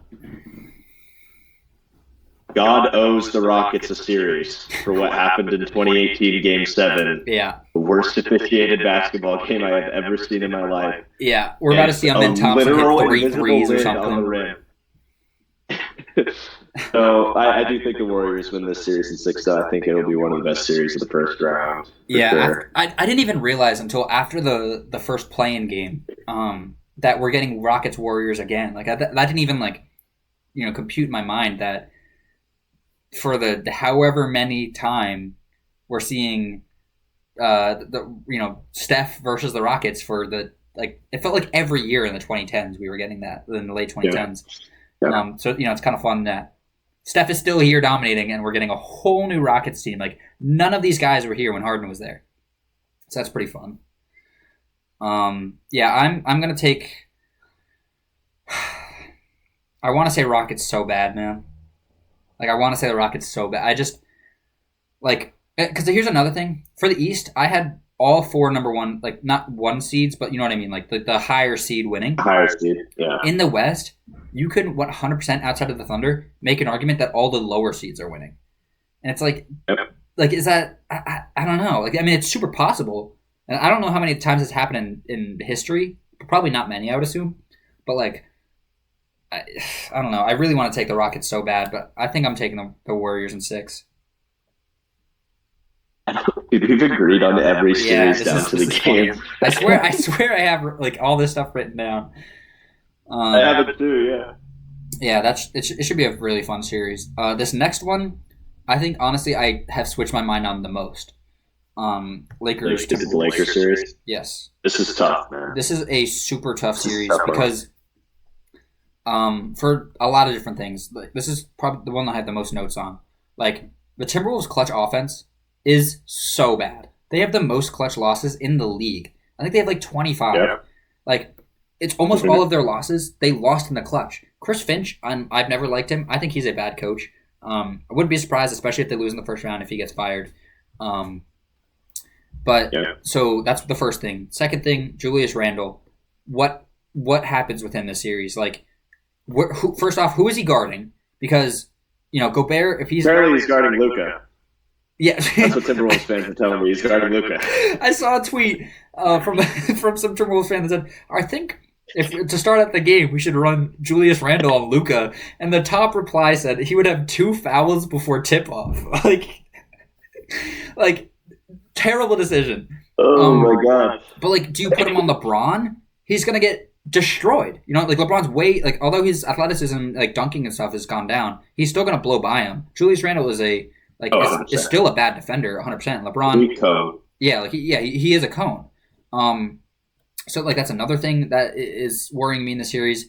Like I mentioned before, Gobert is still a really good defender, but Luka, he has just owned Gobert the last few years. Every year he's going up against him in the playoffs, and it kind of worries me for Gobert getting the switches onto Luka over and over again. They're gonna be hunting it.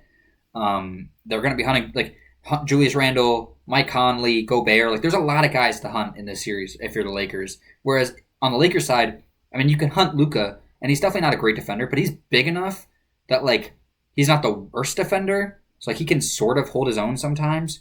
And the Timberwolves also don't really have outside of Anthony Edwards, how many guys are really hunting other players? You know what I'm saying? Like Julius. Yeah. This series, it's definitely going to be a weird series. But the one thing I will say is Gobert's defense will probably be one of the biggest factors in this series, because we got to think last year when the Mavericks played the Timberwolves, Luka was able to kind of hunt whoever he wanted because he had a bunch of great screeners on his team. He had Lively, he had Gafford, he had Washington. Yep. The Lakers, Jackson Hayes is not a very good screener. He's gotten better for sure this year, I will say that. He has definitely gotten better this year because his roles changed, but it's still not don't think I feel like Jaden McDaniels will be able to navigate on Luka better against the screeners that the Lakers have in comparison to who the Mavericks have, because the Lakers just don't have as crazy of screeners as the Mavs did. Yeah, and their roll game is not nearly as good as the Mavericks was. The Mavericks were throwing 15 lobs a game. Yeah, and that's why I feel like Rudy it's not will definitely be able to play Jackson Hayes. Yeah, I think Rudy will be able to play Jackson Hayes out of the series.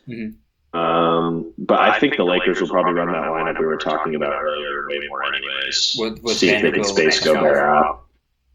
So I'll be interested to see how Redick plays it, because I do think Redick gives them a huge coaching advantage in the series, like you were talking about. Yeah, I think JJ Redick's one of the smartest coaches already. I trust him to draw up something that's having Luka on your team, coaching Luka must be so fun, and LeBron. You just you could draw up like anything, and they're just gonna like figure out a way to make Whatever it the work. hell you want. Like Yeah. like JJ's just got like the best job right now.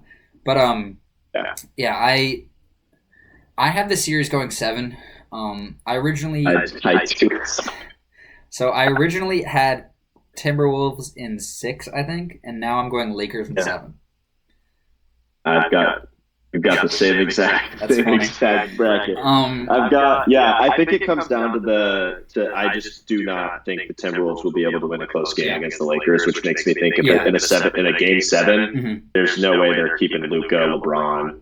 Yeah, like that's really what it was. We're like, so the clutch offense was such a big part of it, but then like if you're telling me game 7, I'm either betting on Anthony Edwards and friends, or like Luka and LeBron, probably the 2 best like playoff clutch guys and ever. Reeves.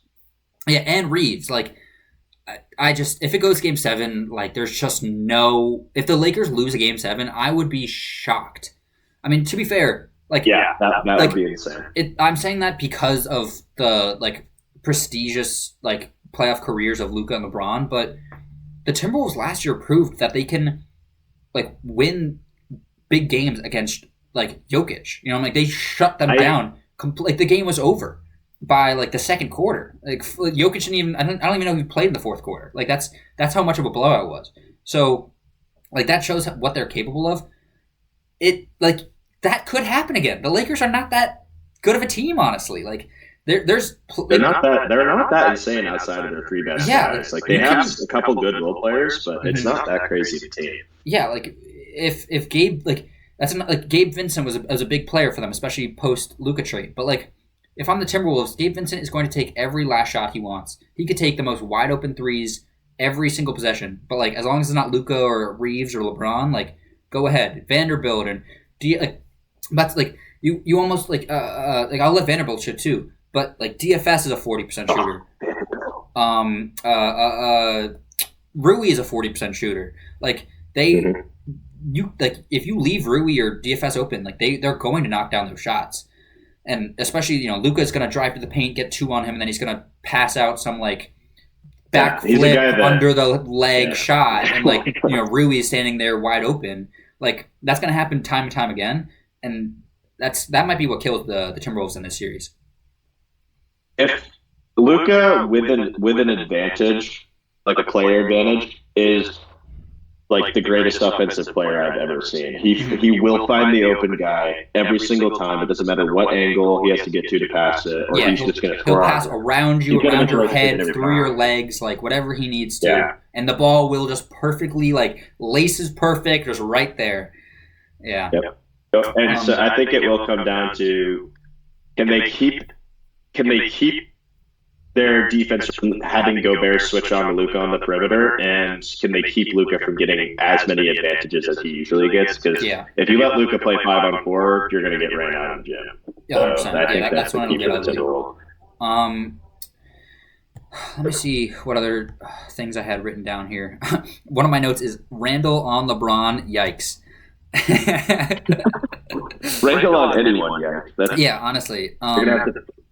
Yeah, and like another thing about the clutch, like Finch he puts out like weird lineups in the clutch a lot that I feel like he's like gonna try to, especially if they're down, like he'll try to toy with this series and like switch some things up. I'm very interested to see how much Mike Conley plays in this series. I'm hoping it's not a lot because boy is he been bad this year. He's having his worst career year at least in a long time. His scoring is way down. His passing is way down. His defense, it hasn't been great in the last few years, but it's been down this year too. So I think that'll be a huge thing for them. You mentioned Jane McDaniels on Luka. I could see Anthony Edwards being on Luka. I'm interested to see how much they try different matchups on him. I mean, they have McDaniels. They've got Alexander Walker. Obviously, they have Ant, who's a very capable defender. And somebody has to guard LeBron. I just have to assume it's Julius Randle. Kind of hoping it's not, but if he's gonna play, like I guess you could put him on 3, and then run him on like a Rui or like whoever's running that 3 spot. That's I guess in the cards. Uh, all right, so we can move on to the next series. It seems like Chase is having some technical difficulties, so I'll just keep running it on from here. Actually, I'll just pause it. We'll be right back. We're at the 3 hour mark. Good work, good work. Talking hoops for a couple hours. Nice. So, you froze there for a little bit. I hit on the last few points for this Mike Conley. series. Yeah, I was talking about Mike Conley. He was, this is just one of his worst career years. Especially like this is his Yeah. worst career year in a long time. Maybe like I don't know what his first few years were like. Like I don't remember the stats, but it's probably similar to that. He's been bad this year defensively. He's not really there anymore. He's not as good of a passer. He's not as good of a scorer. Not as good of a shooter. Just overall, like he's not as good as he used to be, and I'm very interested to see how much he plays in this series because I think he'll get like hunted religiously. I think it could be ugly if he plays a lot of minutes for them, because like Yeah. he's too small to guard. I guess you could try to stick him on a Rui or a DFS or whoever's running that three, like that other forward than LeBron. But if you're putting him there, then that means you have to put Julius Randle on LeBron, or you're putting Julius Randle on like Luka, you know. And so like you don't want to do either one of those. So then you have to put Mike Conley on Austin Reeves. And if that's the case, I'm giving Austin Reeves every single possession and just letting him drive to the paint every time because it's just a layup. Like, Every time. yeah. Yeah. Easy. So like, or a wide open mid range if you don't want to go into Gobert. You know what I mean? So it's just it's if he doesn't play a lot, I'm expecting I'm hoping for Alexander Walker to play a lot. Um, Anthony Edwards, I could see obviously he's going to play a lot. I'm thinking about like the different Luka matchups between him, Walker. Holy shit! And now I'm blanking on Jaden McDaniels. I would kind of want to see Ant on Luka. I feel like he's got the physicality to match him. He's not as good of a screen navigator as McDaniels is or as Alexander Walker is, but I feel like they can definitely like play on him sometimes. But I feel like Luka is going to be able to match him physically and like not let him just bully into the paint and stuff like that. Yeah. But as for LeBron, I don't know who guards him. I really don't. Like even like Nas Reed, like he's an okay defender, but he's not that good. Like LeBron might just have a great series. Honestly, this might be a big LeBron series. Good. Yeah. Definitely been off like the Yeah, last month and a half, couple months, for but sure. That's what kind of makes me not want to say that. But I mean, it's the playoffs, and like this is where LeBron is his best. But it's also year 22, and like he's shown that it's year 22 now a bit. So I don't know. This series I feel like will go seven. I'm taking the Lakers. You said so too. I'm very excited for it though. Dude, the West is just like this is awesome. This is this gonna is be, great. yeah. This is an all time playoffs we're headed for sure. All right, the This last next series first might round be my series. favorite one. Really, Yeah. yeah, I'm excited for this one a lot. It's one of the teams that I've watched the most in the Clippers versus one of the best players of all time in Jokic and the Nuggets. Nuggets are the 4 seed, Clippers are the 5. All right, so we've gone 7 for 7 so far on the same I mean, we actually had the I have entire East the same, so I guess more than that. But 7 for 7 in the first round. How many I games? have a feeling this one might be Yeah, there's where we this one. This disagree. one should be disagreed. How many games do you have it going in? We'll start there. I have this one going 7 games. I as well. Okay, who do you have winning the series? I'm not betting against Nikola Jokic. Okay, that's where. All right, I'm taking the Clippers, so that's where we're differing. First time. Really? All right, Going in so mile high in game 7 and beating Jokic? didn't the Timberwolves do that last year, or was that in They I did. forget, did they? I don't remember That's because they who. had Demon Gobert, though. That's true. Um, Demon Gobert. Not really. Okay. That's not what they won. Yeah. No, But he no. hit the crazy fadeaway. Actually, that was the fakest Oh shot my, I've ever seen dude, in I live. saw that the other day. Somebody posted like they replied to it saying like before that shot he was like 13 for 60 in his career on mid ranges, and he hit I like saw I the most saw a video of like every mid range he's BS. ever Uh made. huh. Yeah, it's like a 5 second video. Yeah, it's the most BS fadeaway. Like, dude, that that shot when he shot that, I think I actually screamed like no. I was like, what are you doing? Oh, that's the Yeah. peak of Jokic defense is allowing a Rudy Gobert fadeaway Yeah, in I the guess fourth quarter. that wasn't even Jokic's fault. That was great defense. It's just No, it wasn't. That that's was just just one a of ridiculous those shot. like just yeah, so be it, I guess. If that's how you lose, fair enough. All right, but That's what it let's get is. into it. So I have 7 for the Clippers. You have 7 for the Nuggets.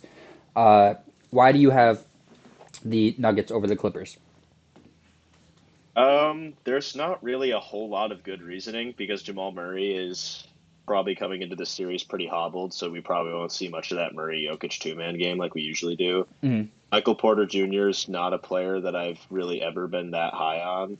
Yep. Um, Christian Braun or Brown, however you say his last name, Brown. is Brown. Christian Mhm. Brown has been very good for them this year, so I think he'll definitely play a role. And Aaron Gordon is one of my favorite players in the league. Mhm.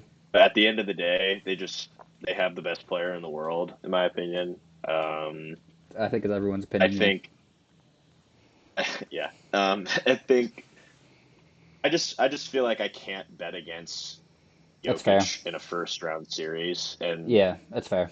that's like not really that sound of logic, but It honestly like I no just no can't do it. I totally get what you're saying because for almost all of these series, it feels like crazy to have one of these teams losing in the first round.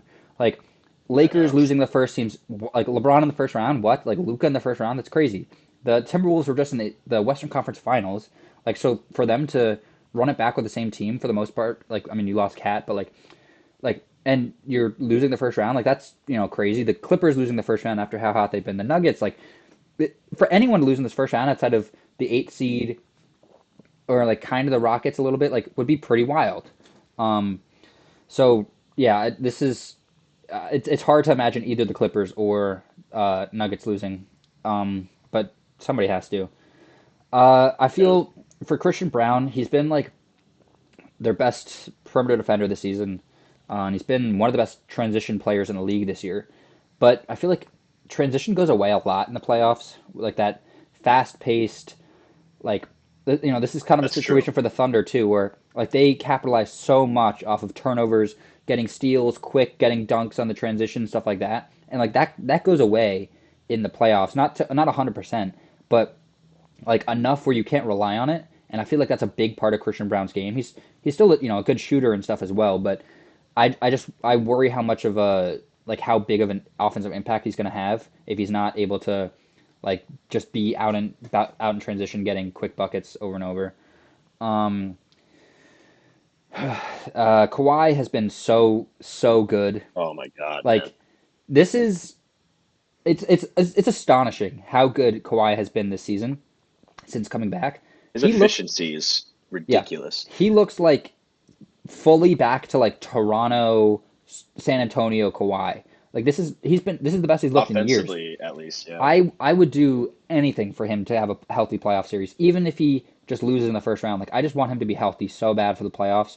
Because if he goes Yep. down and then like he goes down game 3 and then they end up like Nuggets in 6 or 5 or something. Like, it's just like it would just like make me so sad. Like it would just like it wouldn't ruin the playoffs, but it would like put such a big dent into it for me. And I will say, I do think he's going to be healthy this series. Last year, he made an All NBA team last year. No, he played over Yeah, the he did. limit Yeah, last year. And I think he at played this like point in his 74 career, he games. is a Yeah. guy. Hmm. Yeah, at this point in his career, he is a guy that's only going to give you so many games in a season just because his knee has deteriorated to a point where he can't play a full year anymore. Yeah. Which actually is a good sign for this playoffs because he's only played like 30 something games this Hmm. season. He's missed most of the year. He's pretty much hitting like his peak form right now. Yeah, which So I is think like perfect timing. The big X factor for Denver is going to be Aaron Gordon. And the reason he's one of my favorite players is because what he was able to do in 2023. Hmm. He was so good defensively and he was switching all over the place. And he was Yeah. like in the Lakers series in specific, he was taking assignments against AD and LeBron in the same game Hmm. and was like doing very good on both of those assignments. Yes. LeBron eventually ended up getting the better of him at a point, but It's he was LeBron. taking KD in the Phoenix series. Hmm. Yeah, he is their primary big defender because Jokic is Swiss cheese. So like It's I just think he might have to take Kawhi, I agree. which is going to be like, can he stop the robot who's shooting I think like this might yeah. 75% true shooting? Yeah, this could be a big Kawhi series. I think Yeah. I think we're gonna get vintage Kawhi in this playoffs. Like if he's healthy, Mhm. and what we've seen in the regular season, I mean, there's no reason to think that it won't continue into the playoffs. And he's shown in his career that he is one of the best, or if not the best, playoff riser ever. Um, Mhm. like I mean, there's just not many examples because he gets hurt pretty often, at least recently. But like 5 years ago plus, like he all those years before that, he was winning series after series, like, or just having, like, he was the best player in those series. um I am interested to see how James Harden does. He's had some playoff dropper allegations throughout his career, and like it's pretty fair a lot of the time. He's had a lot of very big moments in the playoffs. Like it's not like he's just a perennial dropper. He's had very high highs and very, And then like very low lows. extremely low lows where like he's why they lose series or games or whatever. Um, I hope that, like, I'm rooting for the Clippers, honestly. Which like is unfortunate because the Thunder have to play them in the next round, and I really want to see Kawhi get another ring. Like if the Thunder can't win it all, I want to see the Clippers do that. But that unfortunately we have to meet in the next round. So, um, other notes I have in this series, I'm really interested to see the Jokic versus Zubac matchup that happens here. Mhm. Zubac is one of the best Jokic defenders in the league. Um, He has been for like Yep. every matchup every year, but he's not great against Jokic in space and in shooting. But he stops him in the paint. Like that's just he's an elite interior defender, and Jokic has never really been able to get his going, like his stuff going while against Zubac in the paint. So I think this will be a huge Jokic playmaking series where he needs Christian Brown cutting in the baseline and Aaron Gordon dunker spots and like Jamal Murray off screens and stuff. Like this could be a big Jokic 12 plus assist every game type of series. Um, I think that they probably hunt Norman Powell a lot, and I think that the Clippers probably hunt Michael Porter Jr. a lot. Like I think they're putting Michael Porter Jr. in every action possible. He's going to be defending like the threes, like interior. Like they're going to just try to make him run as much as they can because this has not been a great MPJ defensive season. Like he's kind of been a little stiff this year. Um, but again, and then another point for the Nuggets is like the Clippers have two almost non-shooters on the team with Chris Dunn and Derek Jones Jr. who are going to get legitimate minutes, Mhm. and so like Well, you're Derrick Jr. is all right, but Dunn he is yeah, I guess like non-shooters is extreme, but like they're not 40%, 38% shooter guy. Like Chris Dunn's like maybe 30, and like Dirk Jr. is probably he's not pretty. too much higher than that. Like you feel really comfortable letting Chris Dunn shoot 4 or 5 threes a game if you're just gonna leave him open. If he's out there, like you're gonna have to prove that you can be out here. Like prove that you can get some buckets and not just defend, because otherwise they're playing 4-on-5 on offense, and the Nuggets, Jokic is a bad defender, but like he can at least make up. He can help that 4-on-4, like four, at least 4.5-on-5, maybe. How about that? Um, yeah. What other points do you have for this series?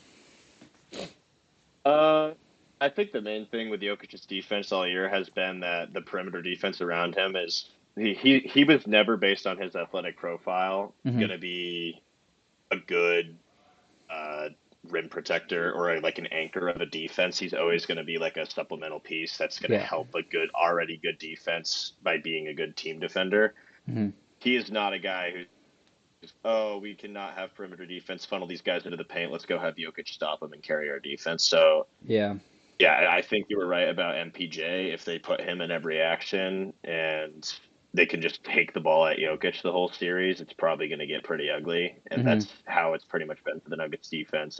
That's pretty much how the Timberwolves beat the Nuggets, is Yeah. by just driving the ball at Jokic all series. Hmm. Um, And like the Clippers, like their big three in Harden, Norman Powell, Kawhi, like they are knockdown shooters. You cannot give them even an yeah, inch of space because they will make you pay every single time. And like if the Clippers are hitting their shots, which You could say that for every team. Like, oh, if they're hitting their shots, they're going to win. Yeah. But like, the Nuggets are not going to be able to stay with them if they're hitting their shots. And the Nuggets have the scores like as well. But I feel like the Clippers are a like the clip. So offensively, it's pretty even. But defensively, it's so massively in the Clippers' favor. Like they're one of the best defenses in the league, and the Nuggets are just not. And I think that could be like where this series leads to the Clippers winning. I think offensively, it's definitely pretty in favor of the I Nuggets yeah, I guess it's because I not think equal. Yeah, that's kind of unfair to say, but yeah. the but the thing is, like you see, like you were saying earlier, Kawhi with the way he's playing right now is like a top five player in the league, and we expect him to rise in the Yeah. playoffs based on what he's done in the past. Hmm. He's not really the same defender anymore, but offensively, this is like basically as good as he's ever been. Yeah. Um, Yeah, like he could shut I down. can very I don't easily know see who the he'll. series going the other way. I don't know who. I guess he'll probably be on MPJ, maybe Aaron Gordon. Um, and like neither of those Yeah, guys, like I probably mean that's a MPJ. pretty easy matchup for Kawhi to like. He could sag off Aaron Gordon a little bit, like help in the interior mid range area. Um, Well, not this year. Can't sag off Aaron Gordon, but yeah, apparently he's just that's lights out fair. this year. Um, I think I I'm interested to see the backup 5 minutes for the Celtics, the Clippers. How like are they gonna just match one for one Zubac for Jokic minutes? Because like Zubac might play heavy minutes this series. Their backup situation, like I mean, they were playing Mo Bamba earlier this year. Like, are they? I mean, they've got Drew Eubanks, but like he sucks. He's one of the best. I mean, best. He's one of the worst backup bigs in the entire league. Um, so like, you gonna? Oh, Yeah, all right, he's back. You heard what I said there about trash. All right, I was just saying like match one for one. Maybe we're seeing Zubac for Jokic minutes, and then he cut out again. Who cares? Well, I'll just so be it. But yeah, I think Eubanks is basically unplayable, but you might have to if you're going to match big for big, especially if you can't match one for one Zubac Jokic minutes. Is Eubanks going to play on Jokic? Because that's going to be horrifically ugly. Like that'll get out of hand quickly. Um, I mean, you got like Ben Simmons, but like he's not, the defender he once was. All right, welcome back. All you missed basically is I was trashing on Drew Eubanks a bunch, and then uh, thank you, dude. yeah, Drew Eubanks this Fuck Drew season. I mean, Eubanks. really in general, he's just a bad player. But like this season, he like so bad to the point. I mean, they signed and started playing Mo Bamba because they were like, please, just anybody be a better backup center than Drew Eubanks. And Mo Bamba was like cut, I think, at some point because like he sucks. But like outside of Zubac, I don't. I guess Eubanks is playing the backup minutes, maybe like Ben Simmons or something. But I it could get really ugly. I remember when Suns fans signed him after I had been watching him terrorize the Blazers for a couple of years, Hmm. and their whole fan base was like, "Oh, we just got one of the best backup centers in the league," and I was like, "No, Just you wait. guys just got an actual dictator as your backup center. This is the worst player I've ever watched in my life." Oh, I could trash on Drew Eubanks for days, but Yeah, he's yeah, just simply not a very good player, and I mean I'm assuming he's gonna have to play in the series. And if he matches like even a single minute for Jokic, that might be 6 points that the Nuggets score. Like so, baby food, yeah, like that. easy. Yeah, it would get ugly fast. So that's why I'm saying like you might have to match those Zubac Jokic minutes, and Jokic has proven that he can play like insane minutes. So it might be One of the most impressive improvements of his career, yeah, yeah, is that like his durability and endurance. and like for his size too, like he's his usage is so high too. Like his endurance is remarkable. So like and Zubac has Jokic might overall have more on his plate than Zubac does, but he isn't like the stalwart of their defense the way that Zubac is, and so like I don't know if Zubac is going to be able to match his minutes entirely. It might like they might have to. I don't know if it'll be Derrick Jones Jr. or whoever it is at that backup spot. Um, yeah, Hmm. I don't know, but those few minutes that if Zubac's not out there, Jokic could really feast. Last thing I'll say is we'll see how the Mike Malone firing ages into the Yeah. playoffs. We'll see if that could just be something where the team is like, we're out, we're done for the year, Yeah, or I it mean, could be something that lights a fire under him. since they fired him, they haven't been good. Like the Nuggets have not Yeah. looked good. So like, if that, I mean, you're taking the Nuggets because of Jokic, but the Clippers are red hot right now. If the Michael Malone Yeah. firing like really messes them up and goes into the playoffs, this might not even go seven. Like the Clippers might win it in six or something. Clippers could easily win this series in like 6 games. Yeah. Yeah, like I feel like it won't be less than six just because I mean Jokic is too good to lose that fast. He'll drop a 50-point triple double 3 times in a row if he needs to. Um, yeah, it's just so silly. Like the things that it's not even like a Uh, hypothetical. Like that's fully. I mean, he did that this season. Like he did it. I think he did it twice. Stupid. Or no, the one was a 30-20-20 game. My bad. It First wasn't. ever. It's Yeah, he didn't score 50 that game. Wasn't good enough actually. Yeah, that's crazy. All right, so that was our only differing series in the first round. I have Clippers in seven. You got Nuggets in seven.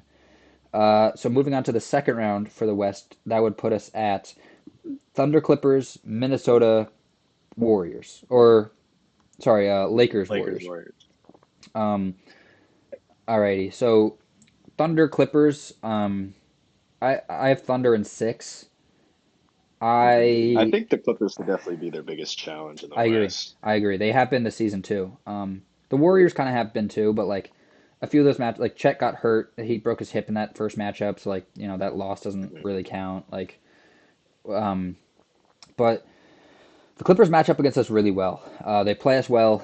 They have year after year, and I think that they have the star power to match the Thunder. They don't really have like I mean Chris Dunn or Derrick Jones Jr. will be the shea defender, and he did it decently last year when he was with the Mavericks. I mean Shea still like got his own relentlessly in that series, but like he limited him enough where Shea wasn't getting like the best shots possible, and it wasn't like just easily getting to his spots.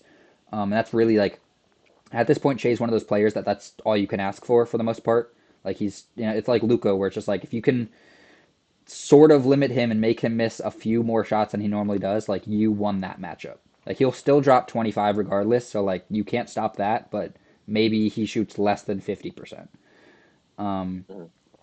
so like I think I think this would be a really fun series. I'm excited for it if it does happen. If it's Nuggets Thunder, that'd be really fun because it's Jokic versus Shea, like MVP versus MVP, Mhm. and that would be pretty historic as well. But I think the Thunder would that would be over faster than the Clippers Thunder series would be. Um, but I think the Thunder would come out in about six. It's just I think we are a deeper team. I think we have better shooting off the bench in the starting lineup. Maybe we've got a good Kawhi defender in Chet or Dort or J Dub. We can defend Harden with Dort or Cason Wallace or Caruso. Like Shea's going to be off-balling Derrick Jones Jr. Like he's just going to let him sit in the corner and he's going to play that like roaming fifth guy, like getting blocks and steals role that he always does. I think like the Thunder outside of Hartenstein, which the Clippers have Zubac, we don't play non-shooters like at all. We don't have a single non-shooter on the team, and the Clippers like Caruso a little bit, but I guess, but like I trust Caruso to shoot at this point. He's turned it around this season. The first Mhm. half of the year was ugly for sure, but since December January area, like I don't know what he's shooting. It's got to be over 35% or close to it. Like he's been pretty solid. Um, Away. So um, yeah, I just think that we would be able to match them pretty well. I think Harden would have would struggle. I think Harden would have a bad series. Um, I think Kawhi would do pretty well though. oh I mean, yeah, I think Kawhi is gonna do well against everybody. But I think we'll be able to out rebound them, or maybe not. Like maybe just match them with the rebounds because Zubac have been so good. And when it comes to the bench, like we can just play more guys than them, and I think that that'll require them to, especially we're gonna come off of a sweep or 5-win series. They're gonna be or a 5-game series. They're gonna be coming off of a 7-game series, which like only gives you like a day or two of rest, and then you go right into the next round. If we sweep the Grizzlies, we'll get like a week of rest. And so I think that'll be another thing. Like especially we're talking about Kawhi here. Like, if he has to play what, like 7 game series. He goes into another series. Let's say it's 6, 7 games. That's 13, 14 games. That'll be like within a month or so, maybe like even less than a month. That like, and he's playing 40 minutes a game or close to it. Like that would be really tough for him. Um, Yeah. but yeah, what do you have for this series?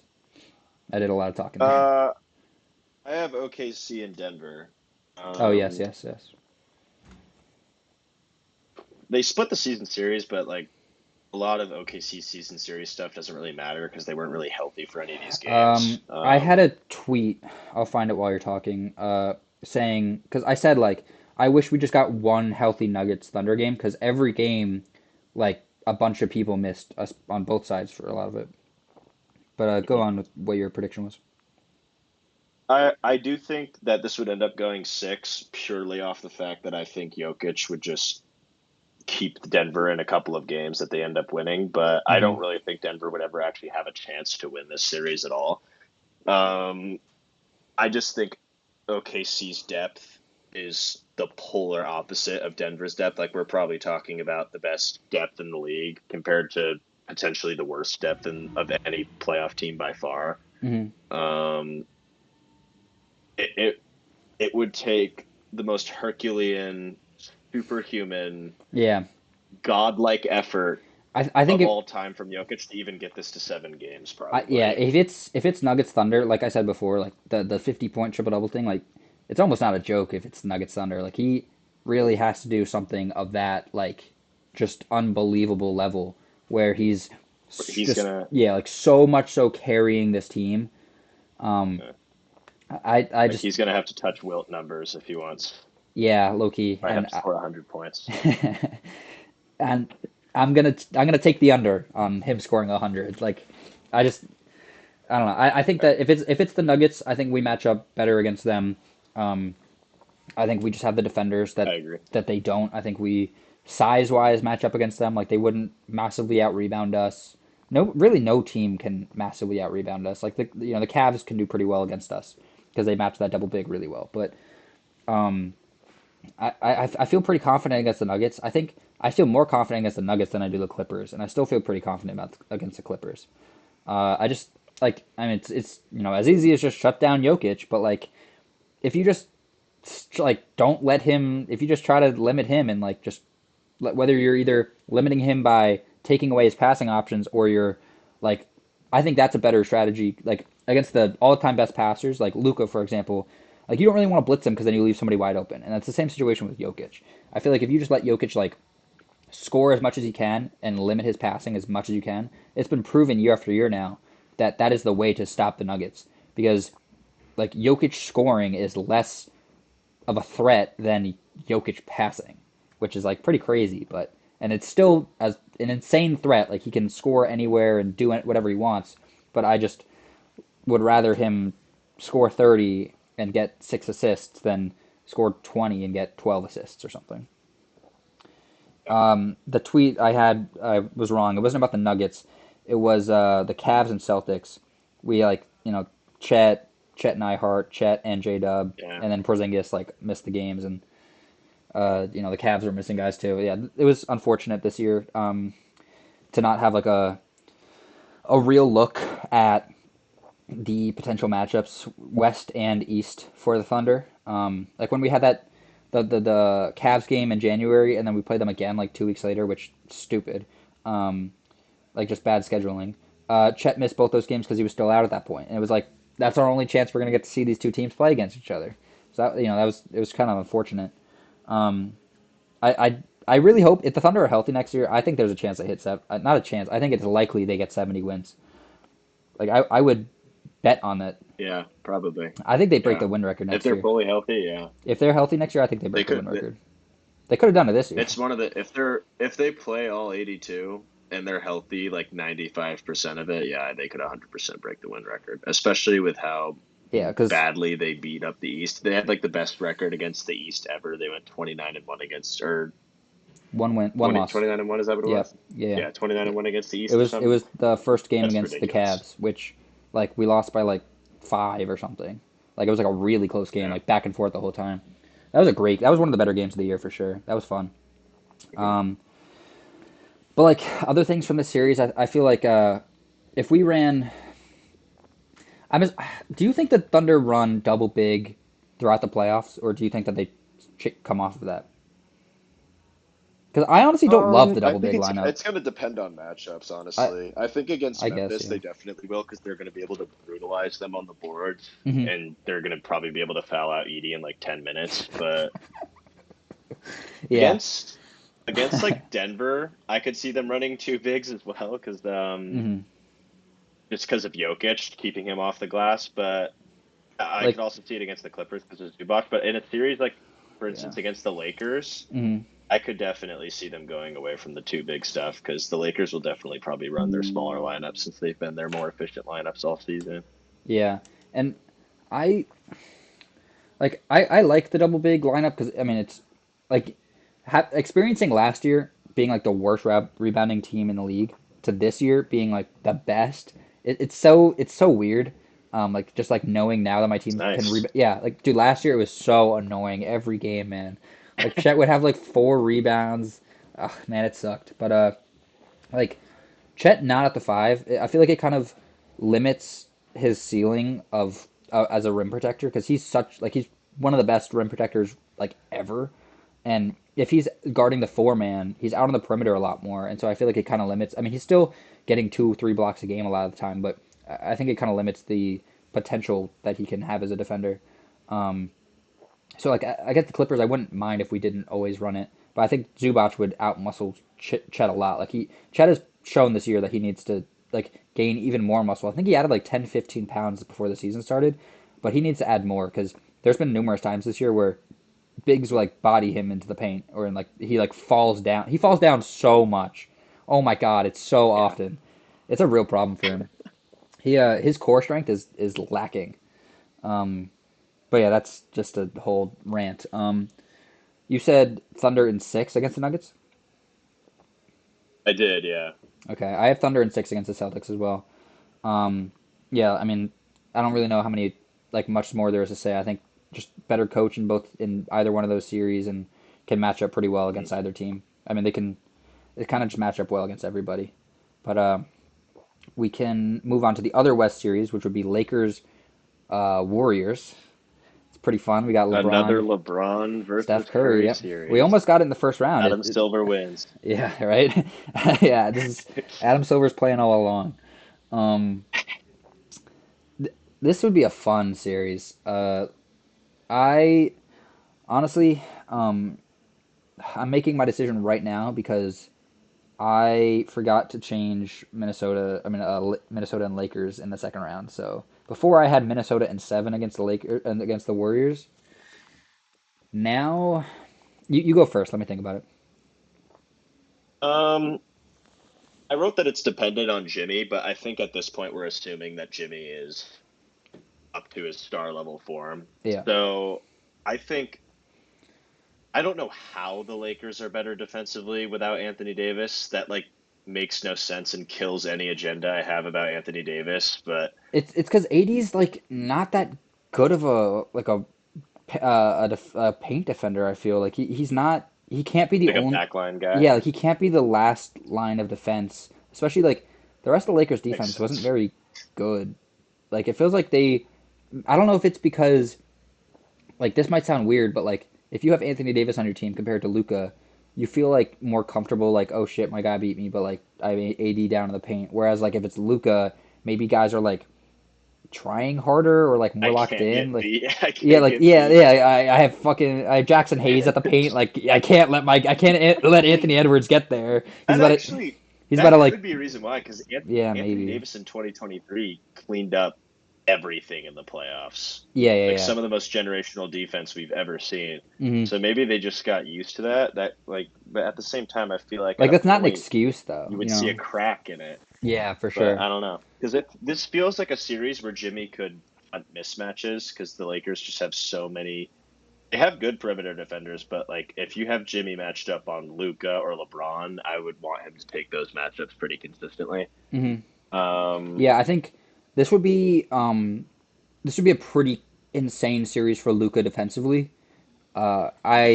I mean yeah, he would just get like put through the ringer. Like he would get worked possession after possession after possession. And honestly, LeBron would too. At this point of his career, like I think it's to the point where like the respect for LeBron's defense isn't really there anymore. This season, I feel like you kind of saw like guys are willing to go up against him, and they have scored on him pretty like not easily, but easier He's than in the he's past. losing his minutes when he's on the court with the Lakers this year. Like he really hasn't been He's got that a negative valuable net to their rating, which team. is like so strange.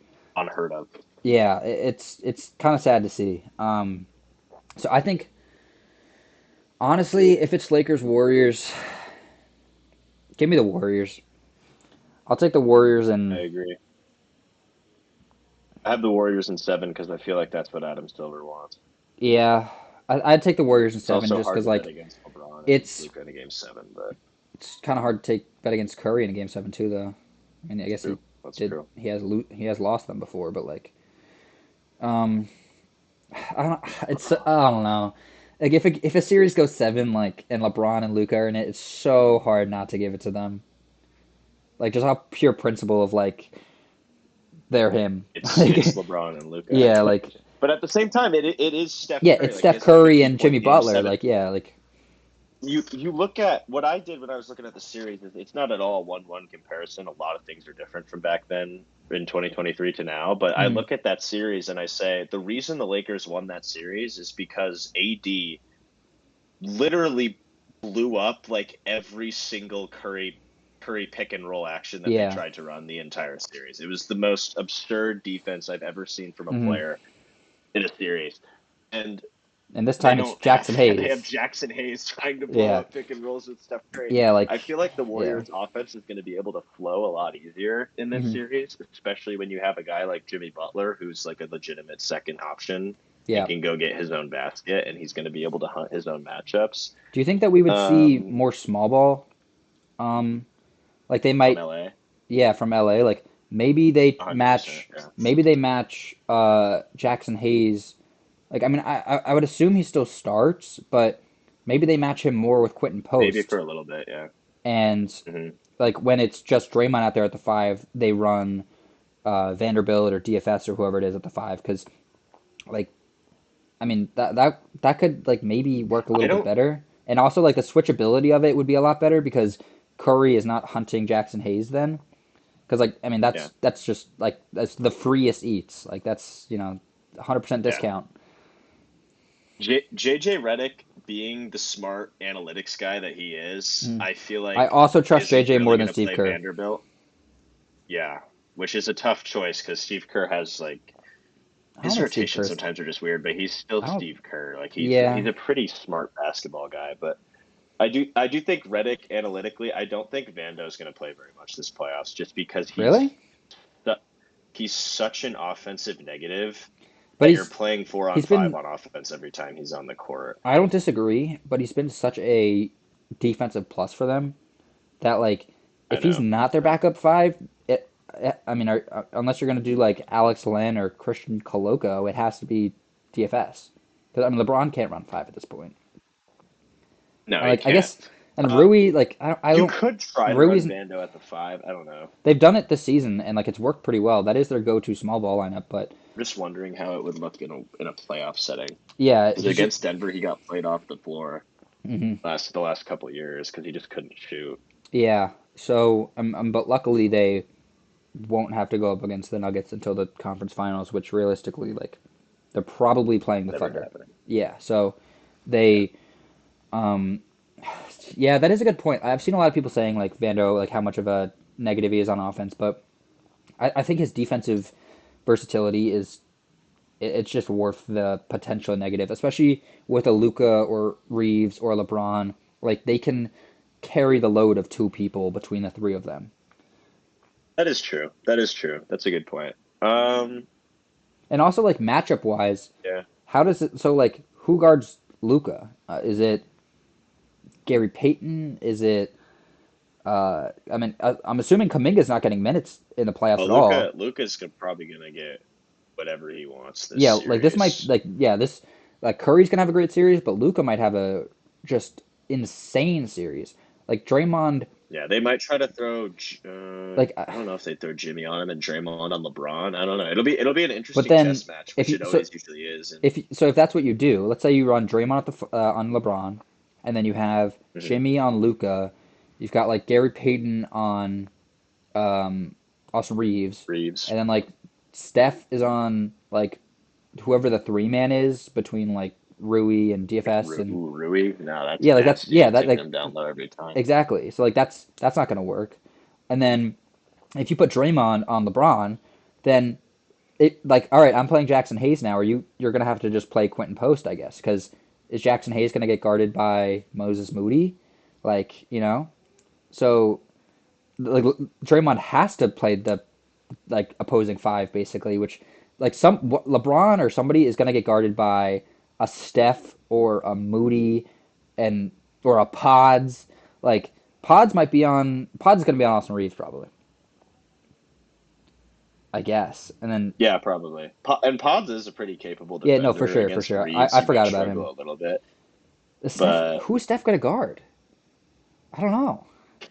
Is he gonna be on if they put Luca? him on Luca, I have terrible news, man. Yeah, like They might put him on Reeves. Because against in 2023 they put him on Reeves in the regular season. They put him on Reeves, which okay, is still free eats the entire game for because Reeves sure. is a crazy good ISO player. But Yeah, yeah, he's like the ultimate rec you player. can't put Curry on Luca, or the Lakers are gonna have like a 160 offensive rating. Yeah, Luca's dropping It's gonna be 73 again. ridiculous. um, um, or 70, whatever the it's hell it tough was. though. I think Yeah, I have the Warriors in 7.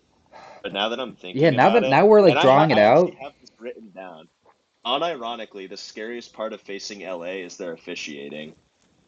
Um, because of the new TV deal, I actually wouldn't be surprised based on how the last Warriors game was officiated if they just force the Lakers to the conference finals and they have to play a team so much better than them that that's the only way they can lose. Dude, But in now that I'm The looking at it, I Thunder think I Lake up might match, take the the Thunder Lakers. Lakers matchups this year, dude, like we got absolutely screwed by the refs every time. Like the Lakers out I'm whistle us telling you, by like 100. Like it's crazy. that new TV deal, and then the number one player in jersey sales just happens to go to the Lakers in the same year. Yeah, and then Come on, Adam man. Silver was on like Pat McAfee or something the other day, and he said like he I was talking. saw this. Yeah, and he was like, "Oh yeah, we had like a huge boost in the second half." He's like, "We saw the biggest trade ever," and like the way he said it, everyone was like, "All right, man, like all right, something Adam, we happened know it here." was you. We know you had Nico at gunpoint. He didn't want to do it. He's just the scapegoat. Yeah, Um, I think I'm actually going to take the Lakers in defense this wins series. championships, though I've I'm been just told. now that I'm thinking about it, Um, I think it's going to be LA versus OKC. man, and that's what like that's what everyone's saying, and I haven't bought into it because like the lack of center for the Lakers just really like it worries me so much. It is like it's a real thing, 100%. Like that their backup big Mhm. minutes are not a big, and their starting big minutes are like barely a real like legitimate center. I mean he's like average at best. Well, I think that does pose a problem in a Thunder series, but if you look at their matchups leading up, I think there's ways for them to work their lineup around that problem against those earlier matchups to get Mm, them to the conference finals. I think yeah, there's a pretty easy path there. yeah. Like I playing just Rudy think in the no first matter round is what, when huge. they play the yeah, I just think no matter what, when they play the Thunder, they're screwed. I don't see any route to the Lakers beating the Thunder. I don't understand. Dude, Like I if understand Lakers fans are delusional, so they think that they're going to yeah. beat the Thunder, but I just don't see how it happens. OKC, UFC, TNT, Lakers in 5. Shit, Yeah, I gotta come up with one of I those think for the conference finals. Let's think. I'm gonna take the Lakers in 7. I think, and then I'd probably just Yeah, have OKC beating them in 5 or 6 games. um, this breaking it down makes me say Lakers in 7 as well.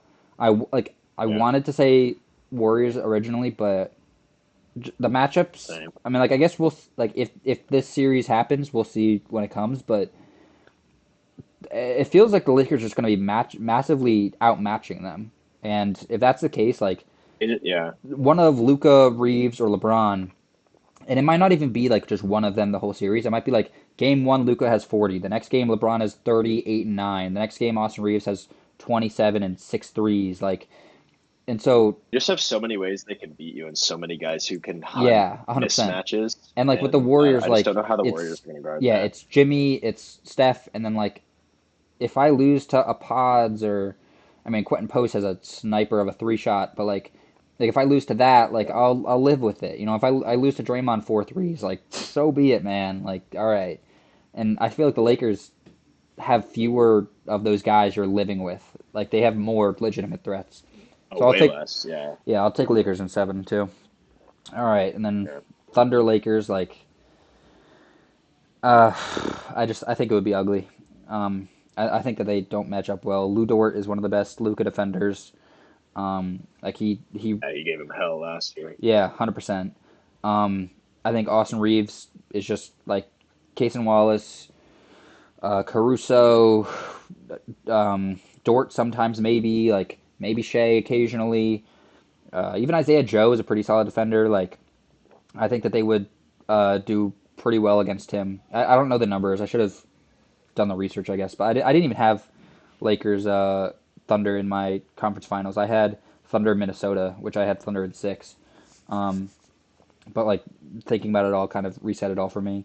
Um, if it's Lakers, yeah, I think I'll take them Thunder in we'll say 6 just to like respect the Lakers, but I wouldn't be surprised if it's 5. I think that the Yeah, that's what I said. I think Thunder in 5, 6 games probably. yeah, it's Um, I think LeBron would like it would be a bad series for LeBron. Like it would look ugly. Chet would yeah. like do work against him. J Dub has done well against him. Aaron Wiggins is a pretty solid defender too. Um, I mean, unless they get a lot of help from the refs, which I don't doubt they will. Like, I don't know. And Thunder, like Thunder have one of the hardest crowds to play in too. I know that's not like LeBron has played 300 playoff games, like that doesn't matter to him, and like all these guys have played a lot, but like the Thunder home court advantage is 100% one of the realest in sports It's or in probably the basketball. best in the league. It might be, yeah. I mean, it's called Loud City for a reason. Like like they all wear the It's definitely shirts and up like there. they all like, it's a exciting environment when the Thunder are good. All right, so that would put us. We didn't really That highlight. leaves Yeah, we didn't us. talk much Lakers Thunder, but like I don't really. I feel like we talked so much Thunder in the last two, It's and so much Lakers in the last two series that it kind of like broke down. Like yeah. just it would be we would out rebound them by like literally 150. Our defense is better. Our shooting is better. Like it would just unless they got to the line like 50 times to our like 10, like it could Which is just possible. it certainly is. Um, And Shea will still be accused of being a free throw merchant after the game. Yeah, he'll get 5 free throws in game 2, and people will like be like, "Oh, I tuned into the game, and guess what I saw?" Like, It is funny when I do ever turn a Thunder game on, he actually is shooting free throws, even if dude, it's like the only three he shot all man, night. I turn on the All Star game, and tell me why Shea was shooting a free throw, and my first thought was like, "Oh my god!" Like, I can't open Twitter because I already and I did, and the first thing I see is like Shea shooting free throws in the All Star game, like blah blah blah. Like, oh my god, yeah, that That's definitely hilarious. it was warranted there, I guess. All right, that would lead us to Thunder Celtics, which to me has felt like Please. just inevitable all year. Um, Yeah. I don't have it going 7 though. I don't think it would.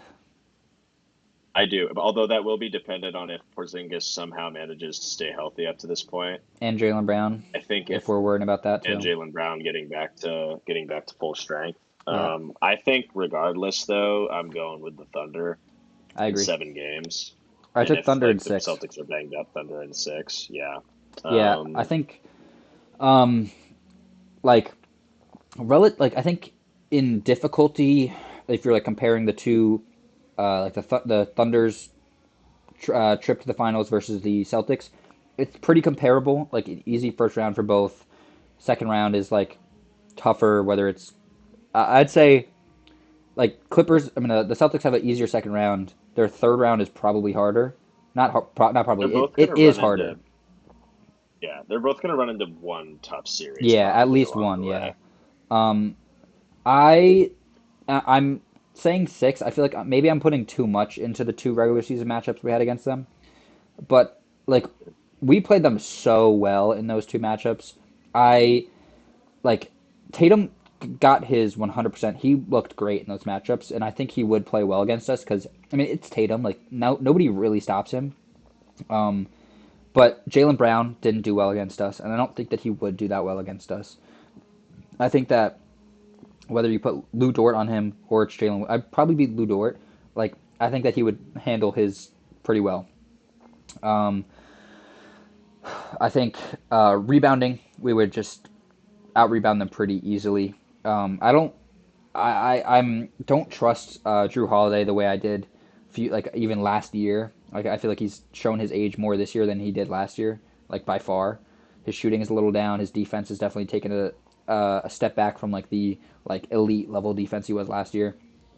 Derek White's still awesome, and Love Derek like you White. said, like it's gonna heavily depend on the health because if Porzingis goes into that series, you know like he already missed a few games throughout the playoffs, or like he came out of the Cavs series banged up or something. Like I mean, that Cavs series is gonna be rough on him. Like those are two like hounding bigs that are gonna really like just bruise you up. And so if he comes out of that not feeling great, and now he has to go do the exact same big man matchup again, like that's gonna Yeah. suck. Um, I think this would be like one of the best series ever, though. Like whether it's 6 games or 7 games, it would be Very, a very yeah. exciting 6 or 7 games. Two of the Celtics this season, not as much, but their last season and then Thunder this season, two of the greatest regular season overall teams we've seen in this Ever. era easily. That Thunder And second best net rating. The Celtics are like fifth or sixth. Like yeah, last year, and I think this year they were like top 30, like or close yeah. to it. And they kind of had a couple of slip ups near the end of the season, but I still just don't really see. It That felt like they I don't. coasted to Yeah, 60 wins this year, yeah. The first which is insane. I was talking to my roommate yesterday about this. Like the first half of the season for the Celtics just felt like they like just didn't like care at all. Like they were just Didn't like care it at was just all. like so effortless, and like it was. I mean, they had that stretch from like maybe November to January or so where they couldn't hit a 3 pointer for their life. And like Yeah, it was like yeah, I definitely said it a couple times. Like if this doesn't fix itself, like I'm not taking them to make the finals because like it's gonna be bad. But of course, post trade deadline, they just like they're like, oh, all right, like time to turn it on. All right, let's go. Like time to try again. And then they just become the best 3 point shooting team in the league again, and one of the best defenses, like elite coaching, like maybe the best starting lineup in the league. I probably the best starting lineup in the league. probably the best starting five. Yeah, Yeah, but I think because the bench yeah. is where we would really outclass them.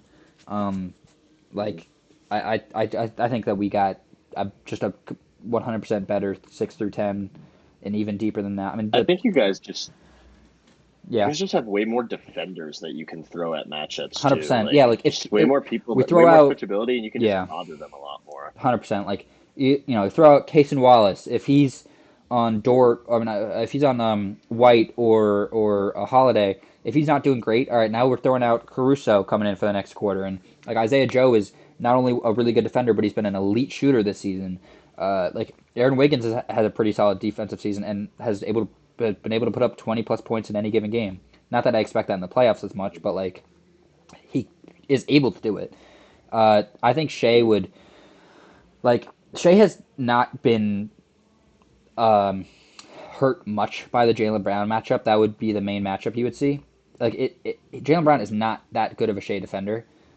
He's all right, but Oh, like there's not a whole lot of them. yeah, like it's a very short list. Um, I wouldn't be surprised if we ran double big against them both times, or at least we tried to, but like people were hurt and Mhm. stuff. Um, I think I don't. I guess we would run double big against them, but I wouldn't love if we did. Like I wouldn't. I mean, I guess I wouldn't hate it if we didn't, because I think Chet could like handle his against Porzingis, and J Dub can guard Tatum. He's definitely a little smaller than Tatum, so if they run double big, it would make sense because Chet against Tatum, like I trust that matchup. Like I said before, Tatum still got his in the 2 matchups we had against him. I think he had like a 40 point game in the second game, but we still won both games because like they just didn't have the defense to stop us down the stretch. Um, I think like you were talking about X factors a bit earlier, and we didn't really name like an X factor for every series, but I think Caruso is going to be like a huge X factor for the Thunder in the playoffs. I'm expecting him this season. He coasted as much as any player in the entire NBA did. He sat out like 30 plus games. It felt like even when he did play, he was getting like 20 minutes a game. Like he wasn't even starting. Like they were putting as little stress on him as they could because he had that like whatever it was, like a calf injury or something. I forget what it was. Like he had like some injury Yeah. that he was dealing with throughout the year. It was like a shin contusion. I don't know, whatever it was. Doesn't matter. But he was dealing with that all year. I feel I've seen a few other Thunder fans say this too, but I felt this way for a while now. I think Caruso is about to get like really high minutes, like borderline fifth starter to sixth, like right off the bench guy. Um, I don't know how. I think Kaysen will get a decent amount of minutes, but I could see him being the guy that's left out a little more because I don't know if they trust his shot as much as they do Isaiah that would make Joe's. sense. Yeah, I mean, Case is a great defender for sure, but he's Mhm. like his defense is not so much better than Isaiah Joe's, and the shooting is definitely a gap there that I like. Especially if they're putting out Sam Hauser or Pritchard or Baylor Shireman if he's gonna get minutes. I don't expect him to, especially if it's the finals. But like Pritchard or Sam Hauser, Isaiah Joe can 100% play that lineup, and like he could match those minutes, probably do better than both of them. Um, and like I said, I think Caruso can spot start in any game, and if he's not spot starting, he'll be the first guy off the bench getting like near 30 minutes a game. I think. Like they're gonna ask a lot out of him. He's gonna be the like if he's not the primary defender, he's the secondary guy. Uh, yeah, I don't know if I ever really considered that. Um, yeah, I never really considered Caruso as much of an X factor. I never really considered him much at all when considering these Thunder series. But Yeah, I mean like he can shut down like really anybody, and like if you're putting him on a Derek White or I mean you could put him on Jalen Brown. I think he would like really hound him there. Like it would oh, be he'd a be fine. He's he's one of the only guards ever who's a legitimate defensive anchor when he's in the game. hmm He's It's so a fun, man. ridiculous who would have been easy first team all defense if he played enough games for me. But Can't believe we traded Josh yeah, Giddey for him, that dude. would that Straight up. that's definitely something I'll end up. That's I remember. Oh man, Man, it's good. Oh, holy man. Especially like, and I don't. I mean, this might be a little. We're getting ahead of myself now, and I'm wearing a Thunder jersey, so it looks biased for sure. But like, if this Thunder team wins back to back, like that might be the worst trade ever. All right, Luca got traded. Never mind. It might be the worst like role player trade ever. Because It might be the worst trade that Adam Silver didn't have his hands on yeah, ever. yeah, that's fair. Because like, That's I mean, Josh Giddey, like he looked a lot better this year, no doubt. And like he's just obviously like a player that is gonna be like good for bad teams because like he's not good expected. stats at least. Yeah, like he's not gonna. Yeah, at least good stats. He's not as like a great defender. I mean, he was bad for the Thunder because he couldn't shoot. We needed him to be like a 3-and-D player, and he couldn't 3 or D. Was the polar opposite Yeah, of like that. yeah, he could pass and turn the ball over. Like that's cool, I guess. And like brick threes and shit. Miss layups, that was fun. Holy man, the amount of missed wide open layups. Holy, I'll never. His half court shot against the Lakers was the funniest thing I think I've ever watched. I remember I was watching that game live, and they get the steal Mhm. off of LeBron's inbound, and I was like, they're gonna win this game, aren't they? And then Reeves goes down and hits the shot. I'm like, all right, they got it. Yeah. He fucking pulls a triple teamed half court shot and actually makes it. I was like, you He gotta just be walks kidding up me, the bro. court like, yup. Yeah. That shout out to the Bulls, man. They might have secured us a championship this year. And I'll never, we can send Josh Giddey a replica ring. How about that? Um That was but nice. yeah, how nice of me. You said Thunder in 7. I have them in 6. I mean, if we're gonna Mm-hmm. go over like Eastern Conference, Western Conference MVP, and Finals MVP would be Shea for the West, and Finals East would. I'm gonna take Tatum this year. Like, I think it'd be Tatum, yeah. yeah, I wouldn't expect. Jalen Brown's had a down year. Like, he's not looked as good this year as he did in years past. It's not to say like he's been bad, Mhm. but like I mean, he was like there were talks for which these talks never should have existed, but like there were talks of like Jaylen Brown could be the 1A on another team, or like who's actually better, Tatum or Brown, or like, it's just a 1A, The 1B here, dumbest whatever. Like, conversation ever. yeah, like all of that stuff is so dumb because they have like the same usage rate and stuff, but like Tatum is just so obviously better at every aspect of the sport. Mhm. But yeah, I mean that's just a whole different conversation. Uh, that was a really long podcast. Do you have anything else that you wanna hit on?